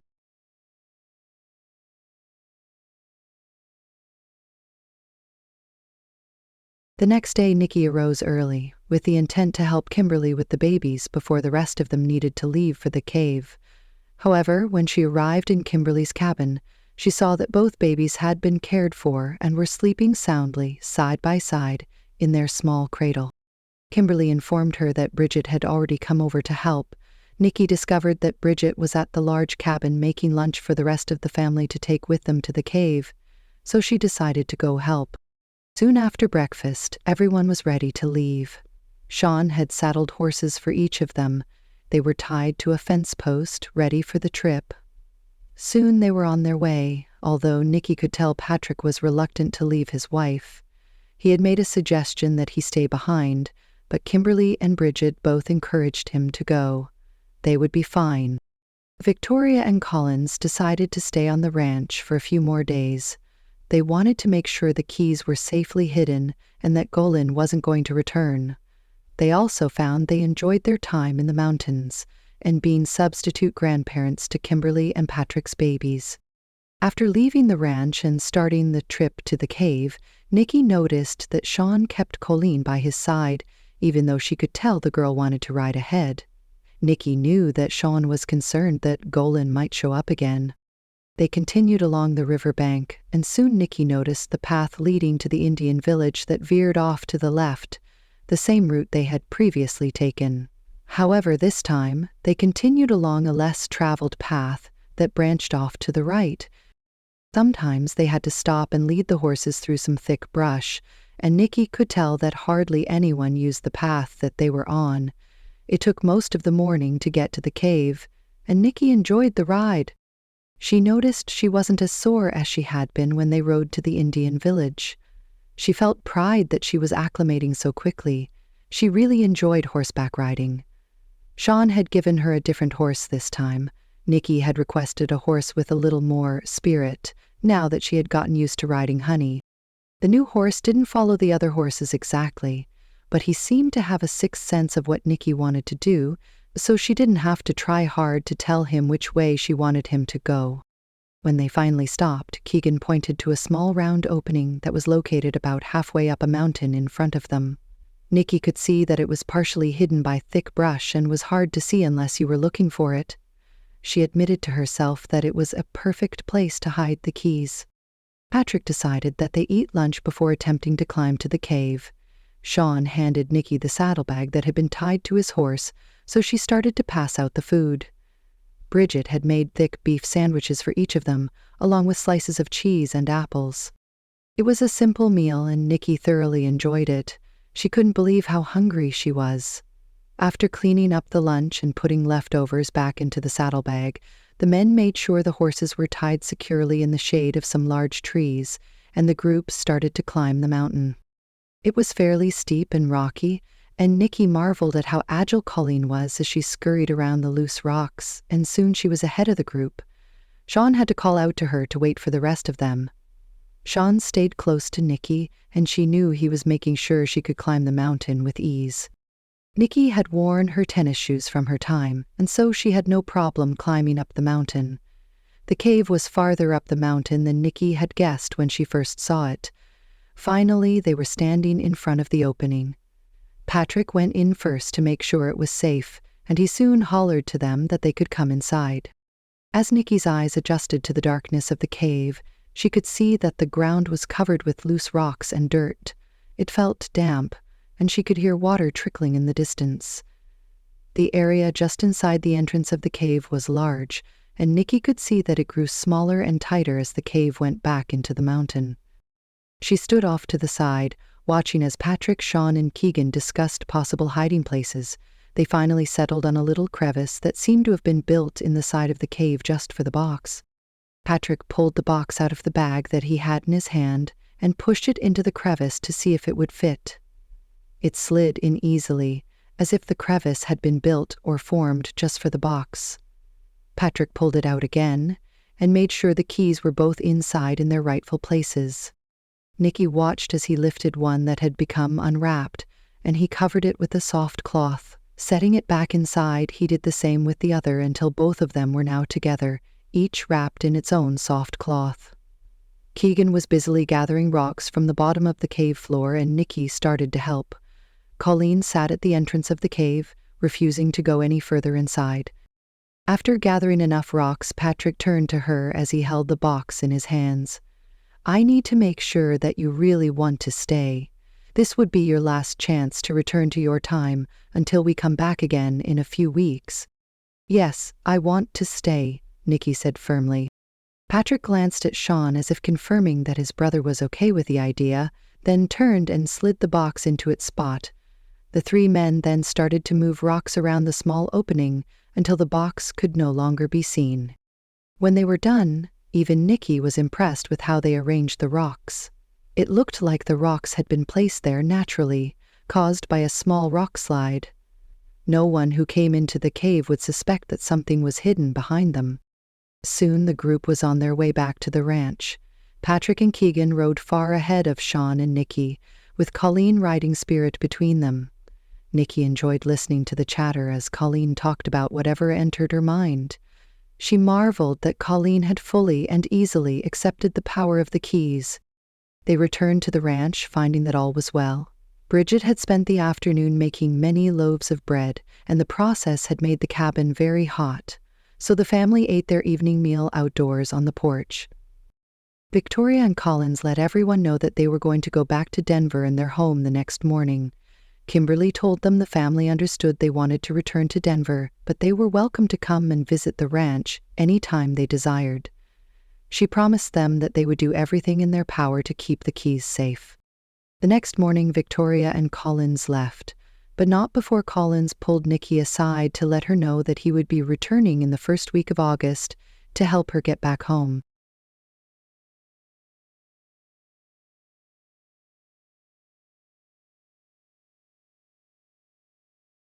The rest of the summer went by quickly. Nicky enjoyed the slow pace the family lived in. Pretty much the same things were done daily, but surprisingly the days were never boring. Bridget had breakfast ready early each morning, and then the men went out to do their work around the ranch. Patrick spent his time taking care of the cattle and his dogs. Shaun continued to work with his horses, and he quickly had all the horses he had bought at the beginning of summer trained to be ridden. Nicky learned that the next step in the horses' schooling was to train them to work with cattle, and she enjoyed standing against the fence to watch him work. Keegan helped wherever he was needed. Nicky learned that Keegan had no desire to stay on the ranch. He enjoyed school, and Nicky spent one morning with him listening to his plans to be a doctor. He had many questions about how modern medicine was practiced in her time and was fascinated with some of her knowledge. Keegan also showed her some of his carvings that he had made of small animals out of wood. Nicky spent another day at the Indian village with Shaun and Colleen. Shaun had told Nicky that the Indians would be leaving for their winter grounds in the south within a month, and he always took Colleen to say goodbye to her grandmother and uncle before they left. One clear, sunny morning after breakfast, she looked around for something to do, and she noticed Bridget bending in the family's garden to pull some weeds. She decided to help. Maybe she could get to know Bridget a bit better. Bridget seemed to keep to herself quite a bit, although she was always around, ready to help Kimberly with the babies or make a meal. "Can I help?" Nicky asked as she approached Bridget.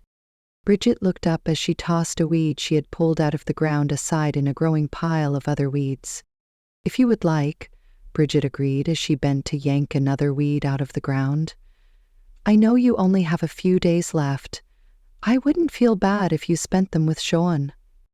Nicky couldn't tell by Bridget's tone of voice if she approved of her growing friendship with her brother. She bent down next to Bridget and started to pull out the unwanted plants. "I've enjoyed this time on your ranch. It's been nice to see Kimberly again, and I'm so glad I was here for the twins' birth." Bridget sighed as she turned to look at her. "I have to admit, I wasn't happy that you showed up, but I was glad you were here for the births. I wouldn't have known what to do. I'm afraid if I had been the only one here, little Richard wouldn't have made it." Nicky shrugged. "I spent last winter learning how to help women with home births. You never will know, though, how you would have done. Maybe instinct would have kicked in and Richard would have been fine." The two women continued to pull weeds for a few minutes in silence. "Can I ask you a question? I'm sure it's none of my business, but I'd like to know," Bridget asked. "Sure," Nicky answered, looking at Bridget curiously. "Are you in love with Shaun?" Nicky hesitated, not sure if she wanted to admit her feelings to this woman, and if she was honest with herself, she wasn't totally sure what her feelings were for Shaun. "Why do you ask?" Bridget looked away. "I'm sorry, I shouldn't have asked that. Can I ask you a question before I answer yours?" Bridget nodded. "Are you happy living on this ranch, out here in the middle of the mountains?" At Bridget's sharp intake of breath, she hurried on. "I think this part of Colorado is beautiful. I can see why this area was chosen by your father. But you hardly ever leave it. Don't you wish you could marry? How can you meet anyone if you only go to Denver every few months, and even then only stay for a short while?" Bridget smiled slightly. "Patrick actually encouraged me last year to leave, to move to Denver and get a job in one of the restaurants so I could meet someone. I remember being angry at him. I told him I wasn't ever going to leave this ranch unless the man showed up on our doorstep." Bridget stood tall as she turned a full circle, looking at her family's ranch. "I love it up here. Up until lately, I've been content living here and looking after my brothers. I couldn't picture myself living anywhere else." "But now?" Nicky asked when Bridget hesitated. "Now, as I see Patrick with Kimberly and now Shaun with you, I can tell there is something missing from my life. What if I am giving up any chances of marriage because I'm too stubborn to consider a different life? I'm sure Victoria wouldn't mind if you lived with her in Denver, Nicky suggested. Maybe you could spend the winter down there. Just give it a chance. Keegan would also be there, wouldn't he? So you'd be with at least one brother. I don't know, Bridget sighed and bent to pull another weed out of the ground. Kimberly just had twins. I don't know if I should leave her without some help. She will have Patrick to help her, Nicky pointed out. Bridget shrugged. It's something to think about anyway. She turned to look at Nicky. I answered your question. Nicky nodded with a grin.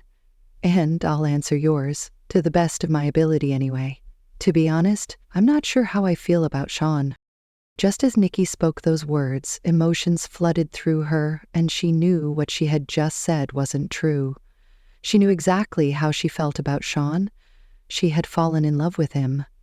But she wasn't going to speak those words to Bridget. Shaun should be the first one to hear them, not his sister. Nicky sank to the ground, holding a forgotten weed in her hands. Could love just sneak up on someone that quickly? One moment she had no idea what she felt for Shaun, and then suddenly she knew. The very thought scared her, but also thrilled her. She would hold these new feelings in her heart until it was time to give them to him. Your face tells me all I need to know, Bridget chuckled softly. I'm leaving in a few days, Nicky pointed out. I promised my brother. I know you promised your brother you would return to your time. I can tell promises mean everything to you. Let me ask you another question. Would you be happy living here in 1893, like Kimberly chose to? Would you have no problem giving up your time for Shaun? I know that Shaun would never come to my time. He wouldn't fit in there. He is meant to be here. I know that if anything were to work out between us, I would need to be willing to stay, Nicky admitted. And would you? Bridget asked again. It's something I need to think about, Nicky told her. I must point out that Colleen comes with Shaun. Nicky turned to her almost fiercely. I have no problem with Colleen. She's a joy to have around. I started to love her when she sent her first picture to me. Bridget smiled with satisfaction. That's good. Some people would have a hard time accepting her because she's... Nicky interrupted her almost angrily. The fact that she's part Indian makes no difference to me. This is one subject that is very different in our separate times. Bridget nodded again, secretly pleased that Nicky had gotten angry. It showed her true feelings for the girl. She glanced at the sun and then stood, brushing the dirt from her skirt. I need to get lunch ready. I'll keep weeding if that's all right, Nicky offered. Sure, the more you pull, the less I have to. Bridget walked away, and Nicky watched her for a few moments before bending to pull another weed. She was glad she was able to talk with Bridget. Their conversation helped her understand the woman better. She showed a strong love for her family. That was very likely why she hadn't started her own life. Nicky hoped that Bridget would think about her suggestion about spending the winter in Denver. Every woman needed a chance to start her own family. As she continued to work, she thought of her conversation with Bridget and her realization that she had fallen in love with Shaun. She admitted to herself that she did want to stay in this time with him. She only had a few days left before she needed to go back to her time. She had to go because of her promise to her brother, but what if there was a chance that she could return and marry Shaun like Kimberly had married Patrick? After pondering the question for some time, she finally decided that the best thing to do was to confront Shaun with her feelings. She knew Shaun cared for her. When they were together, he seemed to always find a reason to touch her, although never inappropriately. He had kissed her a few more times, and each time Nicky recognized the feelings between them were growing stronger. But were the feelings strong enough to bridge the time differences between them? One of the things that they started to do together after dinner was take a short walk.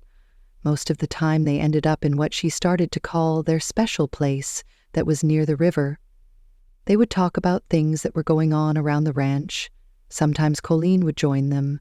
Nicky never minded, for she enjoyed the child's presence. Later that afternoon, Nicky went to look for Shaun and saw him in the corral working with a horse as usual. She decided that it was as good a time as any to talk to him about her feelings. I would like to talk with you, Nicky told him when she was finally able to get his attention. "Can we take a walk for a few minutes?" Shaun looked happy to see her and agreed. "This horse needs a break anyway," he said as he jumped over the wooden fence. Without talking about their destination, they both automatically started to walk toward the river. As she walked next to Shaun, she noticed how nervous she was. What if he didn't feel the same as she did? She felt relieved when Shaun finally brought up the subject of her leaving. "We are going to miss you when you go," Shaun commented as if he was talking about the weather. Nicky's heart fell at his words. It was obvious he was not thinking about the possibility of her staying, or at the very least returning. "I do have something I wanted to talk to you about," Nicky said, trying to keep her nervousness out of her voice. "Can we sit on those rocks over there?" Shaun hesitated.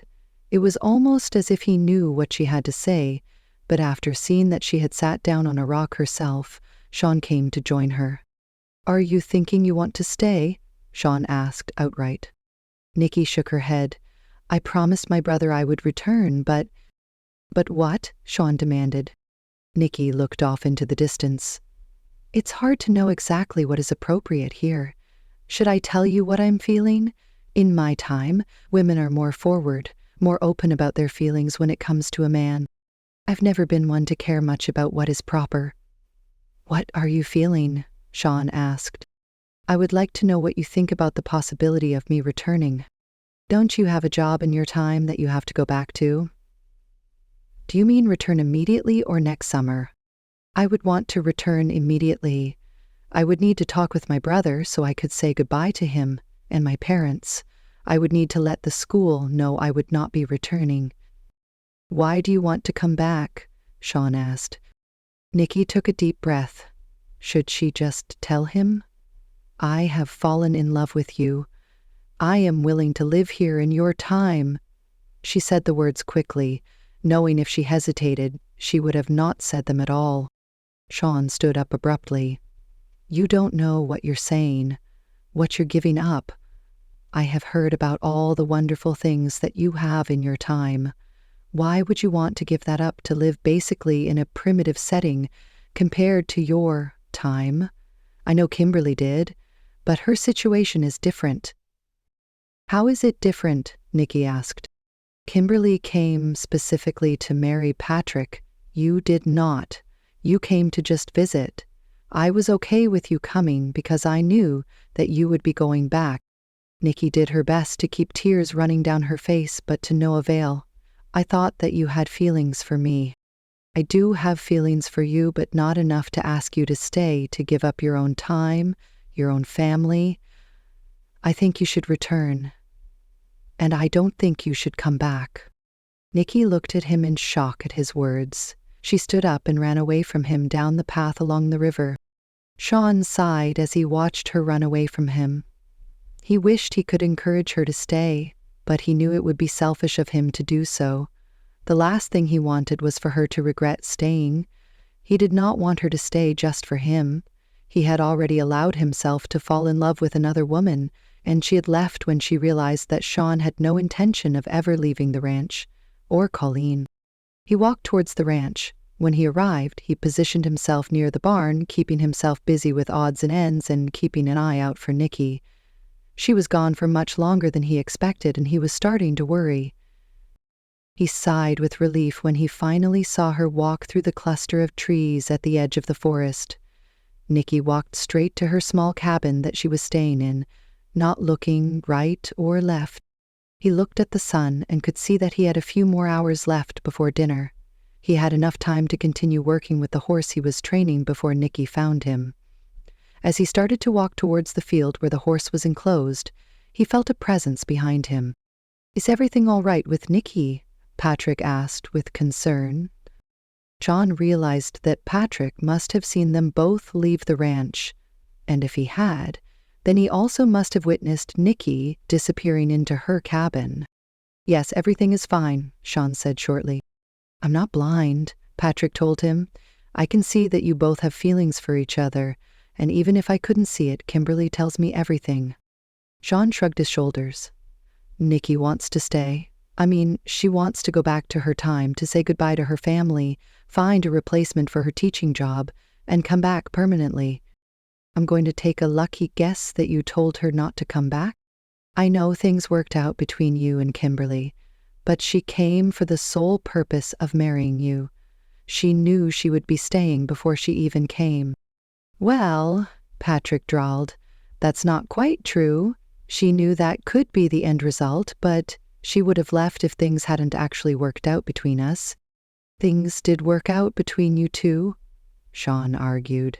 To be honest, I'm very surprised how well Kimberly has adjusted, considering everything she has given up. And you don't think Nicky can do the same? Patrick questioned. I have heard about all the things that they have in the future that make life much easier. I have a hard time believing that Nicky would give all that up. Patrick gave him a hard look. I think you're selling Nicky short. I don't think she would have offered to stay if she was going to have a hard time giving up what she had in the future. I'm not saying that you should just up and marry her, especially if you don't really love her, but I am saying that you will regret it if you let her walk away for that reason. And what about Colleen? What about her? You know that one of the reasons Delia didn't want to marry me is because of her. Patrick had been looking off in the distance, but turned on him sharply. You must have cotton stuffed between your ears. I have never once seen Nicky treat Colleen like Delia treated her. You might want to take into account Colleen's reaction to Nicky. If you remember, Colleen never liked Delia, most likely because she probably could sense that Delia didn't like her. I don't know if you have noticed, Colleen follows Nicky around almost like a puppy. Those two have already bonded, whether you like it or not. Plus, remember that Nicky is a teacher. Why would she choose to teach children if she didn't like them? Patrick started to walk away, but then he turned back. Victoria and Collins are going to be here tomorrow. Nicky will be leaving the next day. I advise you to seriously think about what you are giving up. We have no idea what is going to happen with the keys. You might not ever get a second chance. With those words, he turned and strode away. John's eyes followed his brother for a few moments, then turned away. What Patrick said made sense, but he didn't know if he could risk his heart again, especially to someone from the future.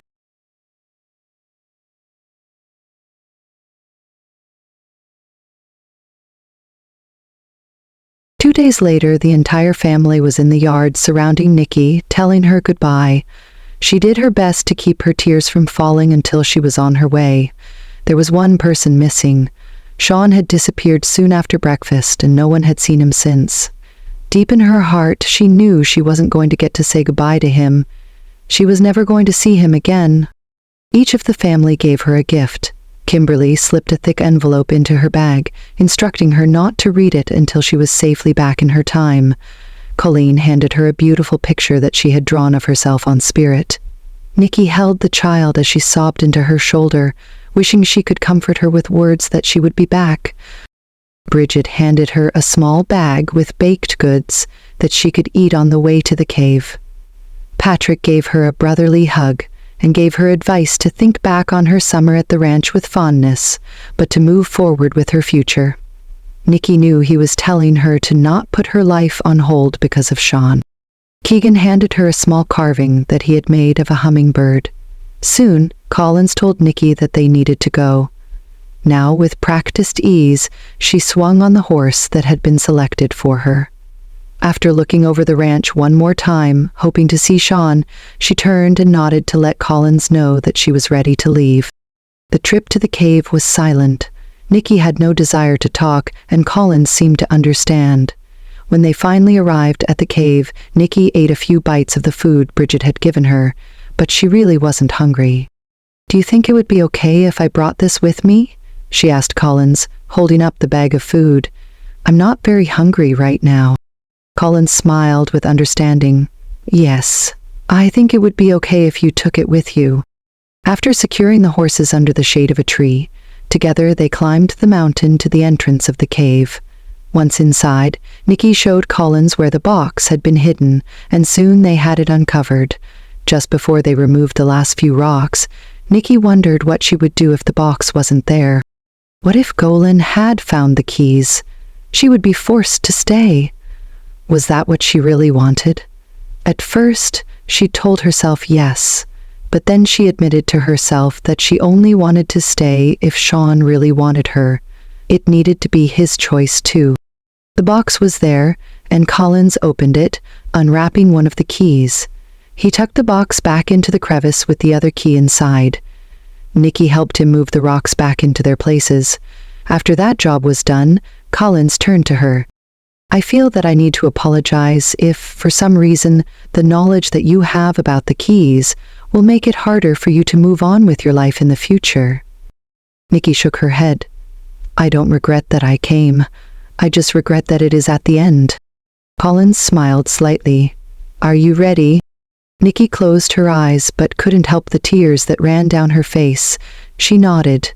Yes, I am ready. Think about your apartment and your time, Collins said as he grasped her hand with his own. Nicky heard the swishing noise and saw the world change before her eyes. Just that quickly, she was standing in her apartment living room with Collins by her side. Are you okay? Nicky asked after glancing around her apartment, making sure everything looked the same as it did when she left. Collins looked very pale, and he seemed to sway on his feet. Yes, Collins said, but I think I'd better return. This will definitely be my last trip using the keys. I don't think I can do this again.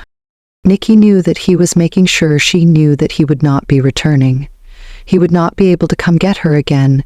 She nodded her head, letting him know she understood what he was saying. I know that you were able to exchange letters with Kimberly's family, but I need to warn you that although this can still be done, it will be harder to do, especially since they will need to travel to the cave to do so. She had already thought of that problem, and knew she needed to resign herself to the fact that she would have little, if any, contact with Kimberly or any of the Callaghans. You better go. I don't want anything to happen to you. She gave him a hug goodbye, and just that quickly, he was gone. She said a prayer that he would be able to travel back to the cave safely, and would be able to recover quickly from traveling through time. She looked around her apartment again and saw a note sitting on her kitchen table. It was from Justin letting her know that all the bills were up to date and to please call him the minute she returned. The last thing Nicky wanted to do at that time was call him. She decided that a few more minutes wasn't going to make a difference, since he did not know exactly when she would be returning. She went into her bedroom and changed into modern-day clothing. She had to admit to herself it was nice to be in shorts and a t-shirt again. She saw her cell phone sitting on her desk, turned it on and listened to her messages.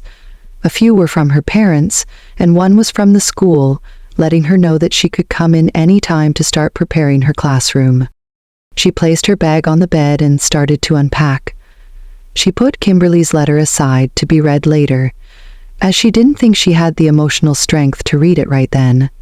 She pinned Colleen's picture on her wall, just under a beautiful painting she had purchased a few years ago of the Rocky Mountains. The hummingbird carving was placed on her dresser. She sat on her bed looking at the small gifts and immediately thought of Shaun. Collapsing on her bed, she cried until she had no tears left. Nicky decided not to call Justin until the next morning. She went to bed early that evening, but it took her hours before she could fall asleep. The next day after breakfast, she called Justin. I'm home, she said simply when he answered. I'm so glad, Justin said with relief in his voice. I really thought you would end up staying. I promised I would come back. I have a few hours open this morning. Why don't I come over and you can tell me all about your trip? Nicky agreed, then hung up. She didn't know what she was going to tell Justin. Should she just tell him about Kimberly and her babies? Should she just talk about Kimberly's new family but say nothing about Shaun? She didn't know if Justin would understand. She decided to take a shower before Justin came over. She had to admit that she enjoyed the first hot, steamy shower that she'd had in 2 months. Dressing in shorts and a comfortable t-shirt, she pulled her hair back in a ponytail when Justin knocked and came in. She ran to her brother's arms and gave him a hug, realizing how much she had missed him. After finding out that Garrett was visiting a friend for the day, she was grateful that she would have her brother's undivided attention. She decided to be totally upfront and honest with him. She wanted him to know how she spent her summer, and she wanted him to know about Shaun and Colleen. Justin suggested they go to a nearby park and Nicky agreed, thinking it would be better if they were in public while she told him about her summer.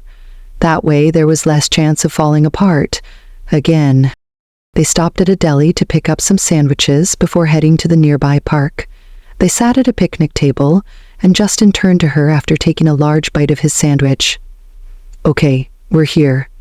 Tell me everything. What was it like, traveling back in time?" Nicky smiled.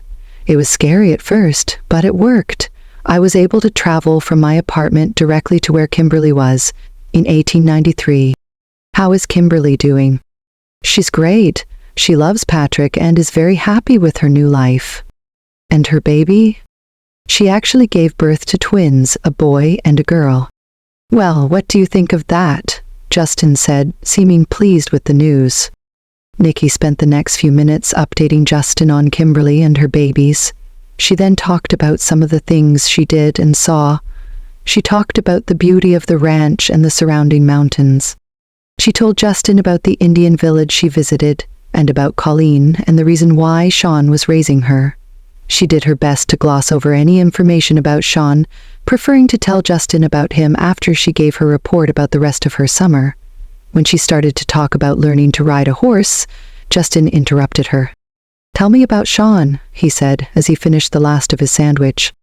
"Shaun?" she asked, hating that her voice squeaked. "Yes, Shaun. You know, the one you have been writing to for a year? I already told you before you left. I think he might have been one of the reasons for your trip." Nicky sighed. "I did want to see if there could be anything besides friendship between us, but I promise the main reason I went was for Kimberly." Justin looked at her intently, as if trying to decide if she was telling the truth. "Okay.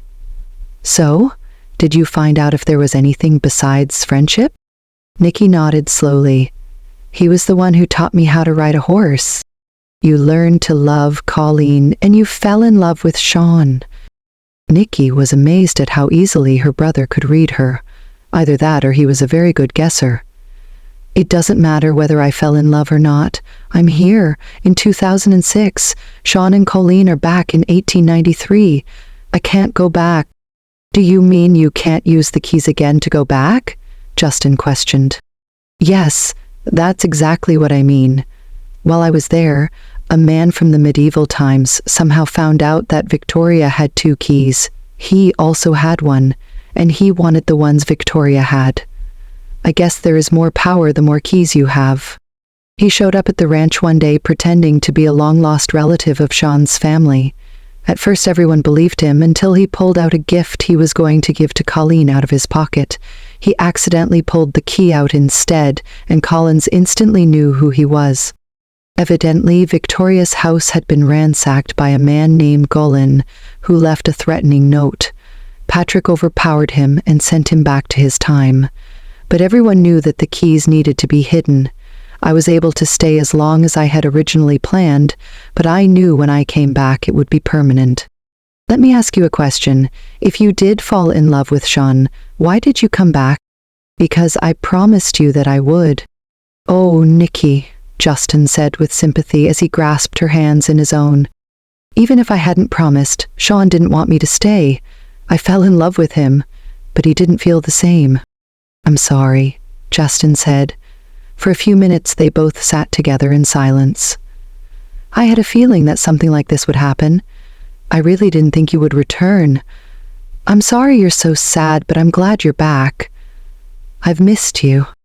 "I missed you too," Nicky said as she hugged him. "Things worked out for the best, I guess. Shaun thought I would miss the future too much if I had stayed. Kimberly had told him about some of the things we have that aren't around in Shaun's time. He didn't think I would be able to adjust like Kimberly did." "And would you miss our time?" "I would miss you and Mom and Dad, and Garrett, of course." Nicky noticed that she hadn't finished her sandwich, but she was no longer hungry, so she started to wrap it up to be eaten later. "How are Mom and Dad doing?" "They are fine. I have to admit that it was hard to keep quiet about this. Mom especially didn't understand why you haven't been over all summer." I'll go over this afternoon. I haven't known what to tell them, but I guess it doesn't matter since I'll be around like normal. Shall we head back? Justin asked. I do have some work to do this afternoon. Nicky agreed, knowing that although Justin was self-employed, he'd tried to work regular hours with his very successful gaming business.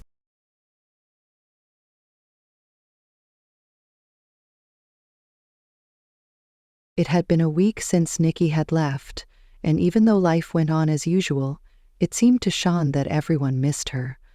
Kimberly spent more time in her cabin with her babies. She even ate there, although Patrick did her best to get her to join the rest of the family in the large cabin for her meals. Colleen refused to talk to Shaun, and he knew she blamed him for making Nicky leave. She didn't understand why Nicky couldn't have stayed like Kimberly had. Even Bridget had made a few comments to Shaun, expressing her confusion as to why Shaun hadn't asked Nicky to marry him.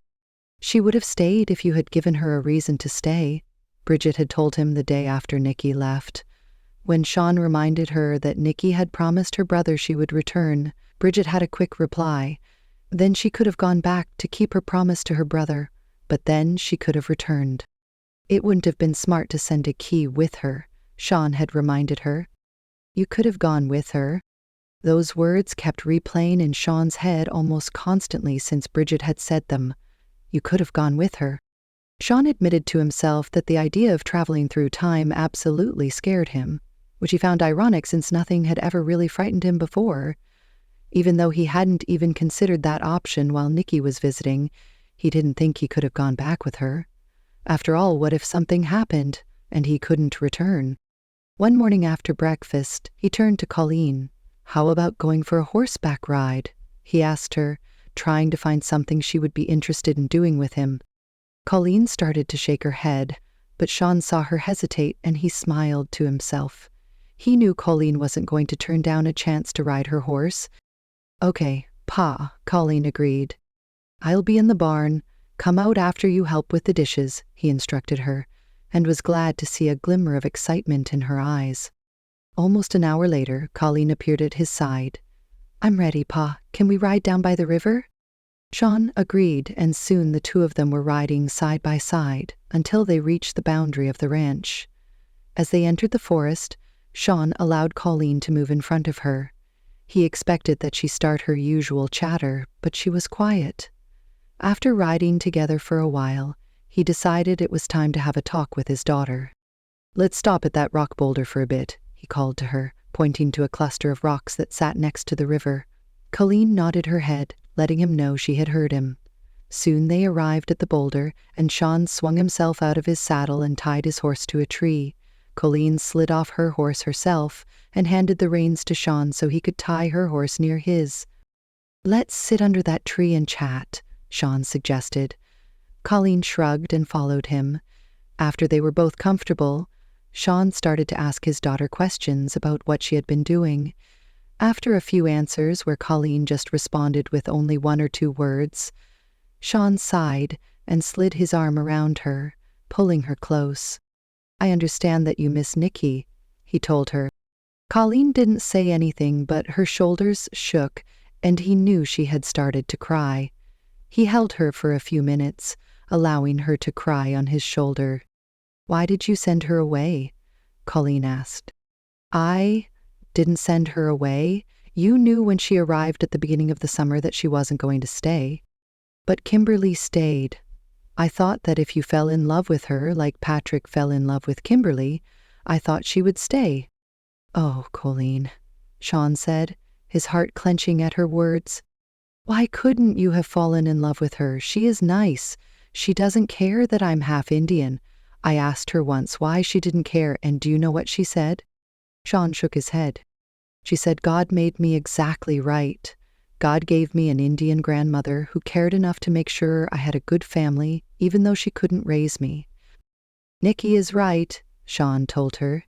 She said I was blessed to live where I was. She even told me the color of my hair looked like velvet to her in the sun. She said I was pretty. Nicky is right, Shaun said again. Suddenly, something inside him started to change. He knew Nicky had been very kind to Colleen, but he attributed it to her love of children. After all, she was a school teacher, but it was obvious that Nicky did love Colleen, and she meant more to Nicky than just another child did. He noticed that Colleen talked about Nicky in the present tense, as if she was still in their lives. Colleen stood up, looking at the river. "Can I go play in the water, Pa?" she asked. Shaun smiled at her and nodded. He watched as she ran over to the water's edge.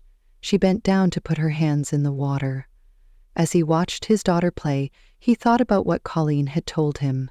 He finally admitted to himself that Nicky was very different from Delia, the biggest difference being she had accepted Colleen for who she was.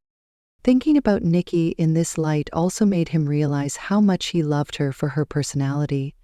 She was a hard worker but knew when to laugh.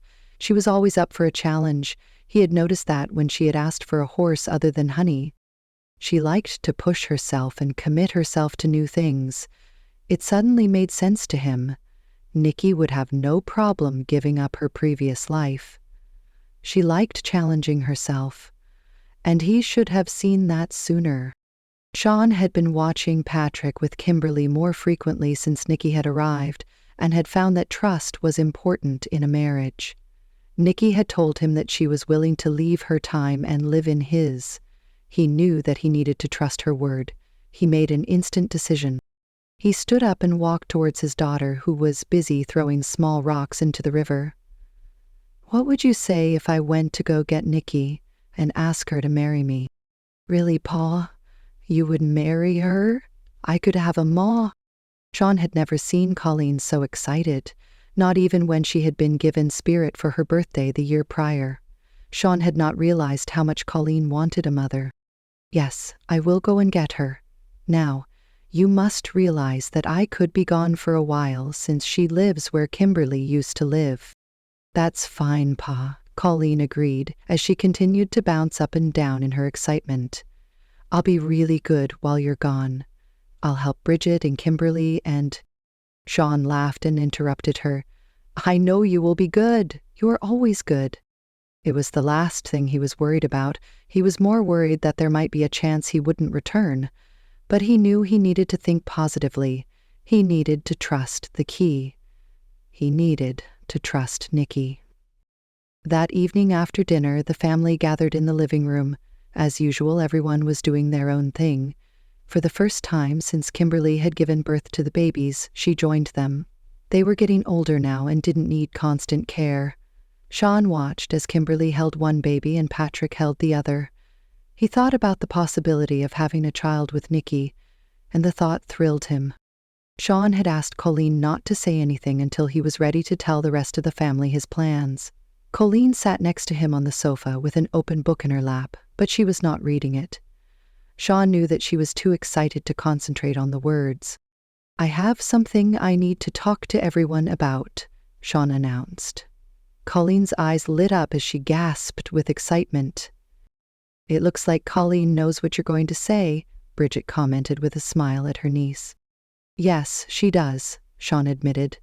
"We had a long talk today, and we have decided that I should go get Nicky and bring her back." Shaun laughed to himself as he watched his family's reaction to the news. He could tell that everyone wanted Nicky to come back. "What makes you think she wants you?" Patrick joked. Kimberly lightly slugged Patrick's shoulder. "I have it on good authority that she does," she informed her husband. "When are you going to go?" Bridget asked. "I would like to leave as soon as possible. I would need to know how to use the keys and how to get to Nicky." He looked at Kimberly, who nodded. "I can help you with that," Kimberly said. Shaun looked at Patrick. "I don't know how long I will be gone. I will need you to take over my responsibilities until I return." "Of course I can take care of your horses, although I think I will still leave the training of them to you," Patrick replied. "And I'll watch out for Colleen," Bridget offered. "But I am wondering if you don't—" Bridget didn't finish her sentence, but Shaun knew what she was going to say. "I will return," he said firmly. He had to believe that there would be no problems and that he would come back with Nicky by his side. Kimberly nodded affirmatively. "If he follows my instructions, there should not be any problem with him returning." She looked at Shaun intently. "Just be very careful who sees you. The fewer that know you are there, the better." "I will," Shaun said. "We definitely do not want anyone else to know about the key, and we definitely do not want Golan to know I'm using it." Shaun and his family continued to make plans. When the subject came up of building a new cabin for Shaun and Nicky, he had to comment, "Maybe we should wait on that. After all, Nicky might have changed her mind about me." "But, Pa," Colleen protested. Kimberly interrupted. "She will not change her mind. She would not have offered to come back in the first place if she hadn't thought it through, and she hadn't fallen in love with you." The next morning, Shaun left the ranch early. Everyone had gotten up to see him go. Bridget had given him a small bag of food. Kimberly gave Shaun a letter she had written to Nicky with instructions to give it to her when he arrived. Kimberly had spent quite a bit of time the evening before with Shaun explaining how the keys work and how to travel directly to Nicky's apartment. She did her best to describe what would happen and what he would see when he arrived. She suggested that he travel directly to a building that was located in the same area as Nicky's apartment. This building had a room full of what she called exercise equipment. Once he arrived, he could leave the building and follow a map that Kimberly drew that would take him right to Nicky's front door. If she wasn't home, Kimberly instructed Shaun to wait on the porch and not go anywhere else. Kimberly warned him that he would see many things that were amazing and strange, but he was not to go anywhere by himself. He should wait until he was with Nicky. Kimberly also helped him choose the clothing he should wear. She did her best to find pants and a shirt that would look close enough to the clothing the men wore in the future. She told him that Nicky would most likely find some clothes for him to wear, so he would not look out of place in her time. After goodbyes were said, Shaun headed on foot to the cave. It took him most of the morning to get there, since he was walking and not on horseback. Patrick offered to come with him, but Shaun felt it would be best if he went alone. Once he was in the cave, he quickly uncovered the box. He carefully took out one of the keys and unwrapped it. Stuffing the cloth that the key was wrapped in into his pocket, he held it in his hand. He could feel a slight vibration. He took a deep breath, briefly wondering if he was crazy for doing this. Then he shook his head to clear it and said the name of Nicky's apartment complex, the building he wanted to end up at, and the year, as Kimberly had suggested. His heart pounded as the world before him began to spin and disappear. He felt sick for just a moment. Then the shapes started to change into images he hadn't seen before, and everything stopped. He looked around in amazement at the future. Nicky woke up early Saturday morning. It had been a week since she had returned to her time, and she knew that she needed to move on with her life. There was no possible way she could get back to Kimberly and to Shaun, even if she wanted to. She needed to focus on her future. She hadn't been into the school yet to start preparing her classroom, and mentally she made plans to go first thing Monday morning. Justin and Garrett came over around mid-morning. It was the first time Nicky had seen Garrett since she had returned, and she was glad to see him. Garrett seemed more hyperactive than usual, but he settled down after Nicky spent some time talking to him about her summer, carefully leaving out any time travel terms. Justin set Garrett in front of the TV so he could test a new video game he had been working on. Justin wrote video games geared to older children, and he often used his son to test new ideas. Nicky was making plans with Justin to go see a new movie that had just come out when she heard a knock on the door. "Can you get that Garrett?" Nicky called from the kitchen. She heard the front door open and a deep voice ask, "Is this where Nicky Foster lives?" She recognized the voice and gasped. "I'm just hearing things," she told herself. She felt frozen to the chair she was sitting in. "Who is that, Garrett?" Justin asked as he went to see who it was for himself. "My name is Shaun Callaghan. I'm looking for Nicky Foster."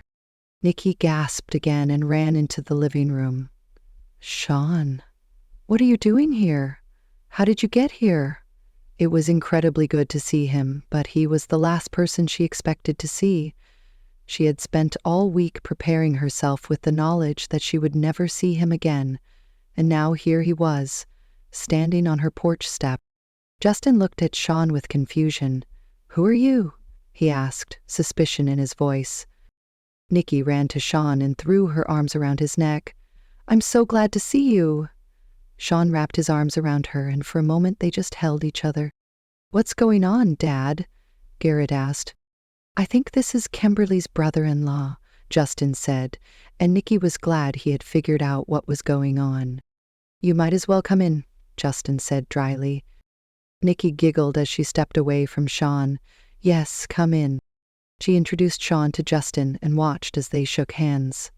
After introducing Garrett, she invited Shaun to sit down on her couch.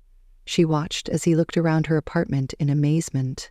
She wanted desperately to show him her world, but first she wanted to know exactly why he had come.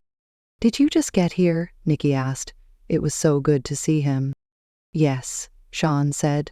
"The key worked just like Kimberly said it would." "So you did travel from—" "Huh?" Justin glanced at his son and then at Nicky. She could tell that Justin didn't want Garrett to know about the keys. "From where Kimberly lives?" he finally asked as he leaned against the wall, watching them both. "You're dressed funny," Garrett commented. Shaun looked down at his clothes. "I guess I am." He glanced at Nicky. "Maybe I can borrow some clothes if I'm going to be here for any length of time." "We can buy you some new clothes if we need to," Nicky agreed. "I'd ask Justin to lend you some of his, but you are taller than he is." "Where are you from?" Garrett asked curiously. Nicky glanced at Justin, silently asking him if they should tell Garrett. She watched as her brother shook his head slightly. "Shaun is from a place far away," she finally explained simply. Nicky glanced at Shaun and noticed he was looking intently at her television screen. The video game Garrett had been playing was on pause. She could tell he was trying to figure it out. Justin pushed himself away from the wall. "Come on, sport. I think we should let your aunt talk to Shaun privately." "Hi, Dad," Garrett complained, but he obeyed and started to gather up his belongings. After Justin and Garrett left, Nicky turned to Shaun and invited him to sit down on her couch. "I am very surprised you came, but I am so glad to see you." She wanted to throw her arms around him again, but restrained herself. "I came to ask you a question with the idea that I would return immediately, but now that I have seen some of the future, I think I'd like to hang around for a few days and see more of it." Nicky focused on the fact that Shaun came for a specific reason. "What did you want to ask me?" Shaun's face turned serious. "First of all, I want to apologize for letting you go like I did." Nicky looked down at her clasped hands in her lap. "You didn't even say goodbye," she whispered. "I know. But I thought a lot about our last conversation, and then I realized something." "What was that?" Nicky asked when Shaun didn't continue. "I realized that I have fallen in love with you. Colleen helped me see that I was a fool to let you go before at least telling you how I felt."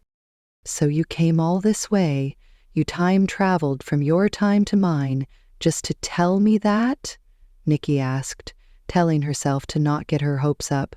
Even though he figured out he loved her, it didn't mean he wanted her to go back with him. "Yes, and to see if you are still willing to live in my time. I am asking you to marry me." Nicky's heart started to beat quickly. The last thing she expected was for Shaun to ask for her hand in marriage. "Before you answer, let me at first say that it would be very difficult for me to live in your time. I can already see in just the few minutes that I've been here that things are very different. But if you have changed your mind about wanting to stay in my time, we can talk about the possibility of me learning to live in your time." "You would do that for me?" Nicky asked incredulously. "Yes. One thing that I have learned since you left is that life is empty without the ones you love. Colleen helped me see that too. And what about Colleen? If you stayed here, what would happen to her?" "I would want to bring her with me." Nicky leaned back against the sofa with her eyes closed. She was tempted to pinch herself to see if she was dreaming. She would never ask Shaun to stay in her time. She knew that Shaun would be miserable if he wasn't able to live on his ranch and work with his horses. He was a man that needed to be outdoors, doing what he loved. But the fact that he offered let her know that he really did love her.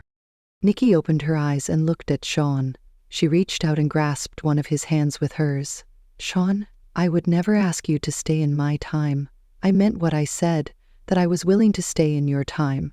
I know there will be adjustments, but I think I'm up for the challenge. And Kimberly can help me." "What are you saying?" Shaun asked. "I'm saying yes, I would love to marry you." She jumped into Shaun's arms again and planted a big kiss on his lips, laughing. He was taken by surprise and didn't react at first. After a moment, however, he cupped her face and kissed her sweetly. His fingers found their way into her hair, and after he pulled away from the kiss, he rested his forehead against hers.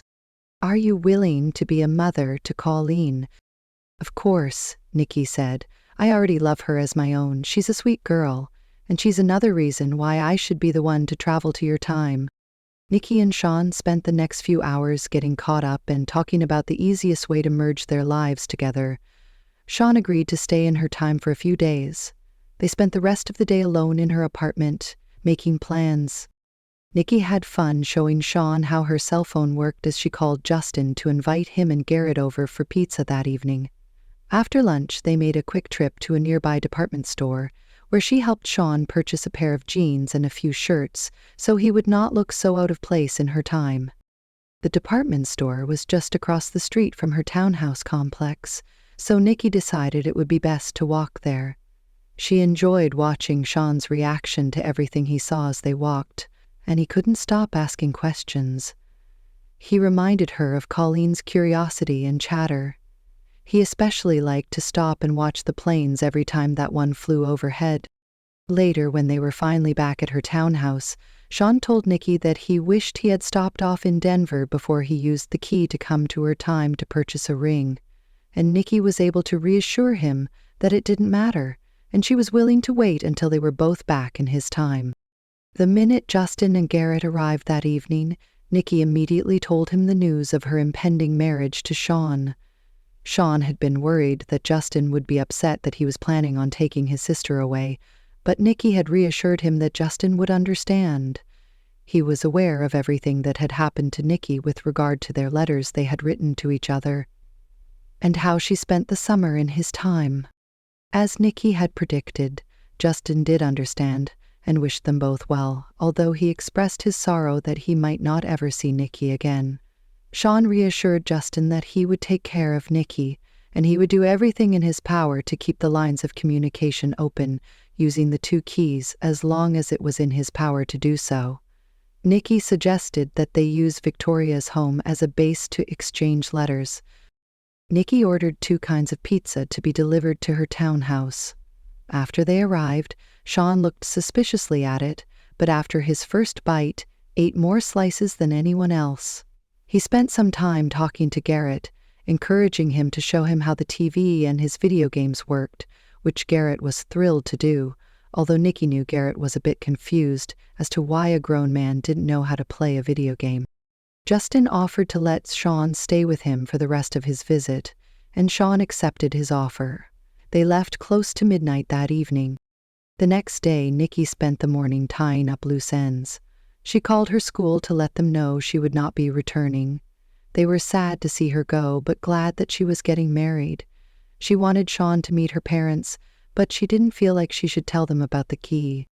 After talking with Justin, they decided it would be best to be as vague as possible as to where Shaun was from, and to not tell them that they were engaged, but to allow them to meet him.